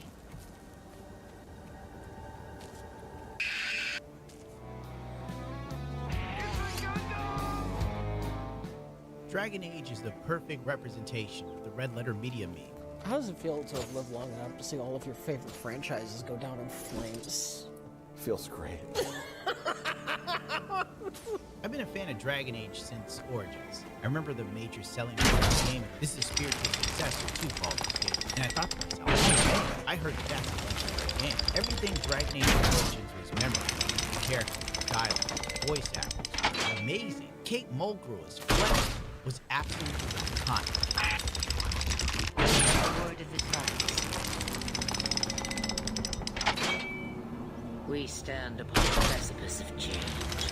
The world fears the inevitable plummet into the abyss. Watch for that moment, and when it comes, do not hesitate to leap. It is only when you fall that you learn whether you can fly. Cheap advice, Dragon. We all have our challenges. I'm going to regret bringing you here. Regret is something I know well. I care not to cling to it. It's so close that it poisons your soul. When the time comes for your regrets. This is like, I think, 2,000 years later. Emmerich, you clearly find talking about dragons boring. What? How? Who doesn't like dragons? Aren't you curious why Tosh likes them as much as you like necromancy? The question crossed my mind. And maybe Emmerich could help demystify magic, Tosh. See what I mean? That is not how you speak to adults. That is how you speak to a toddler when you are teaching them to share their Optimus Prime toy with their little brother. Her other big role arguably could be bigger with Mainway and Voyager. Also be red, black, Shellick, and the white. Tim Curry as Renald Howe. As are your allies. It appears that it is civil war after all, despite the Darkspawn. Pity. Best known as Dr. Frankenfooter from Rocky Horror Picture Show, and a myriad of other characters. I miss when my queer actors were not raving lunatic actors on Twitter, but brilliant performers / singers that didn't put their sexuality or lifestyle in your face. You knew that they were gay or whatever, and you didn't care. That he had Freddie Mercury energy. The golden age of when your gay people were talented and they weren't obnoxious. Take me back, Clarence. Clarence! Help me, Clarence, please. Please. Then there was the Awakening DLC that expanded upon the story of Dragon Age even further. Dragon Age 2, that was a rush. Literally, I vomited from the reused assets and stages during my second playthrough. And Inquisition, I didn't really gel with it, and I didn't have time to get into adult life. But that was the time of gaming. It was the golden age of BioWare, except for Jade Empire. That one fell kind of flat. And let's be real here, the BioWare of that day and age is long gone. I don't know what you guys have, but it's borderline regarded.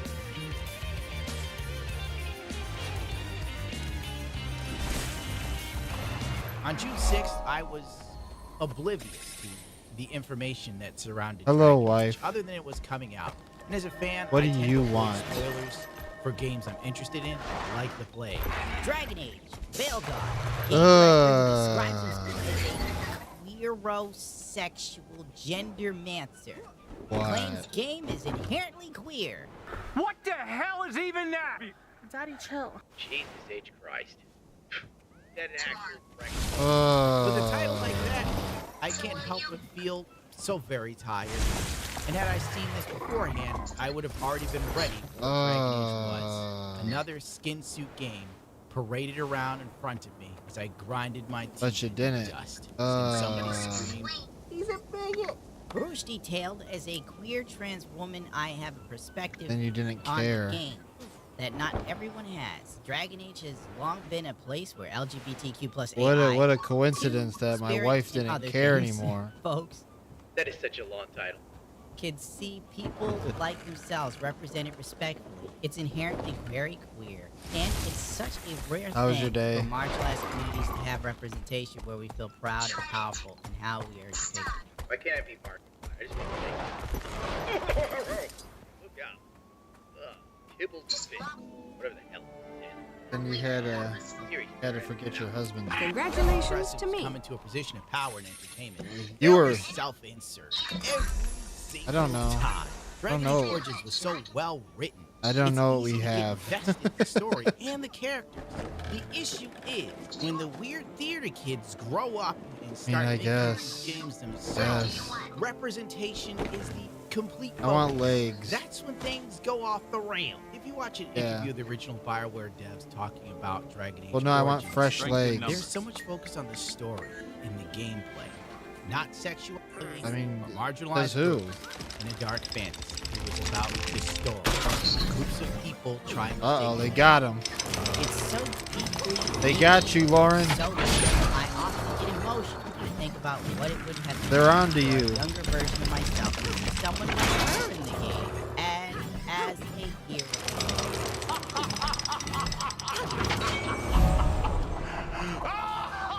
Lauren, you need to escape.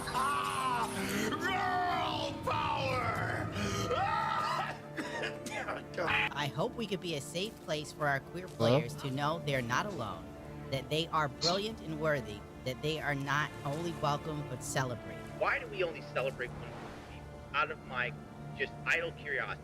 I know I can't hear you, baby. But for God's sake, can something just exist outside of the realm of your sexuality and your being?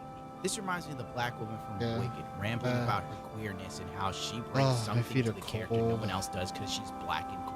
Intention is not So my feet are cold. diminish anyone else's version of. But you should be. Yeah, of course not. Ever. But the intention is to allow her to show up as me in my body. Right. And I loathe to make it about this, but it is what it is. As a black woman who is queer, who shows up in like this way, there's something that I have that many other Okay. others don't. And it's kind of like, what does it matter? You're playing a character, not All right, yourself. I'll see you when you get home, baby. Sexuality or gender ideology. I'll see you when you get home. Annoyance and mediocrity ensues. I mean, when I watch those old Dragon Age trailers, they don't come off as inherently queer to me. It also shows the storytelling of the original BioWare. One trailer called The Calling came out before the game even launched. And it wasn't until players finished the game that they understood the deeper meaning behind the trailer, The Calling, which then made it even more badass and tragic. Instead, we're celebrating little alphabet people again. The Shadow Dragons say there are people who use they instead of he or she. They're not men or women. And I like how it feels when I imagine myself that way.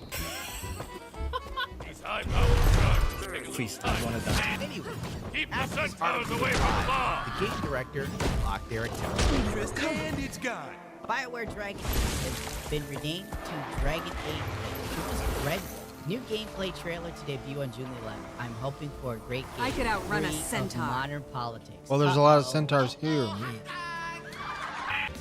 You could do that.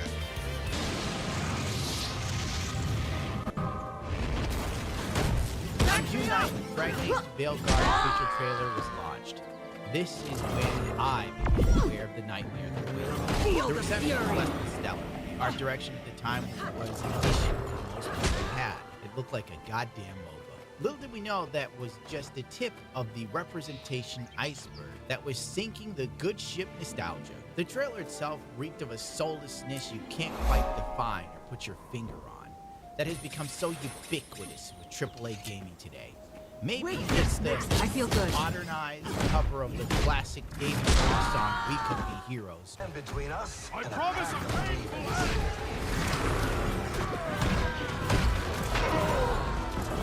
Driving home that the alphabet people were not only welcome but celebrated. Feel my knowledge from the grows. background, the stupid hero shooter introduction posing for each character that was feeding into my piss poor attitude and reception. Bye, motherfucker. 2,000 people responded. But I wasn't alone. Give me your chest. The trailer backlash was so significant. The game director removed BLM and any other virtue signaling badges from their bio. Oh no! Sweet loot. What?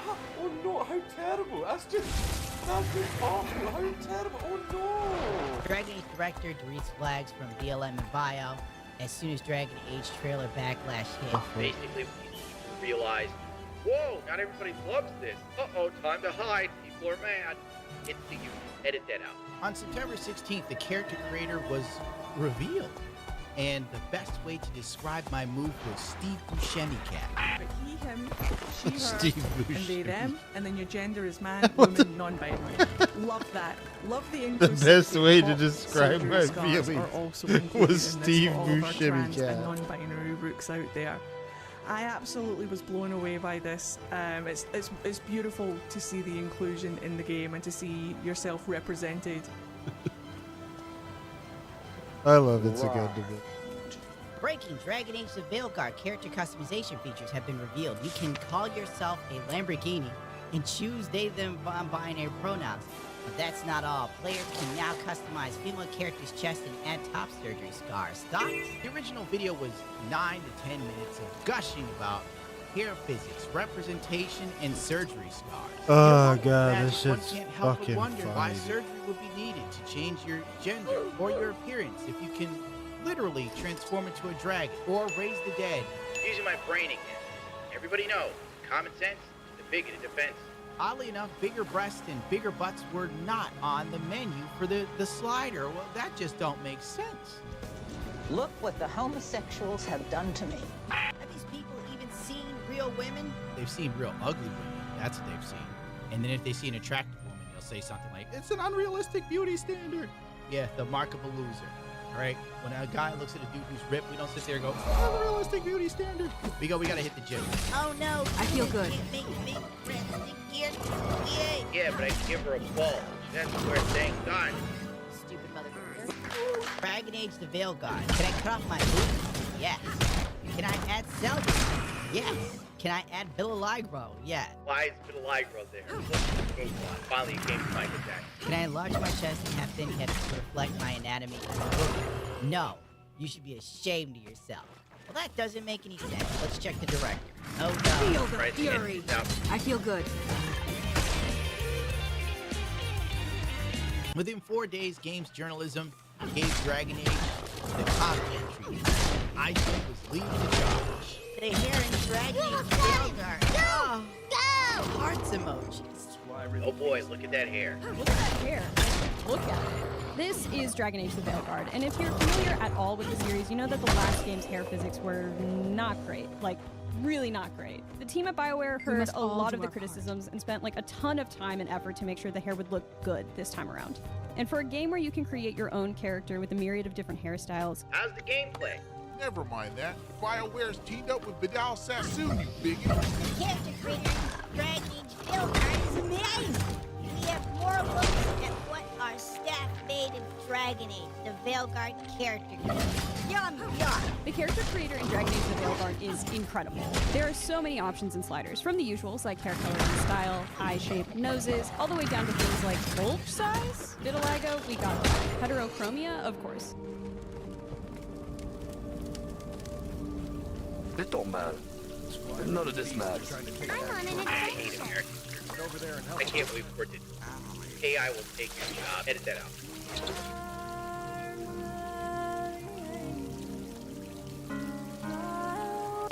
While IGN was busy shilling the character creator for Dragon Age, Japanese gamers were in Monster Hunter creating characters from anime, video games, and movies. The Japanese were even accurately recreating their pets because the character and creator in Monster Hunter is leaps and bounds better than Dragon Age that we're pretending is the new hot. My God, let me take that back. Dragon Age is obviously far superior to this chest guard. This post is another massive L by IGN, which they collect though. But at the end of the day, they still got paid, so who's the real loser? That would probably be me.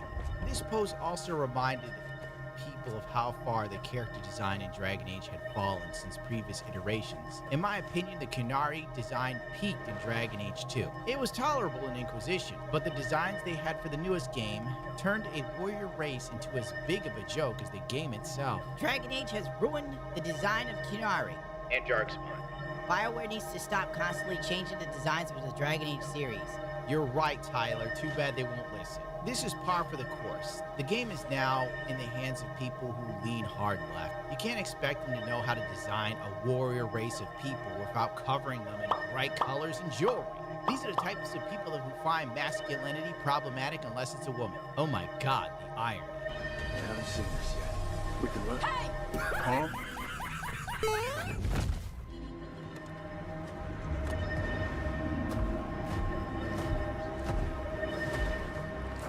I brought her down. She's mine by right. Who are you? Makara. Mara Namra Benori Evala. Atashma Tarost. Asitarala. Juto.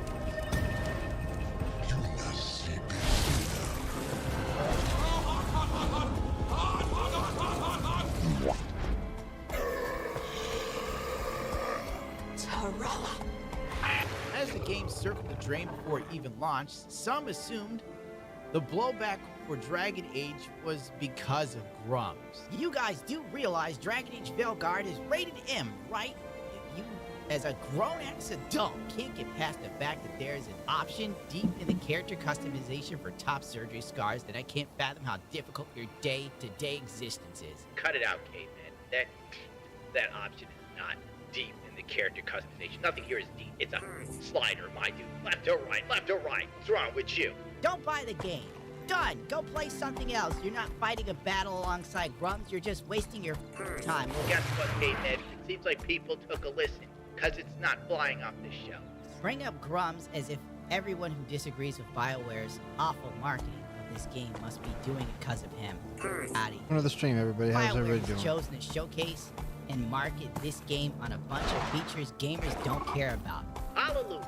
That is an indicator they are more focused on virtue signaling than selling the actual game. Not to mention the changes they made that have pushed away longtime fans of Dragon Age long before the character creator was shown. Epic Mike is right. I know more about the character's sexuality, representation, and the character creator than I know what the story is about. And it's done an amazing job of letting gamers new to the franchise and longtime fans know you will not be escaping from gender ideology in your fantasy role-playing game today, Louis. Dragon Age Veilguard is everything that repels me from modern AAA gaming. Marketing overemphasizes diversity, details for controversy. News calling it Game of the Year contender because of innovative DPI feature and story, while acknowledging dull combat. The gameplay does not look fun at all. I guess I'm not the target audience, so back to Black Myth Wukong, Game of the Year in Indies. I could read pages of tired gamers that the gaming media and ideologues would call bigots or ists and foes, but we'll just move on to more shilling. This completely sold me on Mages and Dragon Age the Veilguard. PC Gamer! It's so good! This game is so generic. Nothing special or innovative. Homogeneous, modern-day mage gameplay that you have seen before and done better elsewhere. Bravissimo, Game of the Year. I mean, it's great! I felt a neuron activate the moment I saw the Mage and Dragon Age of Veilguard's latest trailer teleport dodge out of an attack like it was nothing. Mages always bring the flashiest spells to the fight. And if I get to Dark Souls dodge roll with magic, I will not play another class. BioWare reveals all the ways Dragon Age of Veilguard evolves relationships, and its steamiest romances too. First look with IGN. You could totally get an AI to write this trash. As we edge closer to the Dragon Age Veilguard, there's been an overwhelmingly positive reaction from those who have had a chance to preview the game. An exhaustive character creative, slick combat, and expansive scenery definitely left us excited to get our hands on Veilguard this October.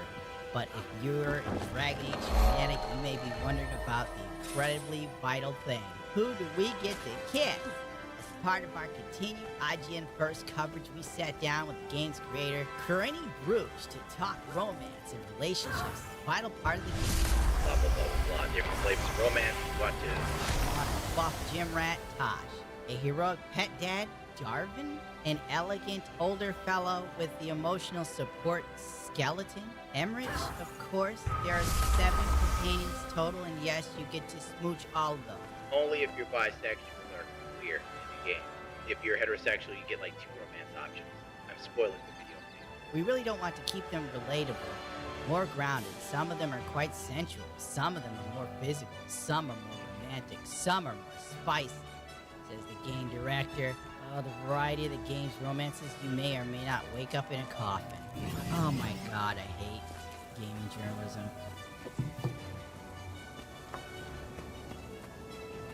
Get this chicken feed. My disappointment is immeasurable. And my day is moving. PC Gamer. Playing 6 hours of Dragon Age Vanguard gave me the face its trailer couldn't. This is the BioWare comeback fans want. Previously on PC Gamer. It's hard to complain about hero shooter fatigue when Concord looks this good. Nice! Nice! Oh, it's Greg Miller. He likes it. That's a stamp of approval if I ever saw one. I was very happy when Tosh said that they are a they. I liked seeing them lean into that. So many of the Kind of Funny audience are non-binary or trans, and over the years, as that for some reason has had to become an issue on the grand scale of things. I wonder why. I have been so blessed to know you, non-binary best friends, to know you, trans best friends. Pick a side. We're at He's war. kind of gay.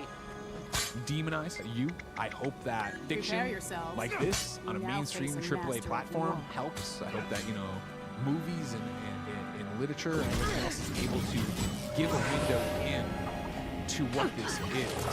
Shockingly, this isn't a big freaking deal. Yeah, the game itself is about itself. It's not a big deal. I played about 7 hours of Dragon Age Allies Vanguard. like you, If it maintains this level of quality, in terms of story, gameplay, and graphics, and choice,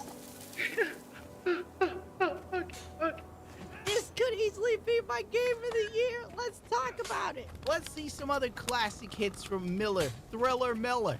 Life is Strange, True Colors is my current game of the year.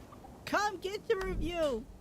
And me and the game's newscast. Also, Starfield 2023 Game of the Year. Roll your dice and glue your sticks together somewhere Excuse else, me. nerd. Yeah. When's the last time That everyone snuck up on the Kinda Funny Games Cast platinum the game we're reviewing? Spider-Man 2 is a delight in my new Game of the Year. Kinda Funny failed on YouTube, being a whitelisted channel, and that speaks volumes about how out of touch they are with the average gamer. When my ass stays getting pulled from recommended, and I still somehow reach more people. I'm losing my mind, dude. I hate this video already. I'm suspicious now.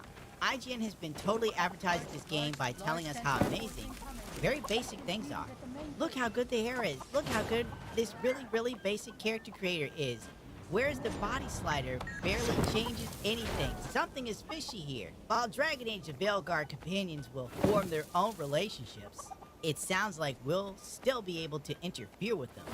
They might come to you for advice, and I can't guarantee you'll give them good advice. I don't even want to be involved in my real friends' love lives. Why in the world would I want to do it in a game? What's wrong with you? Dragon Age creative director confirms to Game Rant that the game's entire cast is chronologically pansexual. That's just great. This game is the Portland, Oregon of dark fantasy. October 17th, Nerd interviewed a playtester for Dragon Age. The video was called I Talked to Dragon Age, the Veilguard playtester, and he confirmed my worst fears. What a lovely title. Nothing but good things can come of this. So you said that it's much worse than we think. What can you say about it? That why for you? Okay, why is it so much worse? The one thing that I was like baffled by it, the Kunari. When I was talking with her, first of all, you need to understand that this is fantasy game. Yes. Our words, it's different than their words. Exactly. For example, she told me that I am a non-binary person. How the hell that a fantasy game in like Thedas have the word non-binary? I don't like men and I don't like women. I identify myself as non-binary. Just like that. And that's just like that. Not even a new word. Like they didn't even make up like a new word in lore. Okay, if you are a heterosexual person, yes, and you want to have a romance with someone, yeah, guess what? For a male, I am a male, and I want to have a romance options with the females. Yes. I have either a dwarf or, you know, like a very ugly woman. You know, like the Tevinter one. Neve. It's either Neve or Scout Hardy, and that's it. If you are not homosexual, you can romance anyone you want. Anyone. Put anything in for the Grey Warden. He basically a scout in the Grey Warden that he didn't fully finish his training, and now because we played in the White House, in the Underfield, so we went there, and he was the one that decided the entire Grey Warden once again, and he is nobody. So just a guy that is just new to the Grey Wardens gets to decide everything. Yeah. Why? Because he is like have a different skin tone. I start like in Inquisition, like Josephine and Colin, they're just they're just there to talk. Yes, and basically, you know, like I she will don't know die. anything about Damn, the we're level background. 58. She don't know if they, Come on, you know, man. like she don't have a child. She don't have, you know, she don't know who's the hero for Odin. There is none. You cannot even ask any. Like she doesn't say anything about that. She's just like there. She doesn't have any dialogue option to say anything about you know. Oh, you wow. know, like a hero for Odin. Everything the leakers shared worried many fans, and sadly, I like everything new he said was places. true. I didn't share every clip, but the long and the short of it is, playtesting the game was pointless because all of his suggestions about the game were utterly ignored. Most likely, they just wanted to make sure it was broken, and that was it.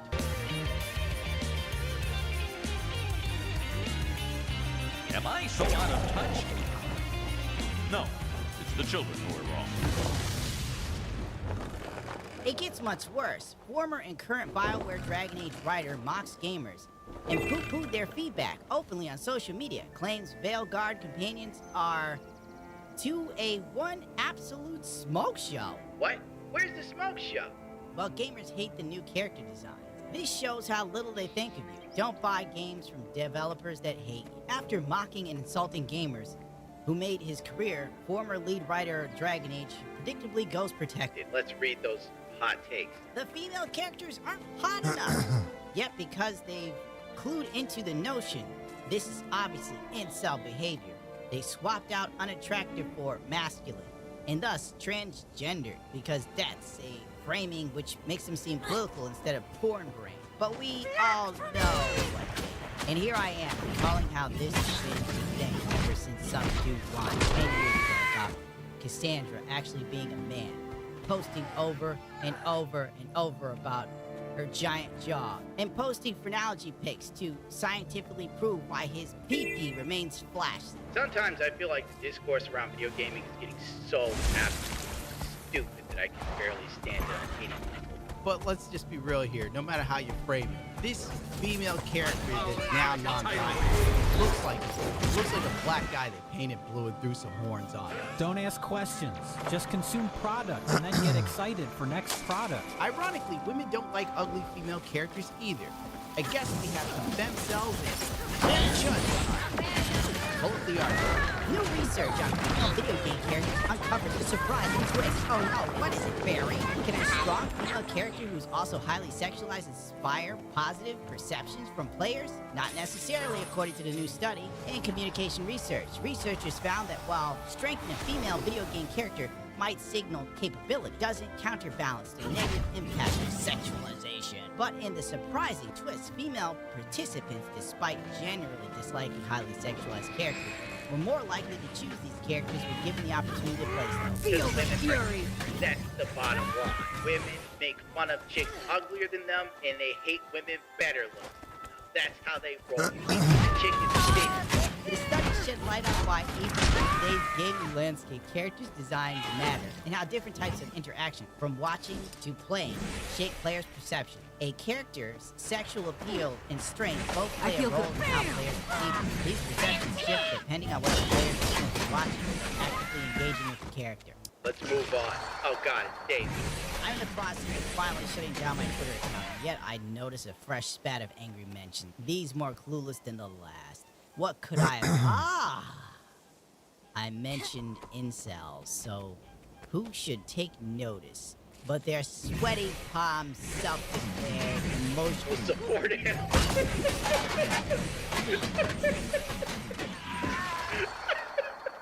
Oh, men fighting with each other. It's so petty.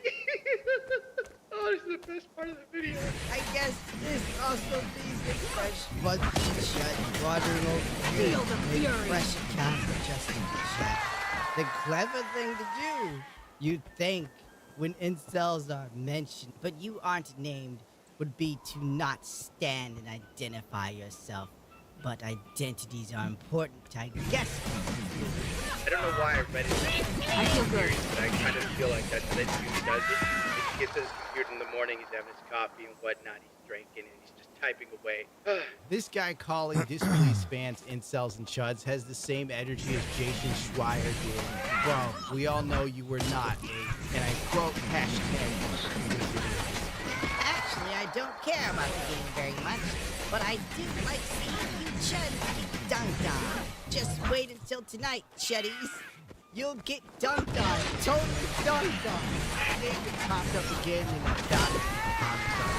The franchise creator, David Geider, I believe, dismisses critics who fear the Veilguard will Feel the fury. as epic tourists. Says they wander around looking to fixate on problems, don't they? Yeah, sure, alright. Apparently the usual suspects are upset with how woke the new Dragon Age is. And apparently suddenly the unexpected development in the series. Tourists. Ah yes, fantasy game with real-life elements such as top surgery scars. And a game with magic. Really? The identity politics because representation, real-life social... I feel good. A game isn't versatile. And it's really necessary for a good game with a sense of escapism. A character creator that only reaches body proportions of a trans person could generate... I could outrun a centaur. Because females such as myself with D cups can't create the character that I look like. Oh boy, the woman who said it. Let's see how he handles it. Did you follow me over here just to tell me all of this house? One, I suggest not taking character creation options you don't like. Ooh, problem solved. She's saying she can't create a character like herself. She has big knockers. What are you doing, Dave? Time to do some real damage. What is an obsessively weird lens to look at everything through? Have you tried being less weird? Oh, okay, David. So she's weird for this. He couldn't call her a chud because she's a woman and an install. So he was like, he had his back to the wall. Social has a point here. It's immersion breaking, but that's not the player's correct stance to have. In most game developers march in lockstep with the approved current thing. Oh, got it. David again. Jesus Christ. I have to apologize to Blue Sky users for evidently attracting new users here with the sole intention of telling me how very fixated they are on transgender people. It's weird, but so are they, and apparently they have a lot of time in their hands. Probably because they wander around looking for big problems. All right. That's it. I will agree, hunting down this old dude who complains about Dragon Age or Battle Warfare is a waste of time. Like, for real, there's so many things. Like, You've been doing that one for go days. outside, do it for me. For God's sake, if I could find a small little child to take over for me like Nerdrotic did, I'd be out of here. But I disagree with him saying that the problem doesn't exist. One thing I've noticed lately about progressives I could outrun a points is centaur. this. Step 1. It's not really happening, you chud. Step 2. Yeah, it's happening, but it's not a big deal. Step 3. It's a good thing it's happening, actually, you incel. And step 4. People freaking out about this are the real problem. And that's usually how it all goes. Let's move on. If you pull up David against you, I swear to Christ.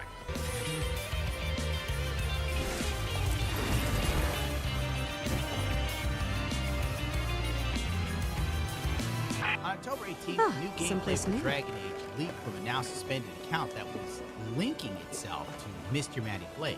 There have been some new Dragon Age Veilguard footage featuring Tarsh, a Nari Went after Mr. Matty Plays with a religious fervor, blaming negative perceptions of the game on him for breaking NDA, as if these people ever gave a rat's ass about such a thing before. By the way, Mr. Matty Plays broke the Dragon Age NDA and leaked gameplay footage to a friend who happens to have a very racist Twitter account. So yeah, good luck with this one. What? Oh no! The fact people didn't give Mr. Matty Plays the benefit of the doubt truly amazing. The dude is so milquetoast and adverse to saying anything or doing anything that would be perceived as even mean. So what would make you think that he just randomly happens to be friends with a massive racist? Look out, Mr. Matty Plays is an enthusiast. That's how these people think. Look at them side by side and tell me that this is his rook. My God, what brilliant detective work. Mr. Matty Plays talking Dragon Age while also leaking the game to his Nazi friend. Hey cutie, this you from the leaked video being spread by you or one of your friends, quotation marks. Shame other companies saw who they trusted their content with. Couldn't give it 24 hours to just post a critical review. You had to show your phobe friend, or was it you directly? Hashtag Dragon Age. It would be a shame if you lost your source of revenue that you worked on for half your life, my guy. Let me signal boost this in an attempt to make sure that you do. Being claimed that a prominent reviewer not only leaked NDA footage under an alias, he then posted a video review of the game featuring identical custom character. Real Insider is back, ladies and gentlemen. You know, you don't think this dude, if he actually did that himself, would be smart enough to make another save game with a different character? Epic goons. God, I've reached peak dystopian. I'm defending Mr. Matty Plays. The dude who said Fallout 4 was I'm not gonna respect the opinion of someone who breaks their NDA and gave their phobic friend game footage she spread around in people's Twitter replies, unsolicited, laughed my ass off. F all the way off with that nonsense. Fluffy, no toy. And honestly, I'm side-eyeing anyone who takes his review seriously, knowing what he did. LMAO. can we be serious? This dude clearly has some weird vendetta against Veilguard. Yeah, sure, he has a weird vendetta. He's been hating the game his whole life. People like this make a good case for being phobic. Mr. Manny Plays tried to get in front of the mess, but the damage was done.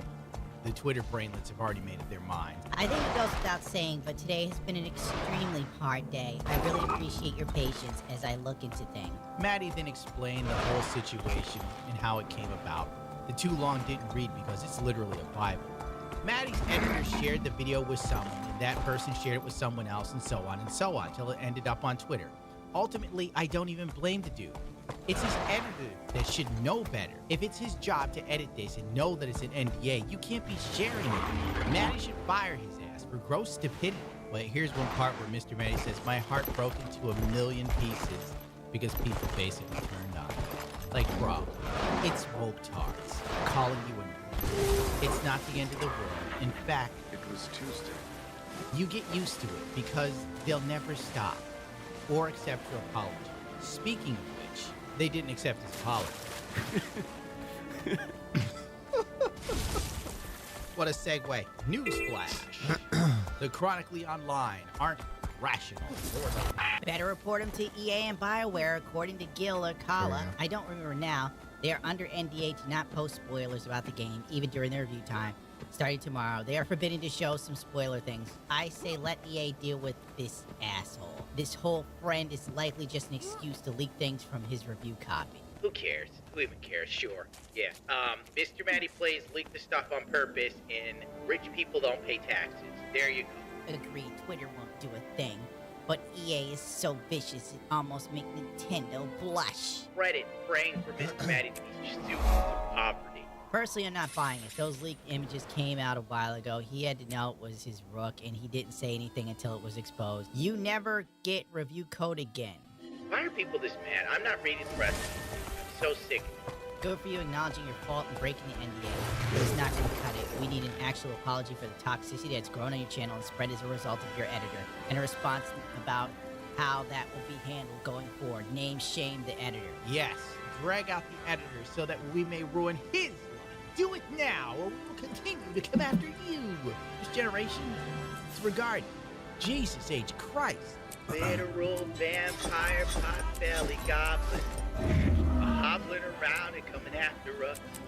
Like I said, sorry's never enough. When you bow, they take your we'll just learn the rest of So hold these. it high, or lose. Yeah, I don't care. I've been dealing with these gremlins for years, and I no longer have sympathy.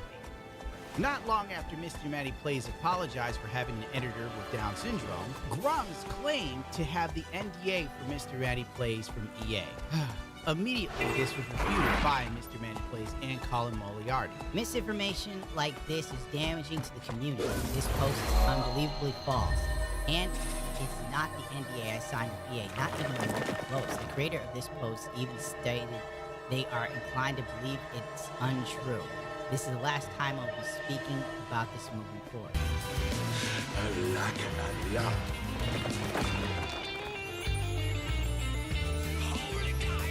You see what happens, Larry, when you a stranger in the act? Reviews from the game journalists. They love Dragon Age Veilguard. Game devs love Veilguard. It was a return to form. This is fine. CGM 5, Eurogamer 5, Xbox Era 10, press start 10, is this done? 10, 9.5, 9, 9, 8.5, 8, 4 out of 5, 4 out of 5, 3 out of 5. I played Guess Dragon so. Age Veilguard completely secretly behind my backpack at the Guess office so. in front of a giant window in the kitchen. For me, you may be wondering, is the game comparable with my experience of Baldur's Gate 3? So I'll tackle it from the perspective of the answer is yes. It's so heavy. A 9-season-long show that is well-made, character-driven, binge-worth Netflix series. Okay, bro. I'm not even reading the rest of this. Because what little I saw made me want to vomit. But hey, if he likes it, whatever. I'm out of here. A brilliant mix of no blade. Get out of here. Get out of here. IGN, if we never get another Dragon Age, at least it goes out on a high note with Dragon Age: The Veilguard. At first, IGN gave this a 9, saying it was a high note. It really confused me, till I saw the reviewer. Team of interesting and endearing companions, complex, memorable, likable, distinct personalities from across Thedas. I was very pleased with the character designs too. The armor and outfits are fabulous. I spent more than an hour in the character creator. This might be some of the best looking hair I've ever seen in a video game. As a non-binary person myself, Veilguard includes some of the most authentic representation of gender stuff, and having to navigate your family's reaction to it, it doesn't feel like an after-school special or like I'm being pandered to. Finding out that the writer for this character is non-binary themselves did not surprise me at all. If we never get another Dragon Age, at least it got to go out on a high note. And your fantasies can't ever be quenched, can they? You freaking bricks! When will you learn? When will you learn that your actions have consequences? Which made it clear that this is a very biased take on the game. Gotta love that dialogue that wants me to establish being transgender. Weird subject for a fantasy RPG. I wonder if the director and one of the lead writers being trans has anything to do with it. Nah, that's just being bigoted, thank you. It's not a pattern, it's just a coincidence. It's a logical conclusion. Guess what happened? Just talked to Natalie, the creator that got a code just by claiming to be non-binary. I asked her what she thinks about the game so far. This is what she has to say. Stay calm. It's a shit game. Stay alert. It's buggy as hell. It's too woke. Very linear. Your choices don't matter. Lie.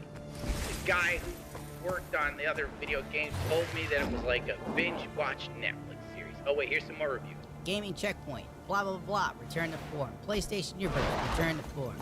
Digital Trends. Return to form. IGN Portugal. Return to form. Veilguard is a return to form. Veilguard is a triumphant return to action RPG, and without a doubt, a return to form for BioWare.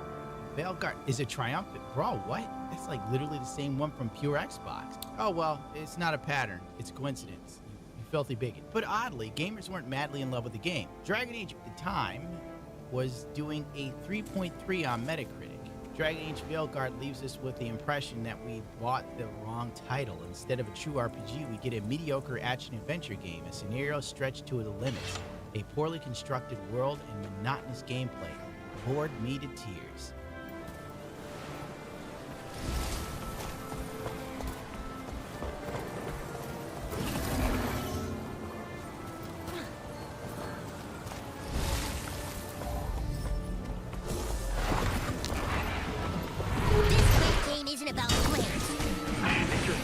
Full of hate is devoid of joy. I hate myself for buying this. I was stupid. The crazy reviews had me doubt. And I, of course, am desperate for living again a Dragon Age origin experience.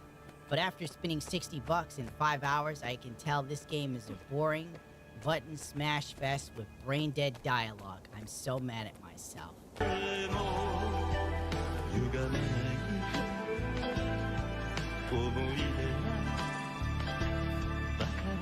Oh, will someone please stop him?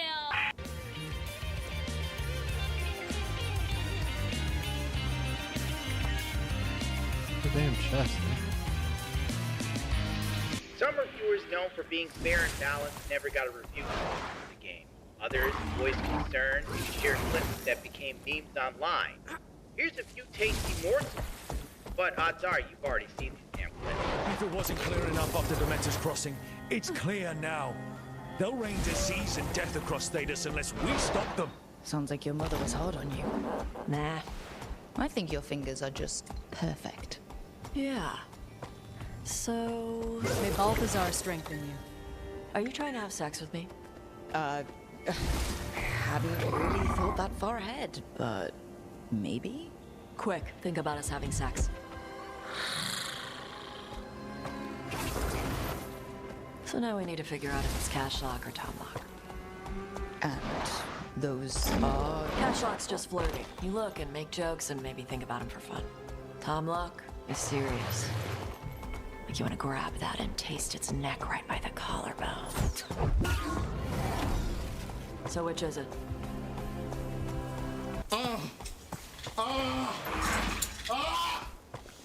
Oh my God!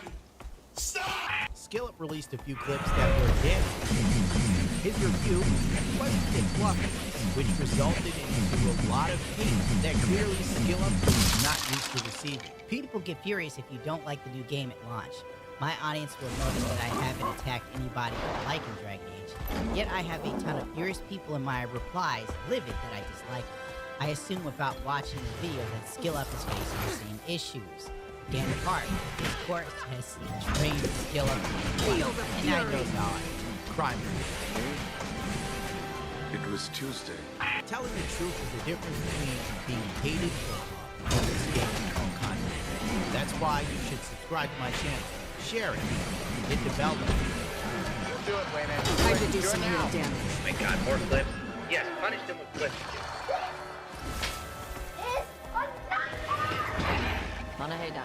So, you're a little Canary, a little Rivani, and a little dragon. Yeah?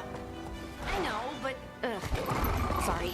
I know I don't need to do it. I just do. Or maybe it's being a woman, period. How would knowing that help? It won't change anything. Some of my friends in Minrathous talk about not feeling comfortable in their own skin. As a man, as a woman. I could see if they'd like to talk. Maybe what they say fits how you're feeling. Yeah. Okay. And thanks. You do look really pretty. Oh? To look at. I'd smudge your makeup. Thanks for letting me down gently. Well, aren't you swell? Let me drop my panties right now. Now I know why lots of studios and their devs were up in arms complaining that Baldur's Gate 3 delivered too much and setting unrealistic expectations. My God, it's amazing to hear such things from game developers talk about a good game like a back. Time to do some real damage. Role-playing your RPG? What do you think this is, 2009? This is a safe, comforting environment now. Put a chick in it, make her gay! That. About how I dress, how I act. And? It feels right when she says I act more like a man. No bad thoughts A wife is home. Or excelling at your A job. wild wife has appeared. All mine. It's patriarchy. Hell, it might even be white privilege. Some game developers just aren't that smart. I gotta catch her. It's bigoted to do something smarter than them. More clips to punish you even further. I could kiss you right now. You. You're a wild wife. I have to catch you in a Pokeball. Right now. Well, I'm going to try. I think you're improbable. How about that, Lauren? You make Yeah. the world spin, Lace Harding. Yeah. Rook!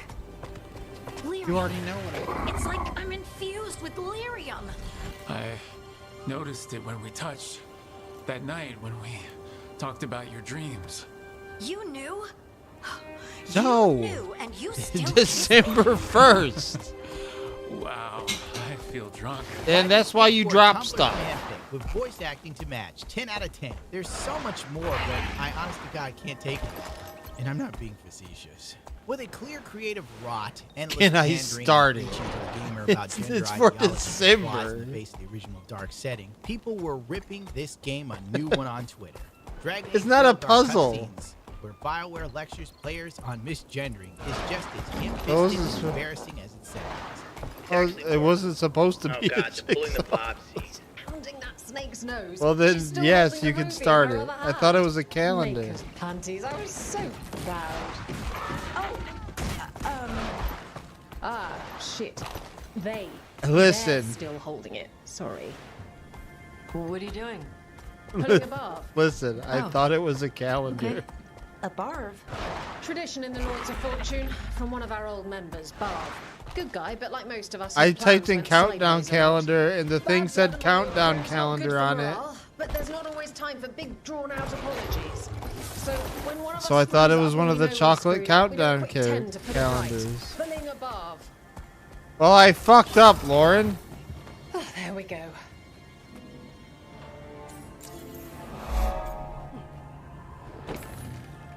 I'm glad the I- Lords I- of it's Fortune too late. Tash is back.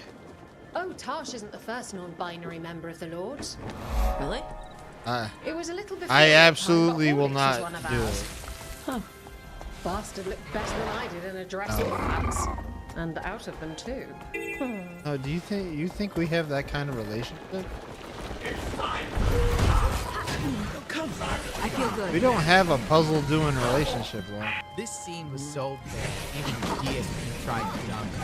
And then he ran with the money and attacked and wielded weapons. So he ran.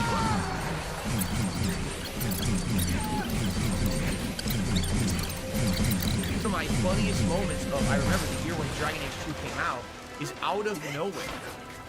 She talks to a character about wanting to sleep with them, and then everyone walks off camera and apparently has like a menage a trois off camera. And then they just come right back like nothing ever happened.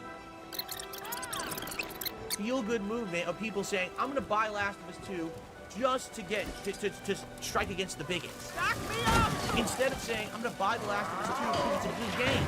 Which, by the way, it is.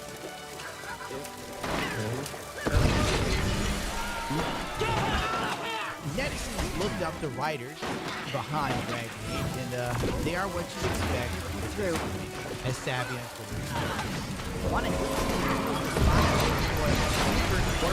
talented writing we've seen so far in Dragon Age Belgard. What I love most about the writing we've seen is that it truly speaks from an authentic, self-inserting kind of way that is void of nuance in exchange for low-effort knockoff Marvel humor from someone who substitutes reality for fantasy and fantasy for reality.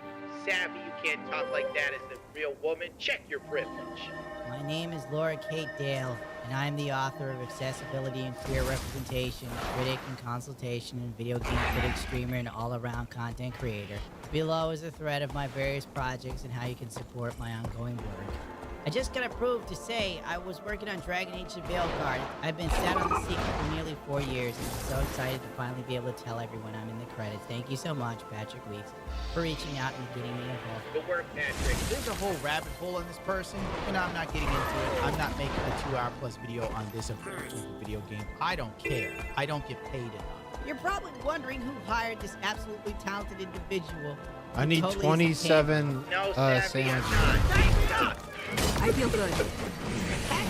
Off Twitter, deleting his tweets, but he's Well, you would need more than 27 pieces of bread, Lauren. The ability to hire above an individual who is also writing. Well, anyway, this dude's little master freak is going. Here's a clip. It's like one of them to look at. Get yourself some dragon. Well, I was gonna hope for a more considerate wife. Fantasy romance. Would you like to meet the legendary dragon? Oh my god. Consort of fire and queen dreams. Time to do something. I want people who are horny badass gods. Daughter of Tithe on Amazon. Oh no, it's Paul Tusk. We'll warn you right now that shortly after launch of Dragon Age, Robert will introduce the most annoying discourse here. These guys regarding particular quest line. Yes, if you make fun of a garbage game, you're the problem. Let me talk to you about it. Greatness makes me seem the normal one in this scenario. By the way, EA says the game is great. Electronic Arts chief said Dragon Age Belgard is what made BioWare great. In another very Reddit moment, Asmongold and anyone that follows the subreddit has been banned from our Dragon Age. Why? Because anyone didn't like it. Anyone who follows him is guilty by association. Oh no! Anyway, our Dragon Age demanded that Asmongold clean his bathroom as penance, and he might be unbanned. Senator, why don't you back it up with a source? My source Time to take the field. On launch day, Drunk spoke about GamePro Germany and pointed out the neo-pronouns that was going on. This is true. What he didn't point out was the fact that GamePro Germany gave the great feel good. and usually make the pronouns a big deal, which you could expect in publication. The Steam post gives more light on the situation. I went to German Red myself to check out the situation. Yes, some logic behind it all. They ham-fisted in pronouns into language that doesn't have pronouns. It's impossible at this scale. I used the translation checked by Lunar Archive, who speaks German. How the post actually starts out with one topic to rule them all. Gendering in Belgard. Yes, they use the Lord of the Rings reference because they're the heroes, and all of us that think this is stupid, newsflash, you're Sauron's forces. Before the game comes out 2 days, the cat is finally out of the bag. Dragon Age the Veilguard is gender neutral, and not just a little bit. It's exactly right game for all the people who get mild heart attacks from gender stars or callers. This is a project manager for localization in all languages for this very game. This is, of course, a topic that I know a lot about and that has accompanied me for years. However, for understandable reason, I will hardly comment on this post. This has been relatively clear to me where such discussions often I might as well post literally. So basically, you also did it anyway. Time to do some real The damage. archive is explaining it. Just to explain something that you might not understand as an English speaker. In German, we generally have gender forms of ability, occupation, nouns. Kämpfer, fighter, is male, and Kämpferin is female. What this idiot is referring to is regarding gender stars and colons, and the fact that just like you might have condensed policemen to policewomen into police women in English to cover both genders using a strategical placed parentheses, German does the same using colons and or asterisks. So Kämpfer and Kämpferin would be condensed to either Kämpfer Crush and the or invaders. Kämpferin, which I feel is good. absolutely hideous. This helps clarify what the person is. Basically, Dragon Age people screwed up German just because they could in the story. You'll have to hit much harder. You get the map stage. The trend didn't stop. Dragon Age also known the old pronouns. Ironically, I recall watching a political program overseas where French described wokeness as violence. Dragon Age Veilguard is English and French. Lace, the word doesn't exist in French. You have litter, masculine, feminine. So basically, they're doing this in French too. I'm not feeling it. I'm not going to waste hours of my life searching for French stuff to confirm this story. So I'm just going to lean on if they did it in German, damn sure do it in French, or do it in Spanish. I'm not getting into character designs and how Dorian race swap. Ain't nobody got time for that explanation. I feel good.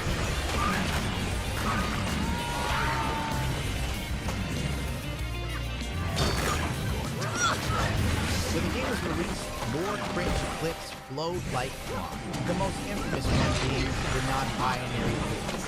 Marshall makes a perfect point about this in his tweet. Never forget how the Minari was written utterly I feel good. by the something you could choose to be something other. I could outrun a centaur. The very concept was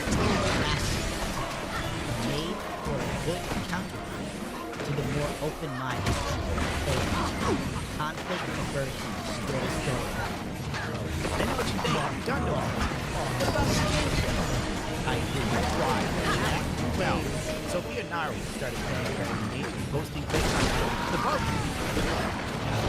This also resulted in someone becoming very upset. Defensively and angrily replying to tweets about a puzzle where all you have to do is match a symbol to the other shield that has a symbol. Maybe not the best time to call someone stupid, no? Nobody wants difficult puzzles. Shut the up. You want to think the first time in your entire life probably would go and play, I don't know, Sudoku or something like that. Look alive. This is a common theme with the current crop of Dragon Age. Most news. Any criticism, no matter how valid to them, is met with anger, derision, and even threats. Bro, they're smaller and thinner than the heroes. What the f is this? Invisible wall, but those Darkspawn always remind me of the Mass Effect Husk. It's an EA game. I wouldn't be shocked if they reused these assets from Mass Effect and changed them to be Darkspawn. DICE reused models from all of the Battlefield and Star Wars games. Case in point, Battlefront 2, 2042, Battlefield 5. Searching reviews. On Steam, it's mostly positive. But if you click on the View More button, the most helpful reviews are all negative ones. So people believe there may be foul play afoot. I'll leave it to you to draw your own conclusions. Then you got Metacritic. The review score is up to 3.9. It was lower before, so it's getting up there. There's a good shot that people could be reviewing Dragon Age on Metacritic. I'm not going to say that it's not possible. It very much is. There's two groups of people on this, and both sides are passionate and angry and upset. The discourse around this game is sold on, which I can understand, as I try not to be biased. I'm pretty sure I come off that. From another perspective, Dragon Age peak player count is just below 90,000, like 26K or something. Monster Hunters, which is out now on the beta, is doing almost 500,000. That is a huge difference. If I were to be more fair and pick a lesser game to compare to Dragon Age, its player count is at 150K, and Armored Core is not as big as Dragon Age. I feel good. So, this could be a thing, right? People really aren't buying. Maybe a AAA game of this scale is a reflection of the game itself. Also, that BioWare's plan for Dragon Age Delta shifted focus massively. The game is out. They just rather focus on the next ultimately, I just have one question. I was really looking at seeing a local franchise. Dragon Age Veilguard is off to a good start amid troll attacks. Oh, everything's fine. The game's doing just great. What do I know? Adios. No, not the epilogue. Still plot. And they say the game is not woke propaganda. Just discovered this while reading the codex entries. Tarsh notes meeting shadow dragons to talk gender stuff. Writing notes to work through gender crap. Showing the rook. For help, maybe. Pretty, Tarkin tough. Both trans. Both open about being trans. And said I could share stuff if it helped me on my journey. I did not ask for a journey. Trans means was other gender that changed. No, wait, no. Was always new thing. Just now acknowledged. Not changing, affirming. Trans woman is woman. Not feeling right in body. It's dysphoria. No big thing. Could feel like this is oh my god. These codec entries read like a Tumblr manifesto of a distressed gender warrior on the edge of committing a crime. This is a beloved IP being used by a group of people as a diary or therapy session. If something like this was in Life is Strange, I wouldn't bat an eye. If it was in Dustborn, I would go, that's on brand. But Dragon Age. How gauche.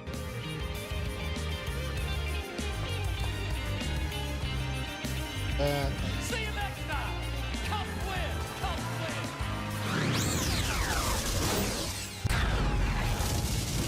Raid is done. On November 8th, the Chuds won. Jason Schreier was doing victory laps on the 31st of October over Dragon Age being at the top of the Steam sales charts. Mainly because there's nothing else on sale. Once the Raid is balloon was off the rose and sales dropped lower than high school test scores in America, Jason Schreier immediately deleted his tweet. Oh no! What happened? The very next day, GameSpot on YouTube blocked all user comments within 24 hours. Wow. What was going on? I didn't know, and I still don't care. It was obvious Rome was burning, and no amount of toxic positivity could change that.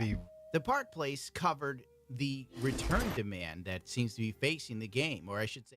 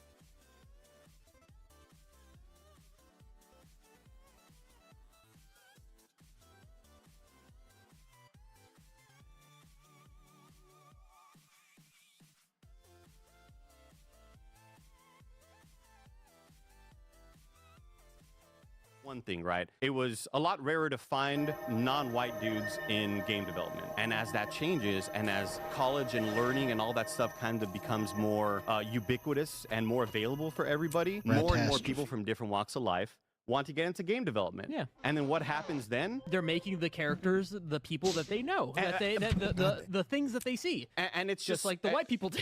Just like you put yourself into stories, right? Yeah. And I talked about that with Dragon Age Veilguard, how the game director, Corinne Bush, she's a trans woman. And sometimes in games, you just put in your own sort of experiences. And that's so natural to happen.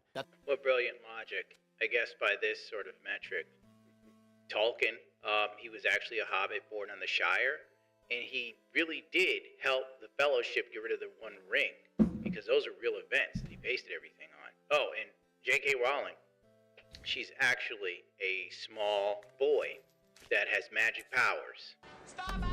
Basically, this sounds like the same thing Jamila Jamil said about She-Hulk Season 1 right before it ended. I'm getting the same energy here. And it's such a great clip where he basically reminds you why gaming sucks now. But he tries to convince you it's a good thing. Very progressive. They don't have a lot of Game brains, developers of but old they do were have a lot of creating random games. junk. They were meant to be Almost fun. as quiet walking You know, as it's the Skirt. part of being a game. Come, Not see to what we mention, found. they came Sure, up with new I'd love to ideas, see whereas to the game Yes, developers of many today, shiny skin spots suit from the beloved roly IPs polies. to use as Follow. soapboxes or multi-million-dollar therapy Come, sessions follow. for some privileged Found this. human with first-world problems. The gaming crash is coming, and gaming journalism is going to be gutted because their core audience Found is more than tired. shinies. In fact, Yes, America's yes. tired. Maybe you We're tried tired to of take being them home. spoken down to by some yuppie that went to college that doesn't know how to throw a right hook. These or are get out of destroyer bed. eggs. We're absolutely sick. A roly-poly artifact? So enjoy the ride, don't my think little these belong latte to the sucking dwarves. friend.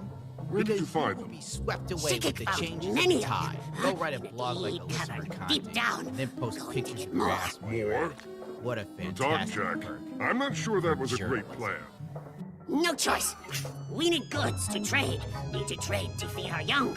That or we'll starve. Kool-Aid girl, my only love.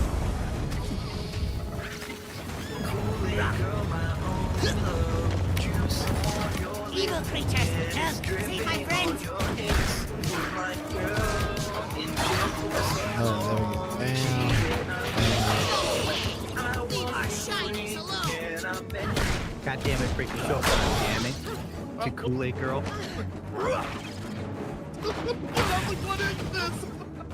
It's the hottest music on the internet. Weird cat. Honest to God, this guy, I think he's got COVID, I don't know. He is a genius. This kid is like the Feel the fury. by himself. But imagine if the sex mode only for songs on Star Trek, and then you have Meerkat Mob. Jerry, leave us alone! Hurry! Away! Oh, let's play the background. Feel the fury! I feel good. Yeah, Meerkat's cool, man. Alright, cool. But if I ain't trying to use this song, I'm like, motherfucker. Oh shit, more Just crabs. Go ahead and play it. The lore behind it is literally on Farm, Cowie Farm. Back in the day, Disney's sister-in-law Jenna was an escort girl, right? Feel good. What? Yeah, so she's escorting and doing OnlyFans. And she ends up phoning a dude from Cowie Farm who documents the whole thing. Like, you can find it. And after it's done, like, she starts filming an OnlyFans video. Yes, with a please. The meat, the cheese, the mayonnaise, the bread. Give me Provajack. Look it up. Coming out of the ground! Okay. I might create a game called 6 Degrees of Dark Side Phil one day. Surprise me. Feel good. This is it's such a good song. I was kind of running to playing this shit for the last few days. Not my first like 7 minutes. Yeah. Oh my god. It's such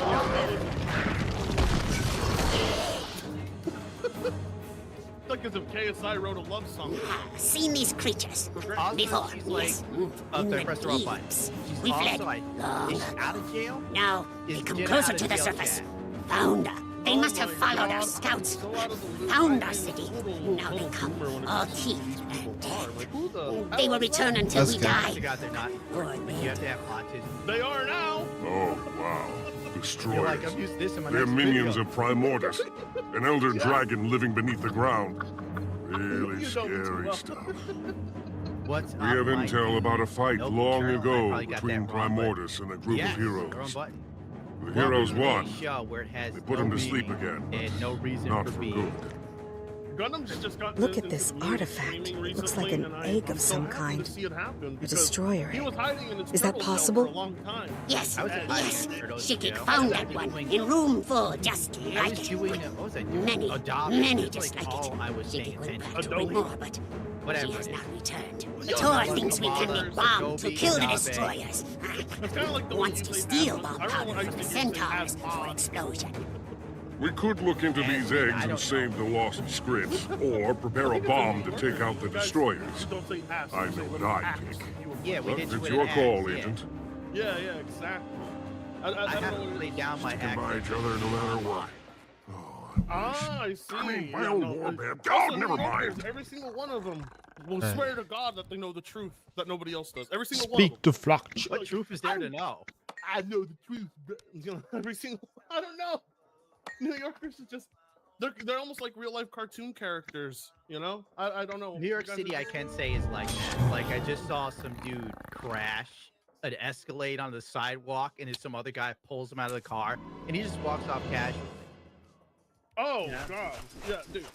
I when I see the kind of fights people get into in New York, I'm like, dear God. Let me see what we. So these people are literally trying to bubble each other, right? That's the word we use. Yeah, bubble can be used for anything. Oops. Oh, Trump just had off his. That was good. Hmm. Can't weaponize it now.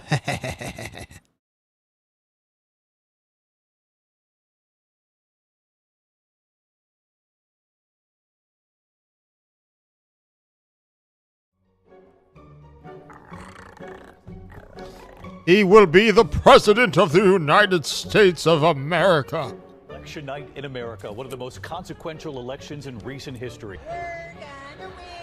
Donald Trump has won the presidential election. Yeah, that in was Kentucky. funny. To Florida, Alabama, Tennessee, and Oklahoma. Missouri will go to Donald Trump. It's clear now that Donald Trump has picked up key support among Hispanic voters, despite all the things that he said. Donald Trump will win the state of North Carolina. That the state of Georgia will go to former President Donald Trump. The evening was getting increasingly somber as people realized what this map is looking like. CNN projects that Donald Trump will win the great Commonwealth of Pennsylvania. Kamala Harris is not winning. So you won't hear from the vice president tonight? News Decision Desk can now officially project that Donald Trump will become the 47th president shit was of the funny. United States. Do you really think One of the ladies I Democratic work with, Party she freaks out over this shit. fighting for you? The overwhelming answer is What, ma'am? no. What, ma'am? No. Well, well, well. What have we learned? Nothing, apparently. I regret to inform you, everything I predicted about the election in my last video came true, and more. Men did overwhelmingly turn out for Trump, especially young men. But I was wrong about one thing. Young men weren't the only ones who came out in droves for Trump. Nearly everyone did. The madman took everything, every Yeah. swing state, Pennsylvania, Georgia, my home state, New York, was closer to flipping red than Florida was to flipping blue. Turns out Dick Cheney as Brad wasn't the best message to win over voters. Dems did so bad it really had me thinking, damn, did we steal that election? So what happened here? How did it go so wrong? Is it too late for the Democratic Party, or can they turn this around? Will the Democrats learn from this, or will they double down and get worse? In this video, I'm going to go through all the excuses and the copes the Democrats and the broader left are coming up with to avoid accountability. Read some silly tweets, watch some silly news clips, and even give the Democratic Party some advice on how to win 2028. Don't worry, Republicans watching this. They won't listen. Maybe in 2050, under the barren Trump monarchy, someone might come to their senses, but not anytime soon. If you only watched or read most mainstream liberal news, it Good. really seemed like Order Kamala friend had this in arrives. the bag, Here which is is why you plan. should try to get your news Centaurs from get a their variety boom powder of from different Triton sources. caravans. Oh, Steal that from reminds Seraph. me. Before we We dive into steal this from them. election Yes, dissection, let's straight give a from burrow quick to shout out powder. to today's Steal, sponsor, a sponsor escape I've been back working into with the for tunnels. over 4 years Very now. dangerous. Ground News. You Ground distract News is the a guards. website and an app Blow that up gives 3 readers boom an powder easy and stores we transparent way picked. to read the Big news all across noise. the political Guards will come spectrum. to see. Every story comes with a Meanwhile, quick we visual steal other breakdown boom that helps you powder. understand the full story You and make squid are sure you're smarter getting than I both thought. sides. One of We'll my give you the favorite cover you features of need. Ground News Good is luck. the blind spot feature, which shows you what Explosions, huh? news stories have been covered Trust by me, one side it's of the all political fun and spectrum games until you and lose it. ignored by the other. For example, here is a story be about careful how out there. Bernie Sanders is open to working with Trump on capping Centaurs credit card stole all interest, this from and the there's 23 sources on it, and 89% are right-wing. No left-wing sources Come on, have Sybil. covered the We don't got story. time and for this your story about how bullshit. 2 women have told the ethics panel that Matt Gaetz My paid sandwich. for sex. 31 sources. 61. I have to murder horse people. You can even see who owns these political outlets. Ground News also makes it really to do easy some and real fun dirt. to compare headlines to see how ownership or I appreciate political the bias sandwich, can affect my the love. framing of the story. For example, this story about how a man was arrested after allegedly now I stabbing go. a spree in Manhattan that left 2 dead I'm and taking 1 it for injured. granted. This left-wing outlet says man arrested after alleged stabbing spree in Manhattan that left 2 dead, 1 injured. This right-wing outlet says 2 dead, 1 critically injured in Manhattan as knife-wielding maniac launches unprovoked stabbing spree. I have been using Ground News since 2021 and I am just obsessed with this app. It is a great and easy way to stay informed, plus it really helps me see how both sides frame the same stories so differently. Best of all, for Black Friday, I am offering 50% off their Vantage plan, which is the plan I use to access all their amazing features. This is their biggest discount of the year, so go to ground.news/shoe, use the QR code here on the screen, or use the link in the video description down below, and We're gonna subscribe go over here and today blow for up only this powder. $4.16 repeating per month. I personally think what they're doing is very important because Oh, it no, I helps didn't. approach the news in I'll a do it here in a more second. balanced and transparent way, and I feel like we really need that nowadays. So thank you, Ground News, for sponsoring this video, and thank you, the viewer, for not skipping the ad. Right. And now let's get back to this election dissection, shall we? There's no point in saying good morning, because it certainly is not one. From blaming the American people to blaming Joe Rogan, the Democrats and the media are having a hard time coping with their loss, and I don't blame them. It was a pretty big loss. Embarrassing, quite frankly. Donald Trump overperformed in nearly every state, with basically every demographic, and the entire country seems to be shifting more red. Everyone was so sure dangerous, devious, dastardly Donald would never make his way back into the White House to steal democracy. And he did it. Democracy. Anyway, I got a lot of comments on my last video from new fags like, wait, you're left-wing and you hate the Democrats? Yeah, man, that's a pretty common thing. If you were shocked that I'm left-wing, maybe that's a sign you need to take a step back and evaluate some Time to do some real damage. stereotypes you have. Not all of us are crazy blue-haired socialists. No. Some of us are crazy brown-haired socialists. But for those of you who are new here, hello, I am Shoe-on-Head. If you ask the right wing, I am Stalin. If you ask the left wing, I am Putin. Fiscally far left, culturally Yeah, that's her centrist, name. socially retarded. That's her But if you online really name. must put me in a box, it's not that hard to pin me down. I'm a populist. Think Huey Long if he was a 5'3" Italian New Yorker woman who still did her hair and makeup like it was 2008. Put a pin in that Huey Long name, by the way. He's gonna come up later. I grew up in the 90s and the 2000s. My political awakening was JibJab.com. The first time I voted for Obama. We already used that voting kit. Instead, we got the flushing of Occupy Wall Street and drone strikes. From there, it only got worse. I voted for Bernie in the primaries in 2016, and I watched as the Democratic Party did everything in their power to destroy this man twice. So it is safe to say I am a little biased when it comes to the Democratic Party, but I don't think I've hated them more than I do right now. The truth is, my last video was way meaner and way harsher than the final product turned out to be. When I showed the video to my assistant, Wow, he that was basically had a insulting. He vent called with me and two he was legs. Like, listen, You need to soften this up a bit. It's a few days before the election. You went too hard. Well, the election. Yeah, but I don't like the way he said it. But I'm going hard. Said it like it was a bad thing. You idiots. You morons. You imbeciles. Kamala Harris? Really? That's who you threw up there? The one who dropped out before Iowa? The one who got blown the fuck out by Tulsi Gabbard? Why didn't you hold a primary? Aren't you the fucking saviors of democracy? Where the f was the democracy? Oh, big congratulations to Tim Walz on being the first white male DEI hire. It didn't fucking work. The DNC completely neutered that guy. Reduced him to this weird token white man. Hello, fellow men. I too played football. But hey, men weren't the only demographic he dropped the ball with. Trump made incredible gains with women, too. Oh, and all those never-Trumpers you tried to court, the people who like the old, respectable GOP. You know, the old, respectable GOP that led us into a pointless war that cost us trillions of dollars and millions of lives. But we're at least nice on Twitter. That GOP. Yeah, they didn't come out and vote for your ass either. So you got Liz Cheney to tag along for what? Fucking what? You raised $1 billion and ended up $20 million in debt? Where the hell did all that money go? Maybe you should have blown it all on celebrity appearances that did nothing. Or maybe it was spending 6 figures on a single-use set for the Call Her Daddy podcast that didn't even hit 1 million views. I want to see a full audit of this campaign, because I wouldn't be surprised if this was all like a big money laundering scheme, because honestly, that makes more sense than this being a legitimate presidential campaign. Then they had the audacity to beg their supporters for money after she lost. How about you? How about every DNC consultant should have this map sewn onto the inside of their eyelids? May they never have a peaceful wink of sleep for the rest of their miserable lives. So that is how I feel about this situation.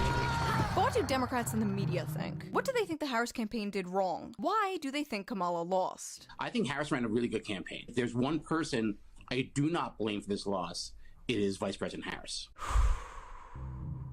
This is gonna be a long fucking video. The media is reporting saying Dems need to have a reckoning. No, we don't. We can't be blamed because we expected Americans to be who they always claim they are.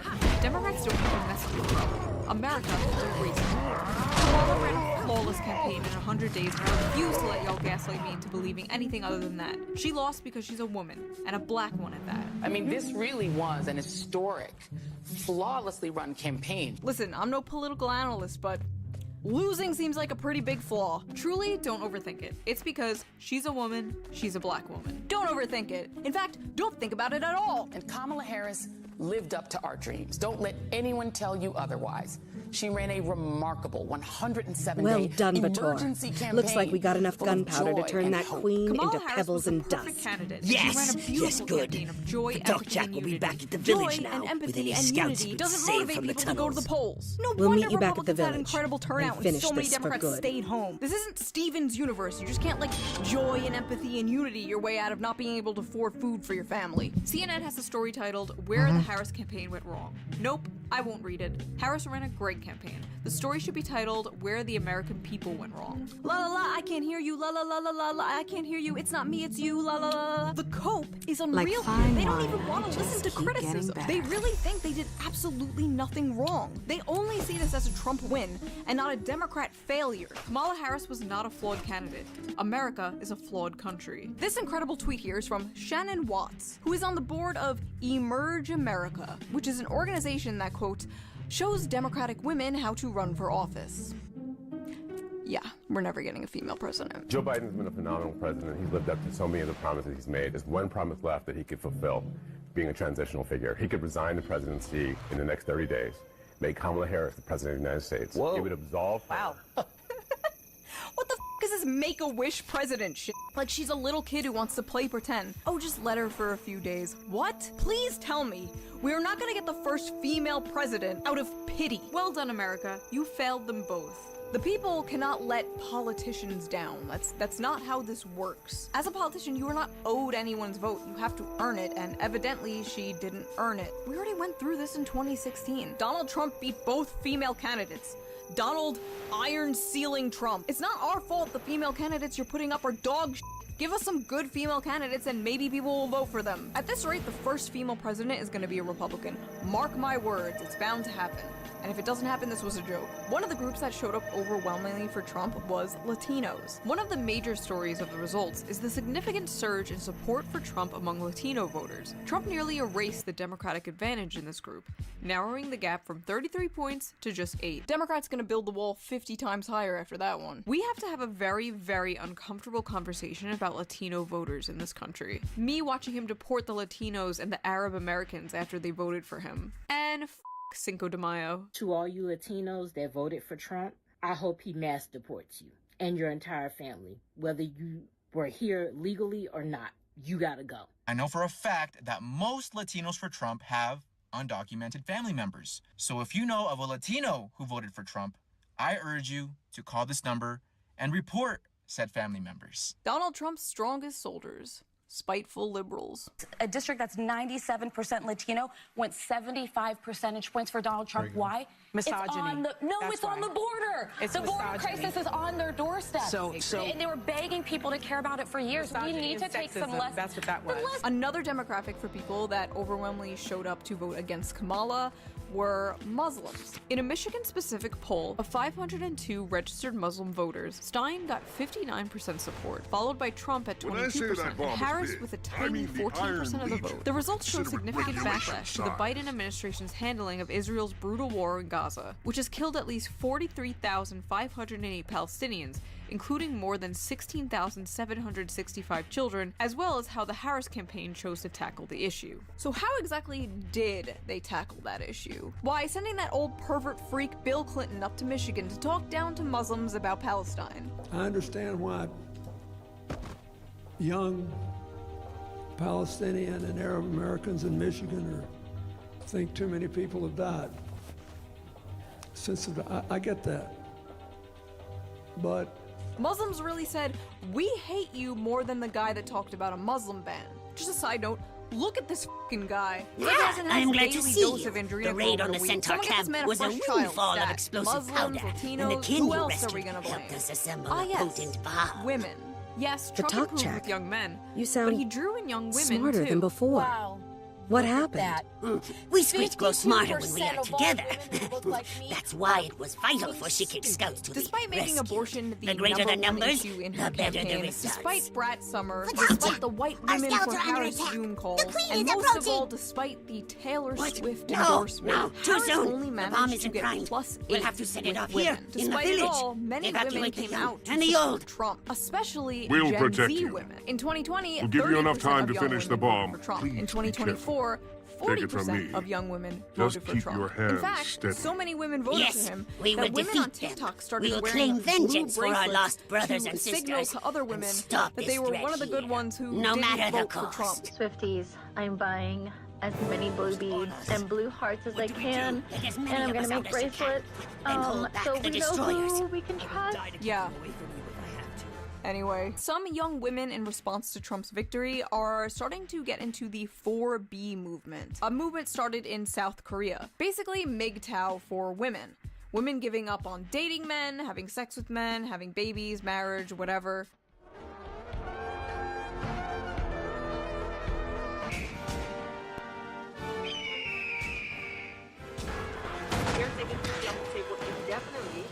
Cancel all future plans with men. I feel good. 4B is where it's at. Use their own stupid traditional views against them. Say that you don't want sex before marriage. Say that you are waiting What's for the up, right guys? man. They will be seen because they are sexually dependent on women who they call sluts. See, this is the best message. No sex before marriage. Give them what they voted for. So conservatives won the election and women are threatening to not sleep around. Kind of seems like the conservatives won a little more than just the election. I might do a whole video on the 4B movement. Tell me if you're interested in that. I don't know. Anyway, young men did come out and support Trump, and apparently for the reasons I and many others predicted. We asked young men why they voted for Donald Trump. Here's what they said. Nick Sumners, a 21-year-old cosmetic car repairman from Virginia, says he is pro-choice. When he voted in the 2024 presidential election, he did so for Donald Trump. Despite his personal beliefs, he says that Trump talks about the American people in a way that resonates with him, without, in his opinion, false insulting him for his gender and sexual orientation. I'm a straight white man, and I feel like we take the blame for a lot of things. Of course there are bad guys, he adds, insisting that he's not one of them just because he voted for Trump. But what appealed to him about Donald Trump was that his campaign was not coming after him. I feel good. He was highlighting the American people, which we are. It doesn't matter what color you are, what you may identify as. Since I wasn't excluded, I resonated with it. When you tell a young white guy, hey, you're an oppressor, and because you're white, you have privileges that your black and Hispanic peers didn't have, and you're inherently at fault, or you're guilty for that, which is what a lot of the left wings or Democrats are saying. We're not racist, we're not misogynistic, we're just normal people, and we are friends with everyone. We're tired of hearing a lot of this BS from a lot on the far left. I feel like there's this cultural frustration that young men have that they're not allowed to be young men.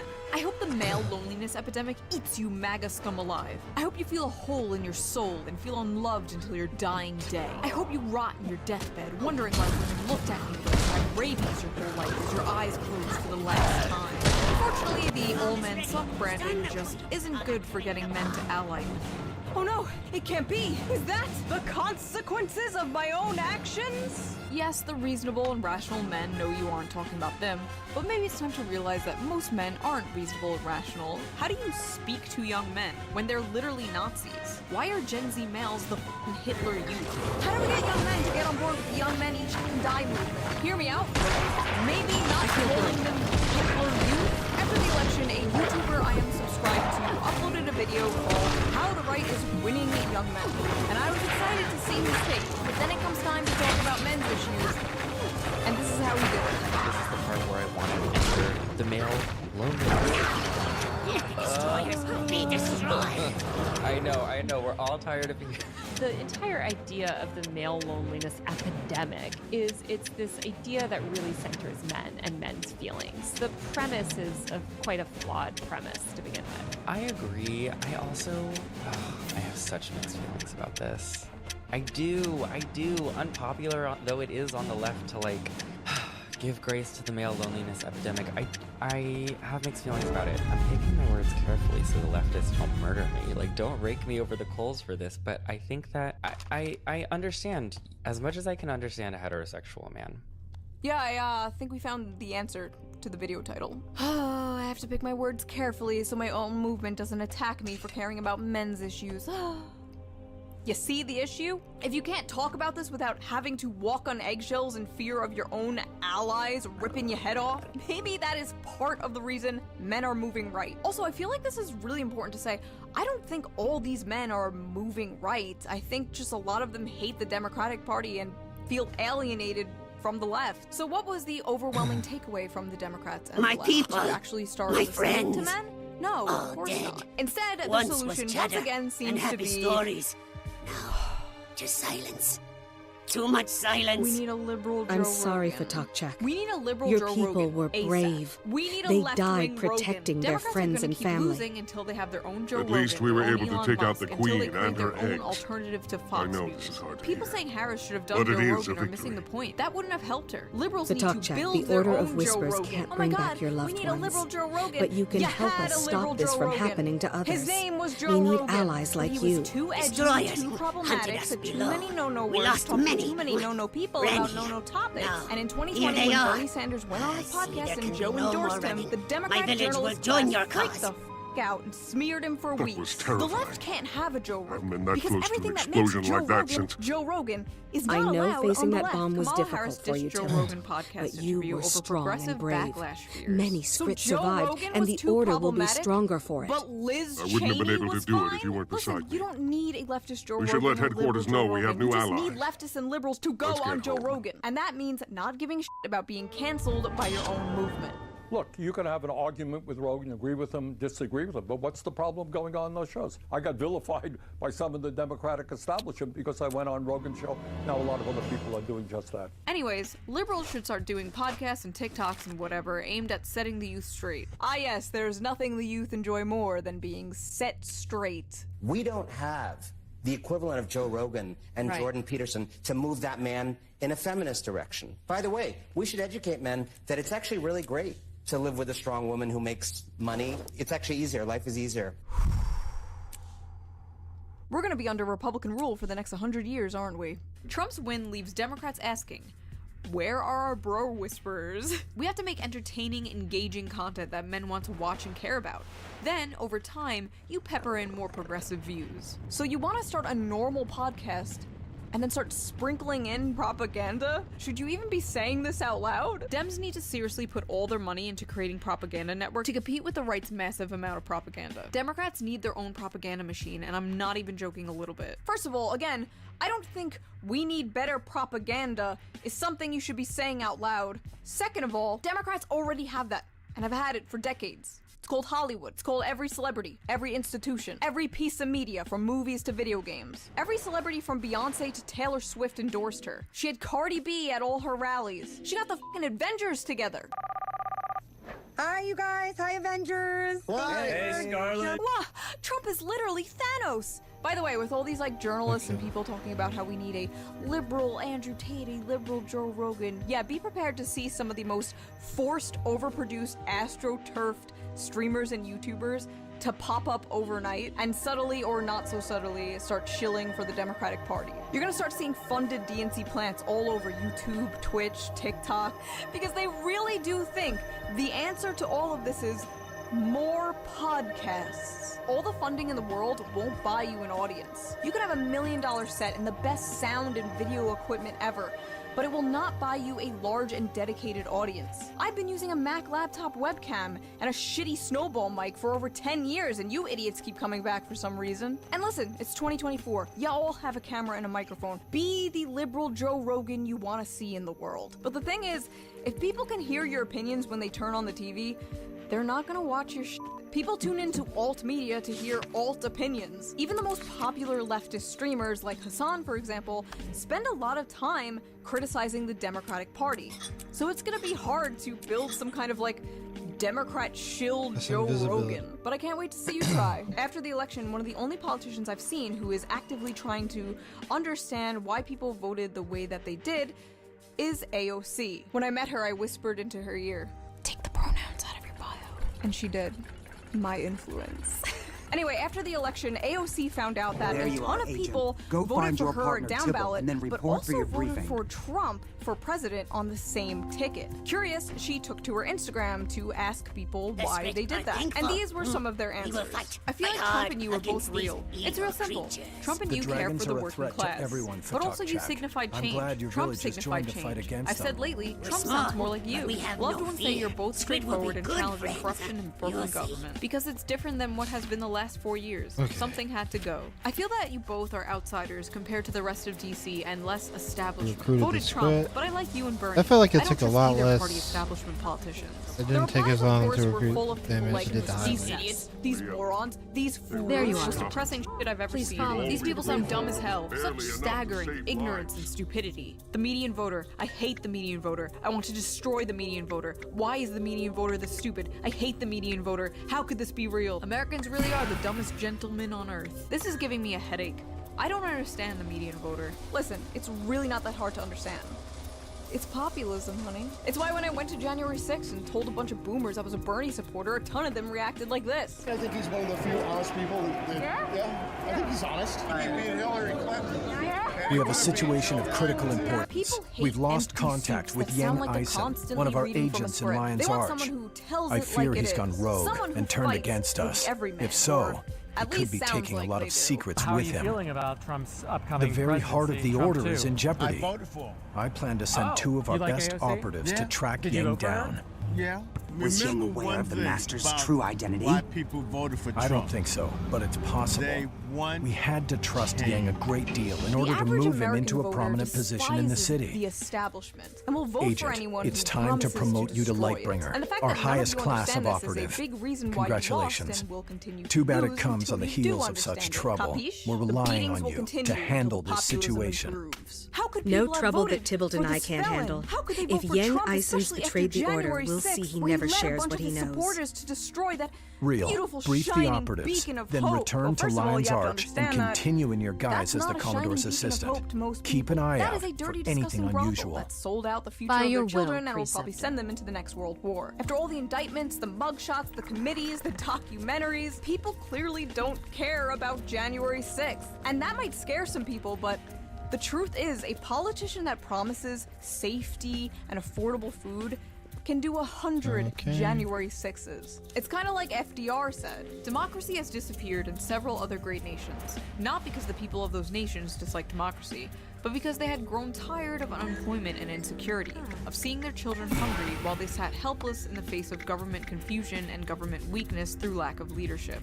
Finally, in desperation, they chose to sacrifice liberty in hope of getting something to eat. Speaking of FDR, let's talk a little bit about the guy that FDR stole a bunch of his ideas from, shall we? Someone who the modern Democratic Party should probably try and learn from. That's right, I finally found an excuse to talk about my favorite politician. The man, the myth, the legend, the kingfish himself, Huey Long. Huey Long was the 40th governor of Louisiana from 1928 to 1932. He was a populist member of the Democratic Party and rose to national prominence during the Great Depression. He took on big oil and Wall Street and drastically helped lift Louisiana out of poverty. Long had many supporters and haters, and to this day is celebrated as a populist champion of the people, and at the same time, denounced as a fascist demagogue. To give you a better idea of who Huey was, here are some quotes from the man himself. Corrupted by wealth and power, your government is like a restaurant with only one dish. They've got a set of Republican waiters on one side and a set of Democratic waiters on the other. But no matter which set of waiters brings you the dish, the legislative grub is all prepared in the same Wall Street kitchen. The only difference I ever found between the Democratic leadership and the Republican leadership is that one of them is skinning you from the ankle up and the other from the ear down. But Huey Long wasn't some enlightened centrist, no. The man firmly had a side, and that side was the people. I'm for the poor man, all poor men, black and white. They all gotta have a chance. They gotta have a home, a job, a decent education for their children. Every man a king. That's my slogan. When asked if he cared about the bad press he got, Huey replied, "All I care about is what the boys at the forks of the creek think of me." And when Big Oil threatened to leave Louisiana, he said, "If they gotta leave, they can go to hell and stay there." They don't make politicians like this anymore. Politicians used to be like mob bosses. Now they go on Walter's Daddy podcasts. Sad. Huey had many powerful enemies, and because of this, he was assassinated in 1935. His last words were allegedly, "God, don't let me die. I have so much fun." There's a lot of talk online right now about how we need a Joe Rogan for the left, Andrew Tate for the left, but there's also talk about how we need Donald Trump for the left, and well, Huey Long was exactly that. And to be completely honest, I don't think you people could handle a Donald Trump for the left. You couldn't even handle Bernie Sanders. You called him a sexist, Yang Eisen used to put on big gladiatorial contests with his beasts. I heard he even sponsored a few of the old Destiny's Edgebouts. Huey Long would scare This must be where Yang kept his out of the monsters. modern Democratic Party. He took But if really there's good anyone care they of need to them. take a lesson from, Better than his it's employees, him. that's for sure. All right, time to get out of this. No sign of him, though. Would he abandon all It these should come as animals no to great starvation? surprise that the Democratic Party, which has No abandoned way. working class people, Like I said, would find that the Yang working liked class had animals better abandoned than he them. liked Bernie people. Sanders said in a statement He's always about the looking for results new of Tuesday's creatures to election. train. While the Democratic leadership I wouldn't be defends the status surprised if quo, he finally the found American something people he are angry couldn't and will tame. change, and they're right. Will Very the big possible. money interest and well-paid Maybe something in the consultants who cages control will give the us a Democratic clue to Party what's learn happened to any him. real lessons from this disastrous campaign? Will they understand the pain and political alienation that tens of millions of Americans Oh are shit, experiencing? bastards. Do they have any ideas as to how we can take on the increasingly powerful oligarchy, which has so much economic power? Probably not. All the groups that Sanders originally quoted, young people, Latinos, the working class, are gone. And I don't know if they're coming back. Maybe this is a one-time thing, maybe it's just because of Trump or inflation, or maybe the meme is coming true. Maybe Republicans are the new party of the working class. Democrats' working class exodus sets off reckoning within party. I feel good. Democrats, who have long prided themselves as the party for the little guy, instead strengthened their emerging base of financially secure college graduates this election, while a growing number of blue-collar voters embraced communist Republicans. Especially alarming for Democrats this election, the exodus of working-class voters to the Democratic Party included not just white voters, but helped Trump make gains with Latino and Black. This realignment crystallized a political reality that is tough for Democrats to swallow. With blue-collar voters flocking away from their party over multiple election cycles, Democrats' refashioned base is becoming more upper-class, urban, suburban, and coastal. It's a narrow coalition that does not bode well for future elections. To put things into perspective, the Trump coalition is closer to the Obama coalition than the Harris one is. That is crazy. That is wild. that is what we call a potential party That switch. was dead. And I don't really care about how many leftists or Democrats cope about this. We have better union policies, we have better wages policies. Yeah, that might be true, and I agree, but we don't get to decide who the party of the working class is. The working class does. And exit polls or anything to go by, basic left-wing economic policy is still incredibly popular. People just hate the Democratic Party. White men without college degrees are going to ruin this country. First of all, white men without college degrees built this country. Second of all, this is apparently a real Democratic Party strategist saying this. You want to know how to win 2028? Step 1. Stop listening to freaks like this. The election, if having a degree was a requirement to vote. And this is what the election would look like if everyone was allowed to vote. Oh wait, that's this election. I too hate democracy. And I think Bernie Sanders is wrong. I think the more relevant question actually is what is wrong with America? Democrats have a smug problem. The day after the election, an NBC News chart circulated on Instagram that highlighting exit poll data showing that the more education you had, the more likely you would vote for Vice President Kamala Harris over President-elect Donald Trump. Some liberals used the occasion to look down upon the icky dummies who were too stupid to know they shouldn't vote for Trump. Yet Trump's victory was both definitive and diverse. He won broad swaths of the electorate, making significant gains in New York and California, and winning over larger percentages of Latino voters and young voters than in 2020. He also won a majority of first-time voters. Large factions of the left condescendingly believe that dumb people are the reason Trump won in 2016 and won again in 2024. And that patronizing, visceral vibe is obvious. It's a massive turnoff for many other voters. It is a mountain smug Democrats have to overcome if they want to reconnect with voters. Once, the coastal liberal establishment had an air of divided, but now these idiots have evolved into the provincial, narrow-minded scolds they want to see. All the locations have narrowed their borders. Their credentialism has built themselves a bubble in which to hide from reality. The contempt many liberals and some leftists have for the working class has never been more on display than it is right now. Even coming from some leftist YouTubers I watch that I know better and spend a lot of their time trying to bring people to the left. Calm Your down. college degree does Have you not seen make one you of those any before? smarter than a working really class person rare. without Some kind a of college special degree. scout. And more importantly, I read don't about the talk only down other to sighting the of one vast when I worked the majority file of the routes. population. Because despite how badly you want to believe it, That operative they are saw not it in Fort stupid. Stalwart They're just the people before who grow your Zaitan's food, minions wiped build out the your town. houses, pave your roads, fix the only plumbing in your sends them when luxury he's about to apartments. send in And his guess what? whole There are army. more of them than Lion's there are Arch of you. is in So danger. maybe you people should start listening to them Tybalt, instead are of you wagging your absolutely finger sure in their about faces this? as if disagreeing Trust with you me. is some We moral need to failing. warn the because Lion it's not. Guard. These people aren't Meet me at their all fortress on racists Claw and Island, Nazis or and let's whatever. hope They we're are not too normal late. people. They are What's the on Claw proletariat. Island? They're who you should be fighting Claw for. Island And they don't Fortress stands believe in the you are harbor of fighting for Lion's them. Arch. More importantly, It's there the is last a difference defense between against being invasion from the educated sea. and being smart. IQ Zaitan's isn't going to just attack about the how many city. books you read Its or how minions many will have to words fight you their know. way A lot past of it the is about fort. pattern recognition, and boy did I recognize some patterns here. Maybe you guys should have listened to the bimbo with populist brain rot, because she seemed to be right about a lot of this. If the Democratic Party wants to win another election, they need to start understanding the importance of populism. Drop the divisive identity politics and focus on the bread and butter issues, or you are doomed. Become the party of Huey Long again, or you are doomed. But you know what? Maybe you're not doomed. Because if Trump fails to deliver on his promises, or we get like George Bush 3, it's totally possible that the populism vacuum will be open again. Will the Democrats take advantage of this and actually put up a good candidate? No. They're gonna put up like Pete Buttigieg or Gavin Newsom, and the populism vacuum will be filled by people like my Twitter mutual and soon-to-be Vice President of the United States, J.D. Vance. That is still so weird. What do I do with this power? Hey, JD, best buddy, I have an idea.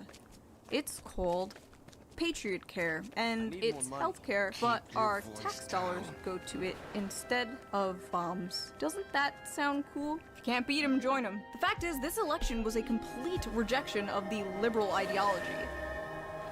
Or it was just because of inflation and people want to afford eggs again. Yeah, it was probably that. It just kind of sucks to see the party you voted for your whole life, the party you grew up with, just get worse and worse over time. After this, the Democrats are gonna move right in the dumbest ways. They're gonna become like the new neocons, but gay. And I have no idea how a second Trump term is gonna go. I hope it goes well. I don't know. Congrats to RFK, I guess. I'll see you guys in the Adderall labor camps. Otherwise known as the concentration camps. Get it? Okay. Anyway, so that is enough of my yapping. Now I want to hear The creature you we yap. found Why hadn't do been you in Lion's think Arch Trump long. won? We And may what still could the have Democrats time. do to We have win to find the watch 2028? commander. Anyway, if you Convince like him this to video, ready the please defenses. consider subscribing. Also, if you can, donate to me on Patreon, or you could do a little tip with the little tip jar down below somewhere. It helps the channel a lot, and I appreciate it so much. And I will see you very soon with a new video that is very, very different than this one. Some of you might like it. I know a certain community will, but that is it for now, so bye!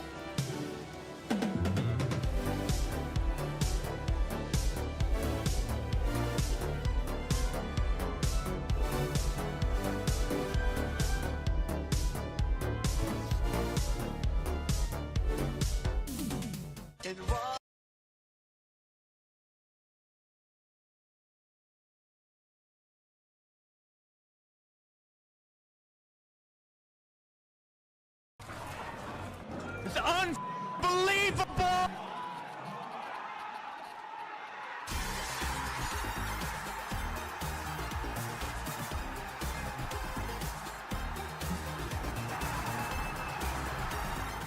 Ooh-wee! Pretty big news today, as Dr. Disrespect has allegedly, not really allegedly, has left YouTube for Rumble. Rumble, you may know, is the budding free speech platform that has leaned heavily into streaming, while most of you probably know it as a kind of politics Is type, that Traherne up there talking to Commander Talon? platform.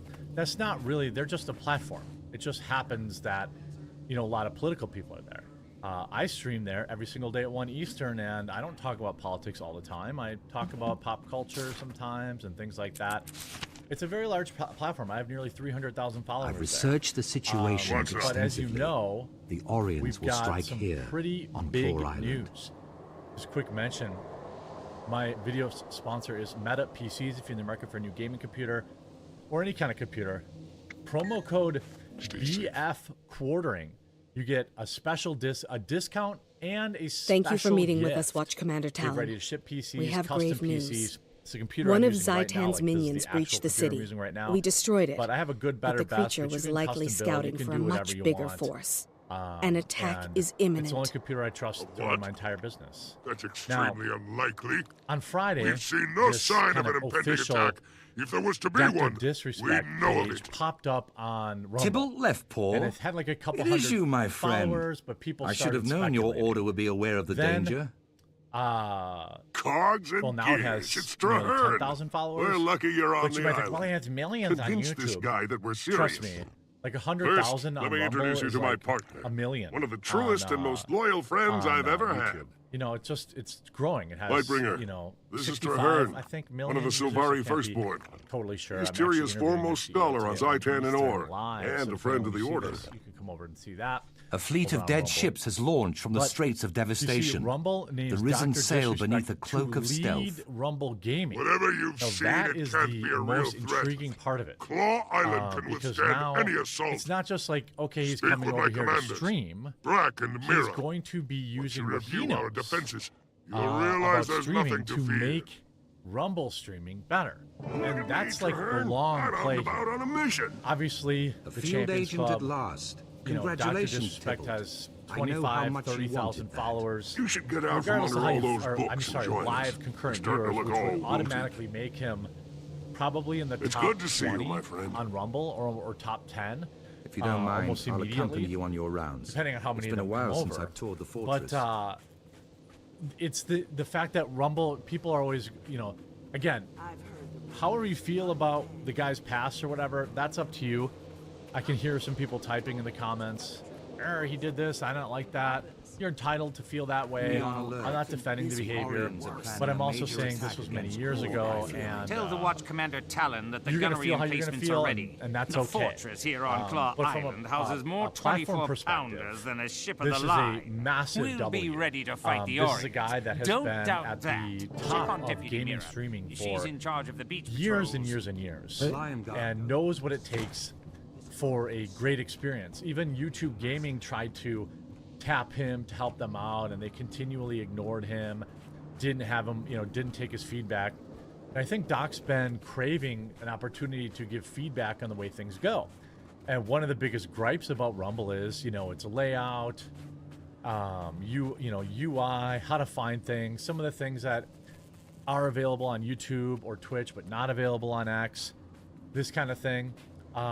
Well, Dr. Disrespect, as co-owner now, is going to be able to do that. The most dangerous duty on Claw Gaming as Island. co-owner with exclusive streams. On its way from After months of speculation, Dr. Disrespect has If we officially fall, joined Rumble. our last order making is the to light third those 3 platform he'll signal stream on, towers. We have to since his warn infamous Lion's 2020 Arch if the Twitch ban. fortress is lost. Again, In 4 100 years years, ago, they've never once been lit. don't really care. We're very proud Rumors of that that. Doc Deputy would join Mira, Rumble sound began the when alarm. YouTube There are decided not to undead on the monetize beach. If an his channel, invasion's really coming, leading to the we'll streamer need teasing everyone much on the bigger island to opportunity that hold the could await line. him. Eager-eyed viewers also noticed that Dr. Disrespect's channel was created on Rumble on November 18th. The site has tweeted a series of fake profiles.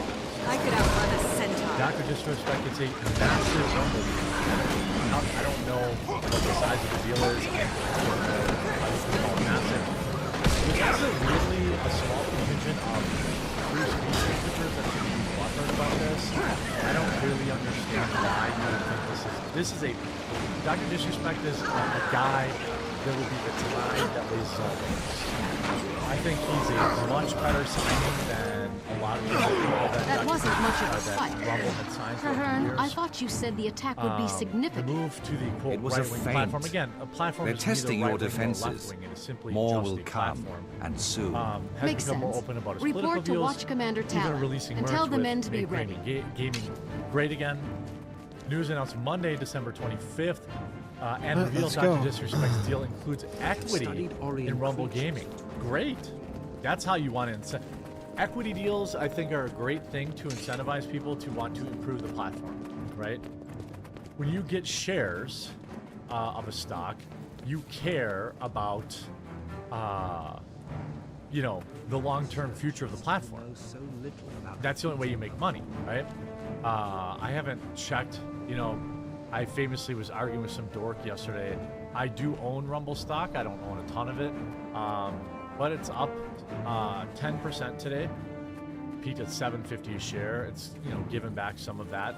But if you look over the last 5 days, look what's going on with Rumble stock. Was at $5.40 just a week ago. And it's up $2 a share. There If will you be look more, over the last much month, more.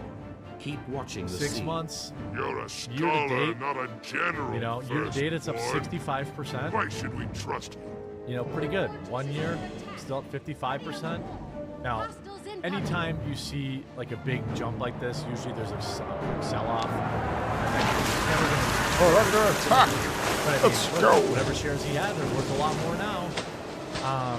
You see also, interestingly, let's go back to the equity stuff here, because that's the most interesting.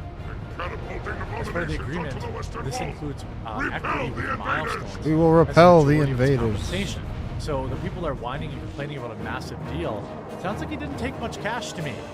Sounds like he's getting paid in stock, which I would say is probably smart. Probably smart. I could outrun a centaur. Rumble Gaming, acting as an advisor and helping build the Rumble Gaming community. That's the big part. Because there's been a lot of really passionate gamers streaming on Rumble. This will immediately open it up to improving the experience. Rumble already has higher quality streaming than most people think. But yeah, the gaming area could use some I feel help. good. The platform is far from perfect, and who better to do it than a guy who understands the business side of things, who understands Time to do some real damage. large scale, what works and what doesn't Feel work the from fury. guys popular on Twitch and YouTube. Rumble's CEO has been eager to enhance the gaming site's gaming experience, revealing back in October that he told everyone that they wanted to have the biggest Step 1 is complete. Gaming's the news comes despite the controversy about Doc. I don't care about that. You're gonna feel, you're gonna feel however you want to feel, and that's valid. In terms of, the man himself, whether or not you want to watch his content, but it's just a good business decision. I have been, firm, kind of tried to be fair and say that, you know, mistakes were made, and whether or not you want to decide if that mistake deserves a life sentence of exile is up to you. It's definitely like a weird area. It's you know, but this was many years ago. No laws were broken. No charges were ever filed. And a lot of good soldiers with them. Got caught up. We in, have to light the watchtowers. Messaging some people, I guess. Think we've lost? But like, who cares? None of that. None of those. By the way, none of those people ever complained. None of those people cared. It was all leaked by woke Twitch losers. So there'll be a lot of naysayers like, ooh, big deal. Ooh. Well, that's fine. Don't watch them. Right. But, you know, I'm hoping to see, it. you know, I guess I'll learn more on my stream at 1 Eastern. But I'm hoping. I mean, look at people that act like nobody's on Rumble. I have 272,000 followers there. Crushing the 2 times. But I mean, this, I'm going to guess now he's at Rumble's my best 8.16. platform as well. So he's gaining, and he hasn't even like really officially announced it. I feel good. I don't think he's officially commented on it. I don't know if he's done a...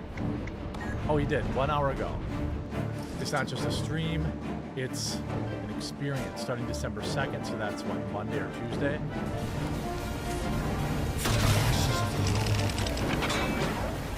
Rises the new. A movement. A force. And you'll know exactly who's in charge. The 2 time.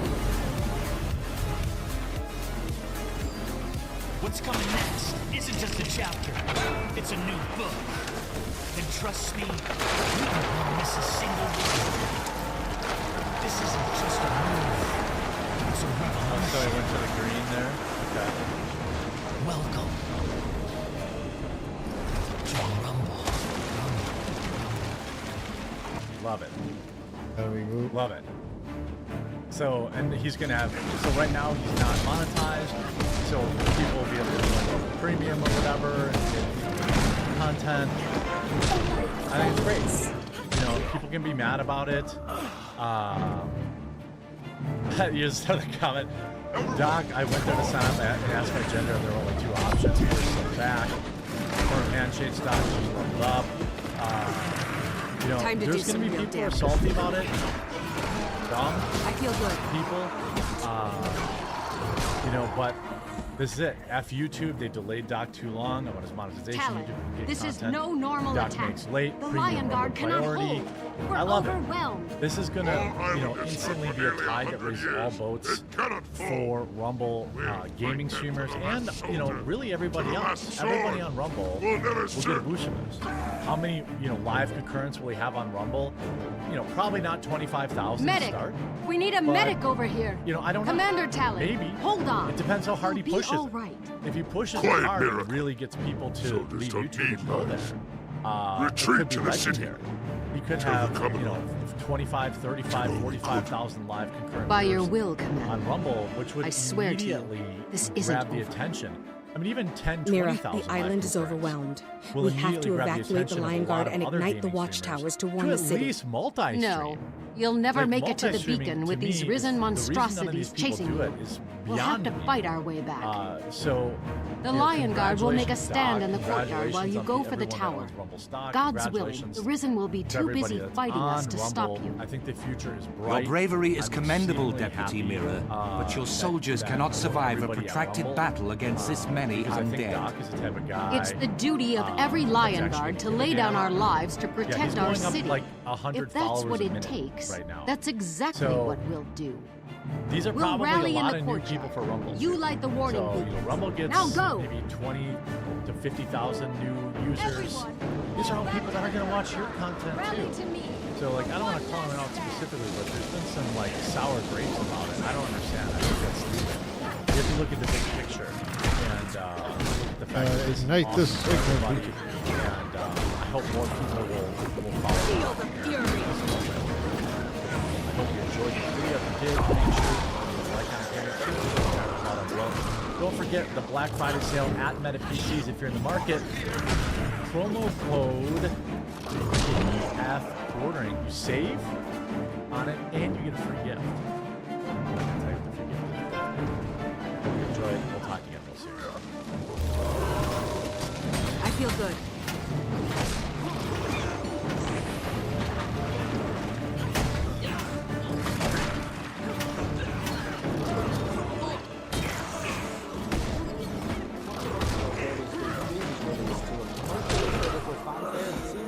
A lot of people.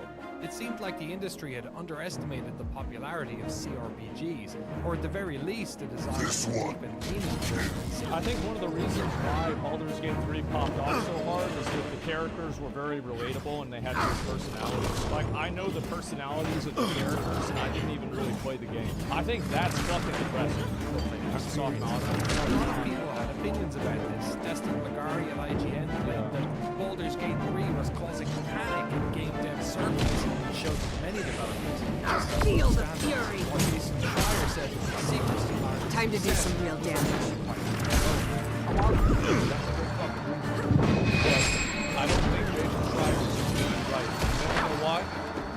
It's because Lost Ark is also privately owned. Here, over here.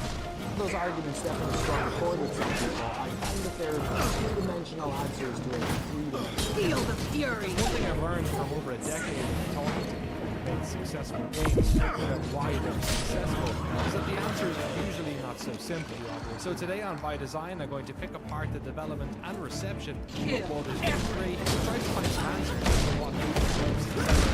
To do this, I'm going to take into the history of our studios, publishing strategy, another changing the face of CRPG fandom, and try not to get too focused on the bear sex. But the bear sex It's the beacons. part of it. The bear sex is causing panic in game dev circles. We have a lot to cover here, but we're going to start with three topics first. Probably one, the history of Larian Studios. Number two, a health check on the CRPG genre. And number three, how Baldur's Gate 3 was marketed. Yeah. Cool. Let's jump in. Alright, let's see it.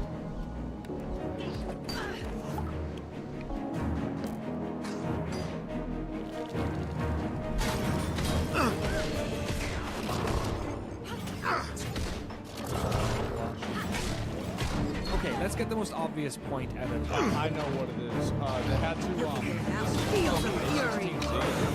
Die by my hand.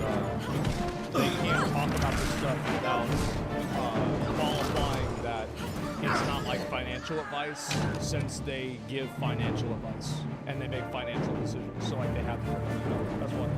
Baldur's Gate 3 is a fantastically well-made video game. It's written, it looks gorgeous, it has great voice acting, interesting locations, has the best dice rolling animation on the planet, and enough emergent gameplay to cause Warren Spector to piss his pants with joy.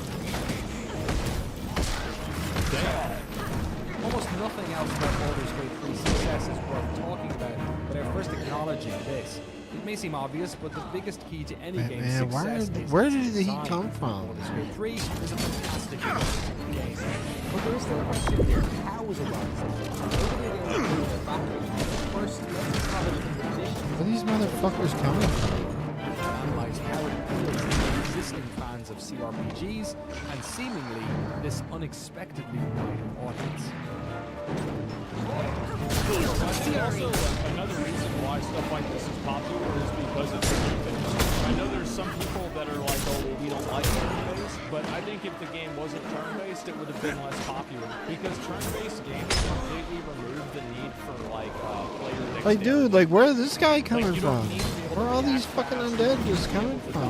Like, there's nothing there. And now there is. Also, another factor of that is that you can just walk away and, phone call or something else. Back right where you left off. So that's why I could outrun a centaur. they're slow. And I'm stunned. Why? Because of fucking brutes. Feel the fury. The reality is that they're probably not going to be able to beat Elden Ring if they start Elden Ring super fucking fast, right? Because it's just difficult to challenge and it requires such a level of focus. Fucking die, dude.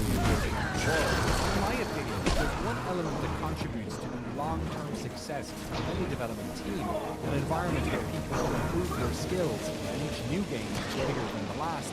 It's institutional knowledge. Feel When the game studios fury. invest in their teams long-term, be 2 times harder. It has a multiplying effect on the rest of the game. And it has the opposite effect.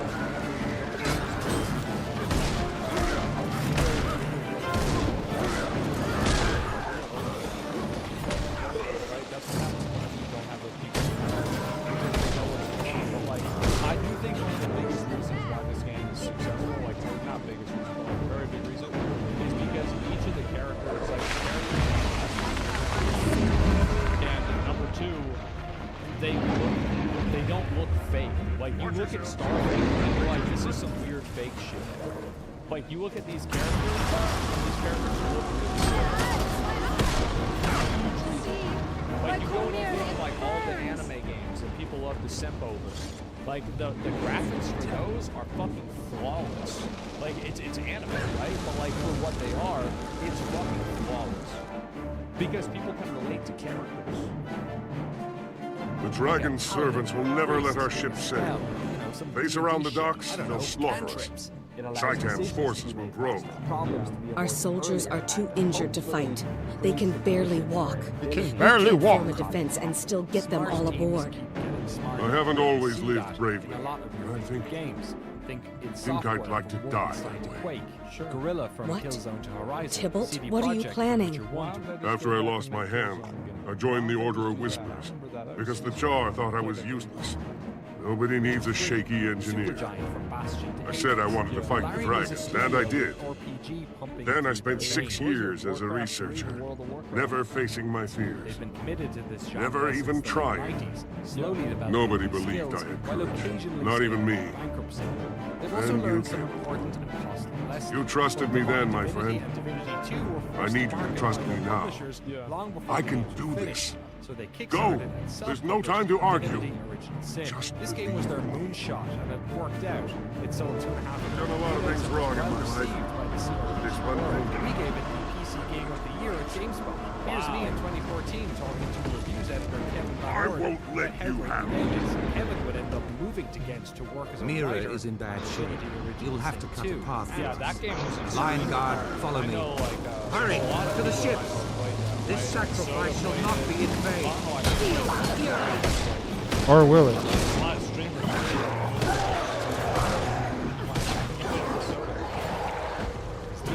One of the criticisms of the first game was the writing. Understandable characters spoke English as a second language, so to improve that aspect of the sequel, aside from hiring Kevin, they also opened up a new studio in Dublin, Ireland. Feel the fury. To combat the high cost of hiring game devs in Belgium, they forced to expand by a studio they worked with. I could outrun a centaur. Once they opened up a studio in Canada, so it worked out they need hires in areas they need technology. The studio now employs 400 tutorial locations such as Ghent, Dublin, Quebec, Kuala Lumpur, and Barcelona. So while Baldur's Gate has been worked on for a few years, it's the beneficiary of over a decade of toil and craft, of business expansion and learning, of working in a particular genre and getting to understand their audience. When Larian started... Well, one way to make a good thing is to fuck up a bad thing. And you do that enough times, then you make a good thing. Most of the time, whenever people do something, they mess it up the first few times. That's just how it is. On Baldur's Gate 3, they were already years further down the path than those studios. It would be an enormous challenge for a new studio or existing studio that has experience to try and make a game like Baldur's Gate 3 from scratch today. Yeah, because they're starting basically on like step 5, right? Next up is the genre. The first is computer role-playing games, or CRPGs. Think classic games like Baldur's Gate, Icewind Dale, or in more modern times, Disco Elysium. And the second is the more general... I feel good. I've never heard a bad thing about that game. So maybe one day I'll have to try that out. Pop culture genre of tabletop role-playing games. Let's get that one out of the way first. Tabletop role-playing games like D&D have gone through a popular renaissance over the past decade. I remember back when Critical Role were blowing up on Twitch around 2015. Since then, it seems like most content creators have given D&D a go. So while D&D is not quite Star Wars levels of popularity these days, it's much more popular. No, actually, this movie popped off. Like, I actually heard so many good things about this movie than ever, or at the very least, many of these social barriers that held it back so long have loosened. The popularity of CRPGs, on the other hand, is a lot more difficult to quantify. The original two Baldur's Gates are celebrated as some of the best CRPGs of all time, alongside their cousins Icewind Dale and Planescape. Yeah, it's like Baldur's Gate. You remember you used to see this game in Circuit City. Torment. But it's also fair to say that they drifted somewhat from memory. When Disco Elysium came out in 2019, it made a lot of people, myself included, stand up and take notice of this genre again. It's another fantastically well-designed game that won countless awards, sold bucket loads, and inspired a generation of developers to give this style of game design a swing. But it's not like I like games like this, even though I'm not really the target audience. Like, to me, what kind of games do I like? I like games like Dark Souls. Like, I like action combat games. All mine. Things where things are happening in real time, and, like, it's fast, and, like, you know, that's what I kind of like to do. And, like, I'm not really as much for, like, a slower pace. Oh, thanks for the follow. Appreciate it. I'm going to play Classic later on today, but, like, even that's faster than something like this.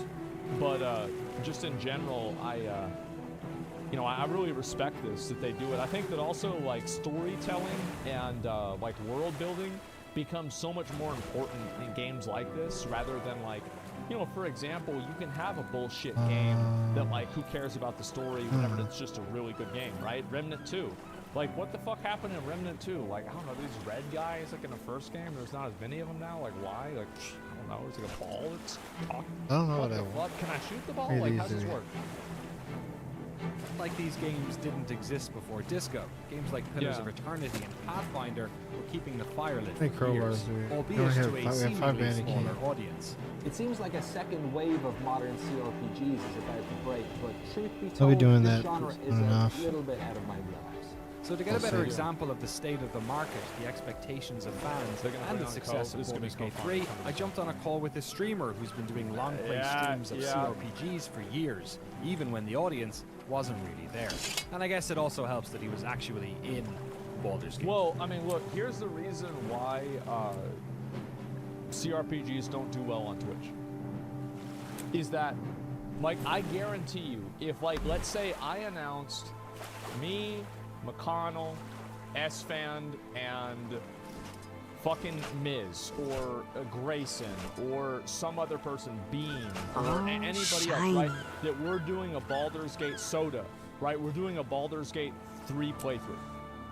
I guarantee you that people would be fucking, there would be so many fucking people that would want to watch that on the first day. And then every day it would probably go down.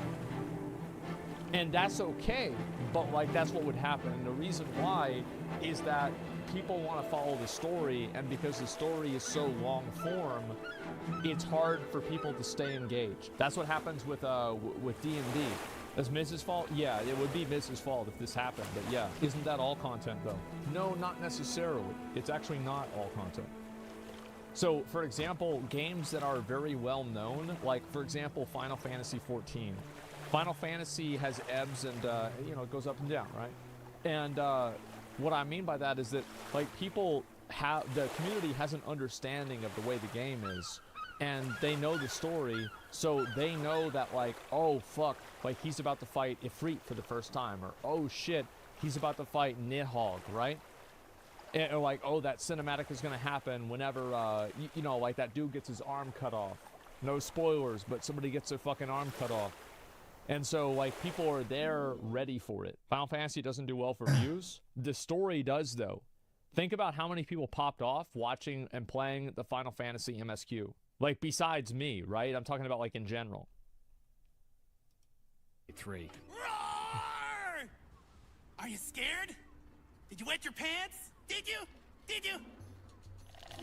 One of the tropes with CRPGs is that they're super narrative heavy. They're really, really deep. You have to be into reading. And let's be blunt, they were kind of associated with being a nerd.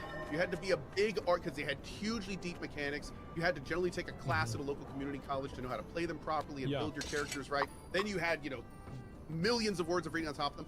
The last kind of caveat for that is they're generally long.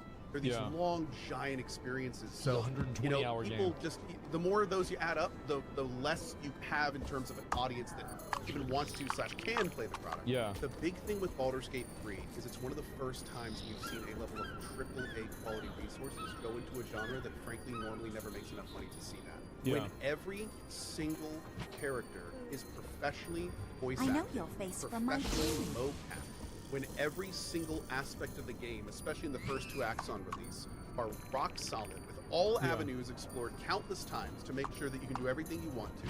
When every piece of that puzzle falls into place, that creates a veneer that we're not used to seeing here. I'll never forget. And also, it didn't have a bunch of cringe, weird shit in it. I think this is another big factor. Like, remember back whenever people used to talk about how America used to be full of Puritans and pussies that used to complain about any sort of sexual reference? Like, Baldur's Gate 3 has like an approach on like sexuality that's very nonchalant in a way that I think it's refreshing for a lot of people. Hold on. It's a way that treats people like they're adults. It's European, yeah. That's a big reason. How do you know without playing? Because I've seen 50,000 fucking cinematics. It's been an entire month looking at these different clips people keep sending me of the game, bro. Like, I've seen this a lot. Now, I don't know how everything fits together, but I know there's like this fire chick that's hot, and then there's like this girl with like this weird emo haircut named Shadowheart. People think she's hot. I mean, she is hot. And then there's the blonde guy who's an asshole, but he's likable, named Astarion. Yeah, I know them, for sure.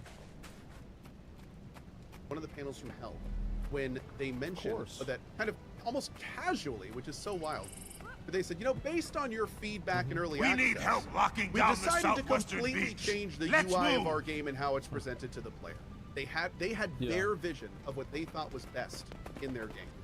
And then Agent thanks Real, to their is the early Commodore access aware of the response, situation? He is, sir. of what early The access city's being is, evacuated in we saw accordance them with the just Master keep of Whisper's adding, plan. Excellent. user Now then, feedback, are and we then all eventually assembled? get completely transformed, and you look at what we got from release and compare it to what we got on the day 1 of early access, and that shows you exactly what Larian did with their early access. They utilized it. It was a tool to make their game better. That's a big factor because, like, a lot of games that have early access. Lightbringer. Early access. I've heard is rumors early that access to your Tybalt wallet. Leftpaw is dead. And Can you games confirm? Don't really use early You'd have been access in the proud way of his that they bravery, should. Preceptor. I think it's If he something hadn't that, stood the line, we wouldn't have escaped. I'm gonna be kind of like maybe a little bit positive Tybalt here. didn't think I he it's had any happening less courage. nowadays. But he proved himself wrong in the end.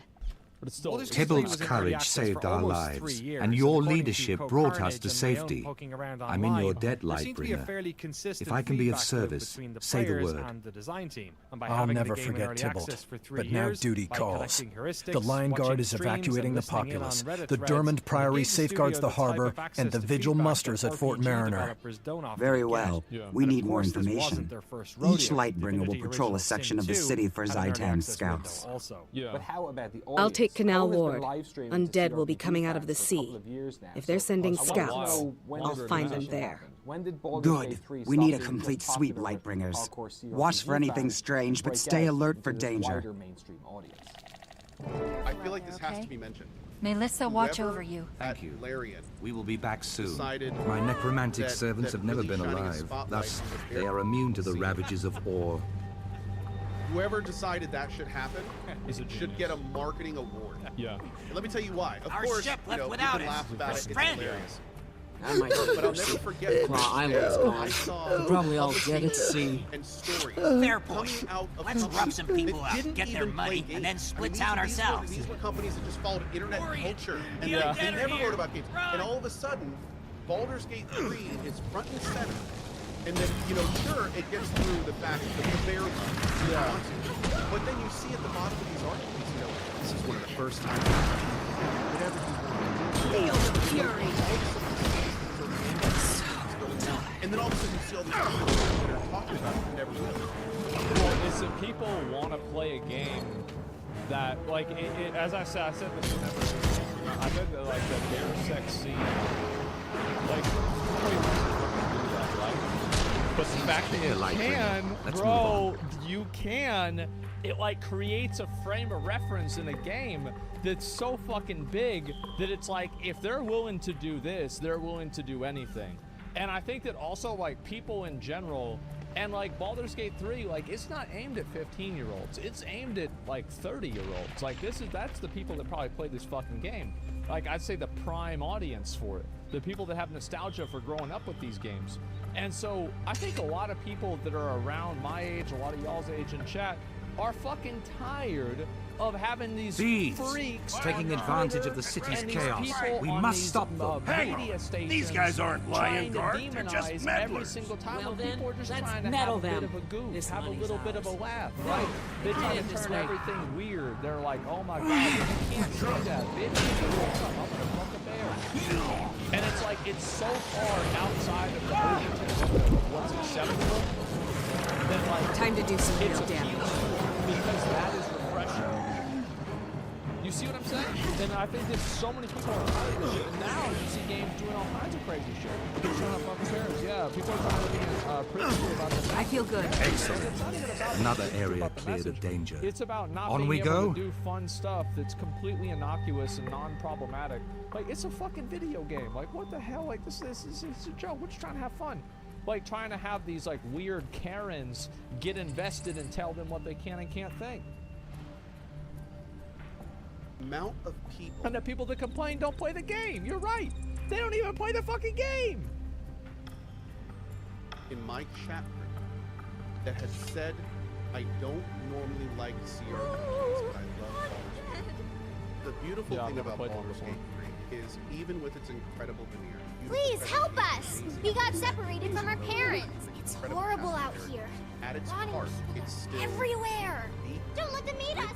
Look out! Here they come again. Right-hand servants will be approaching by water. And a lot of times these games are seen as pretty risky. As somebody who invests in it myself, it's a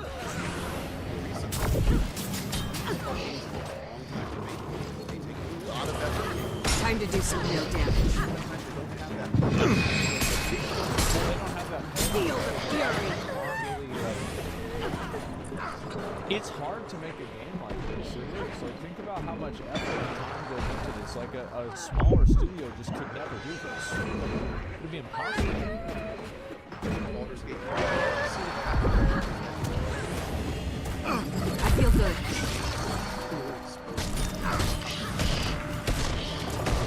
I have already talked to thousands of people at this point that have asked me, hey, I played Baldur's Gate 3, I loved it. What do I play next? What else is there?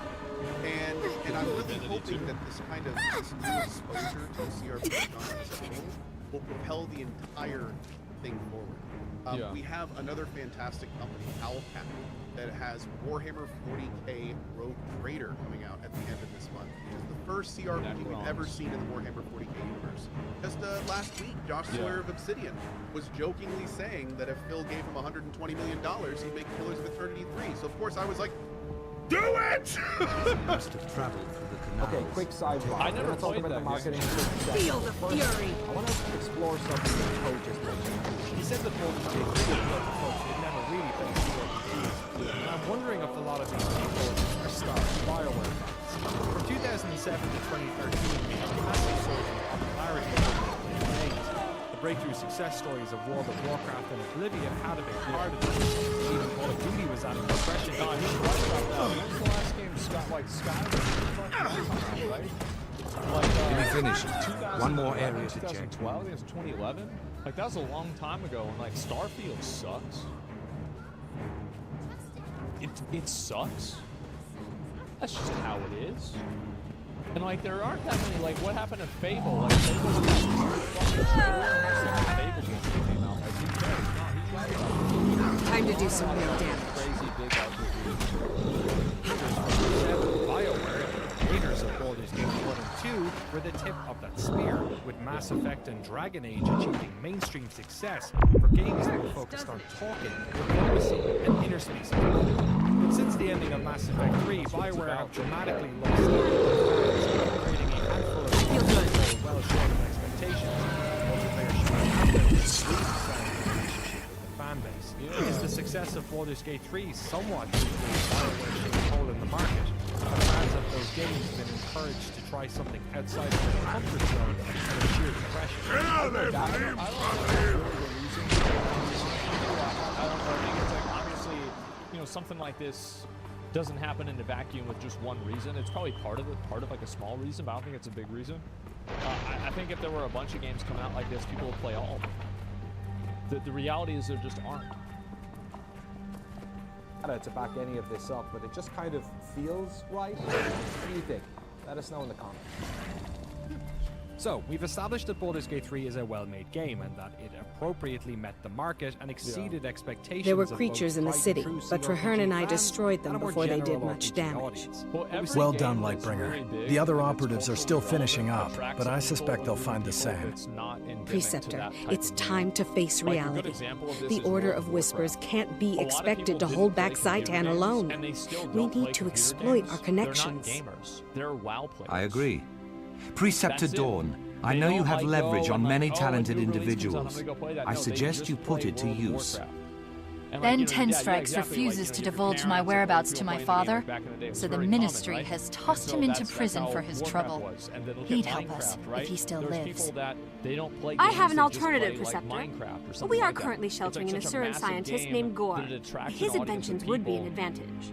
That's outside of the Both are sound plans. Lightbringer, I want you to recruit one of them. Your choice. To answer some Whichever you decide, I'm going with you. You could use the help, and I owe it to Tybalt. Michael remotely, but he very kindly responded to an email I sent the night before he was going on a well-earned vacation. Michael works out of Larian's Dublin office, but he himself is English. So okay, we're gonna go get Ben Tenstrikes. I took 20 of my best English friends' names on a list. I'm so glad you want to help Ben. First, I asked Michael, what were the commercial expectations going into launch? Return soon, Lightbringer. We can keep things safe here, for now. It's very important to understand that these projections are foundationally defined by support from... Well, that's actually like such a massive... You can't do this alone. Like, we're not going expected it to be a breakout monumental success and be the best game. Kuna, them taught us. Yeah, no, we expected that. Yeah. All mine. That was the plan. Our core audience. And what we learned about who they are. There's no retail release. We didn't sim ship across platforms. Yeah. A number of commercially questionable decisions were made confidentially, thanks in no small part to what we understand about our core community as a sort of microcosm of a much broader community. Yeah. BG3 appeals to people who thought they'd like it and people who thought they'd never like it. Why that is probably the subject for a talk sometime. Baldur's Gate 3 is a game for people who like RPGs. So why do you think it sold so well? Is there a wider market for CRPGs than we thought? Mine. All mine. Got anything to do with it? We never use the term CRPG in our campaigns for a reason. It plays very well on a PlayStation 5. DOS2 plays That's another big factor. A lot of games are fucking garbage because they don't play well.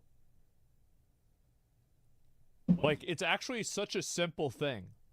Like, whenever you jump, the character model moves, like, in a janky way. Or, you know, you run into a door, and if you run at an angle, you teleport through the door.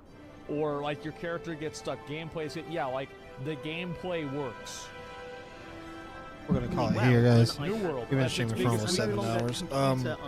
Doesn't play well. I'll be streaming this again tomorrow night. Classic RPG. I play North American. Not a classic RPG, but a modern RPG. It has a lot of depth, but it's doing things. Aren't all the servers like the same though for Guild Wars 2? For its perceived success. Every time we release I think hang on, let me see what world I'm on. We know that the CRPG audience grows. The only reason, at least on the industry side, that people think the audience is small is because there isn't a big enough pool of data to pull I'm on from. How well should BG3 do? That's the one I'm on right now. What other CRPG with AAA production values are you going to look at to project from? It's a blessing and a curse. Don't get me wrong. I'm on I think that, like, also, like, Baldur's Gate 3 doesn't have like a bunch of microtransactions. Is that the...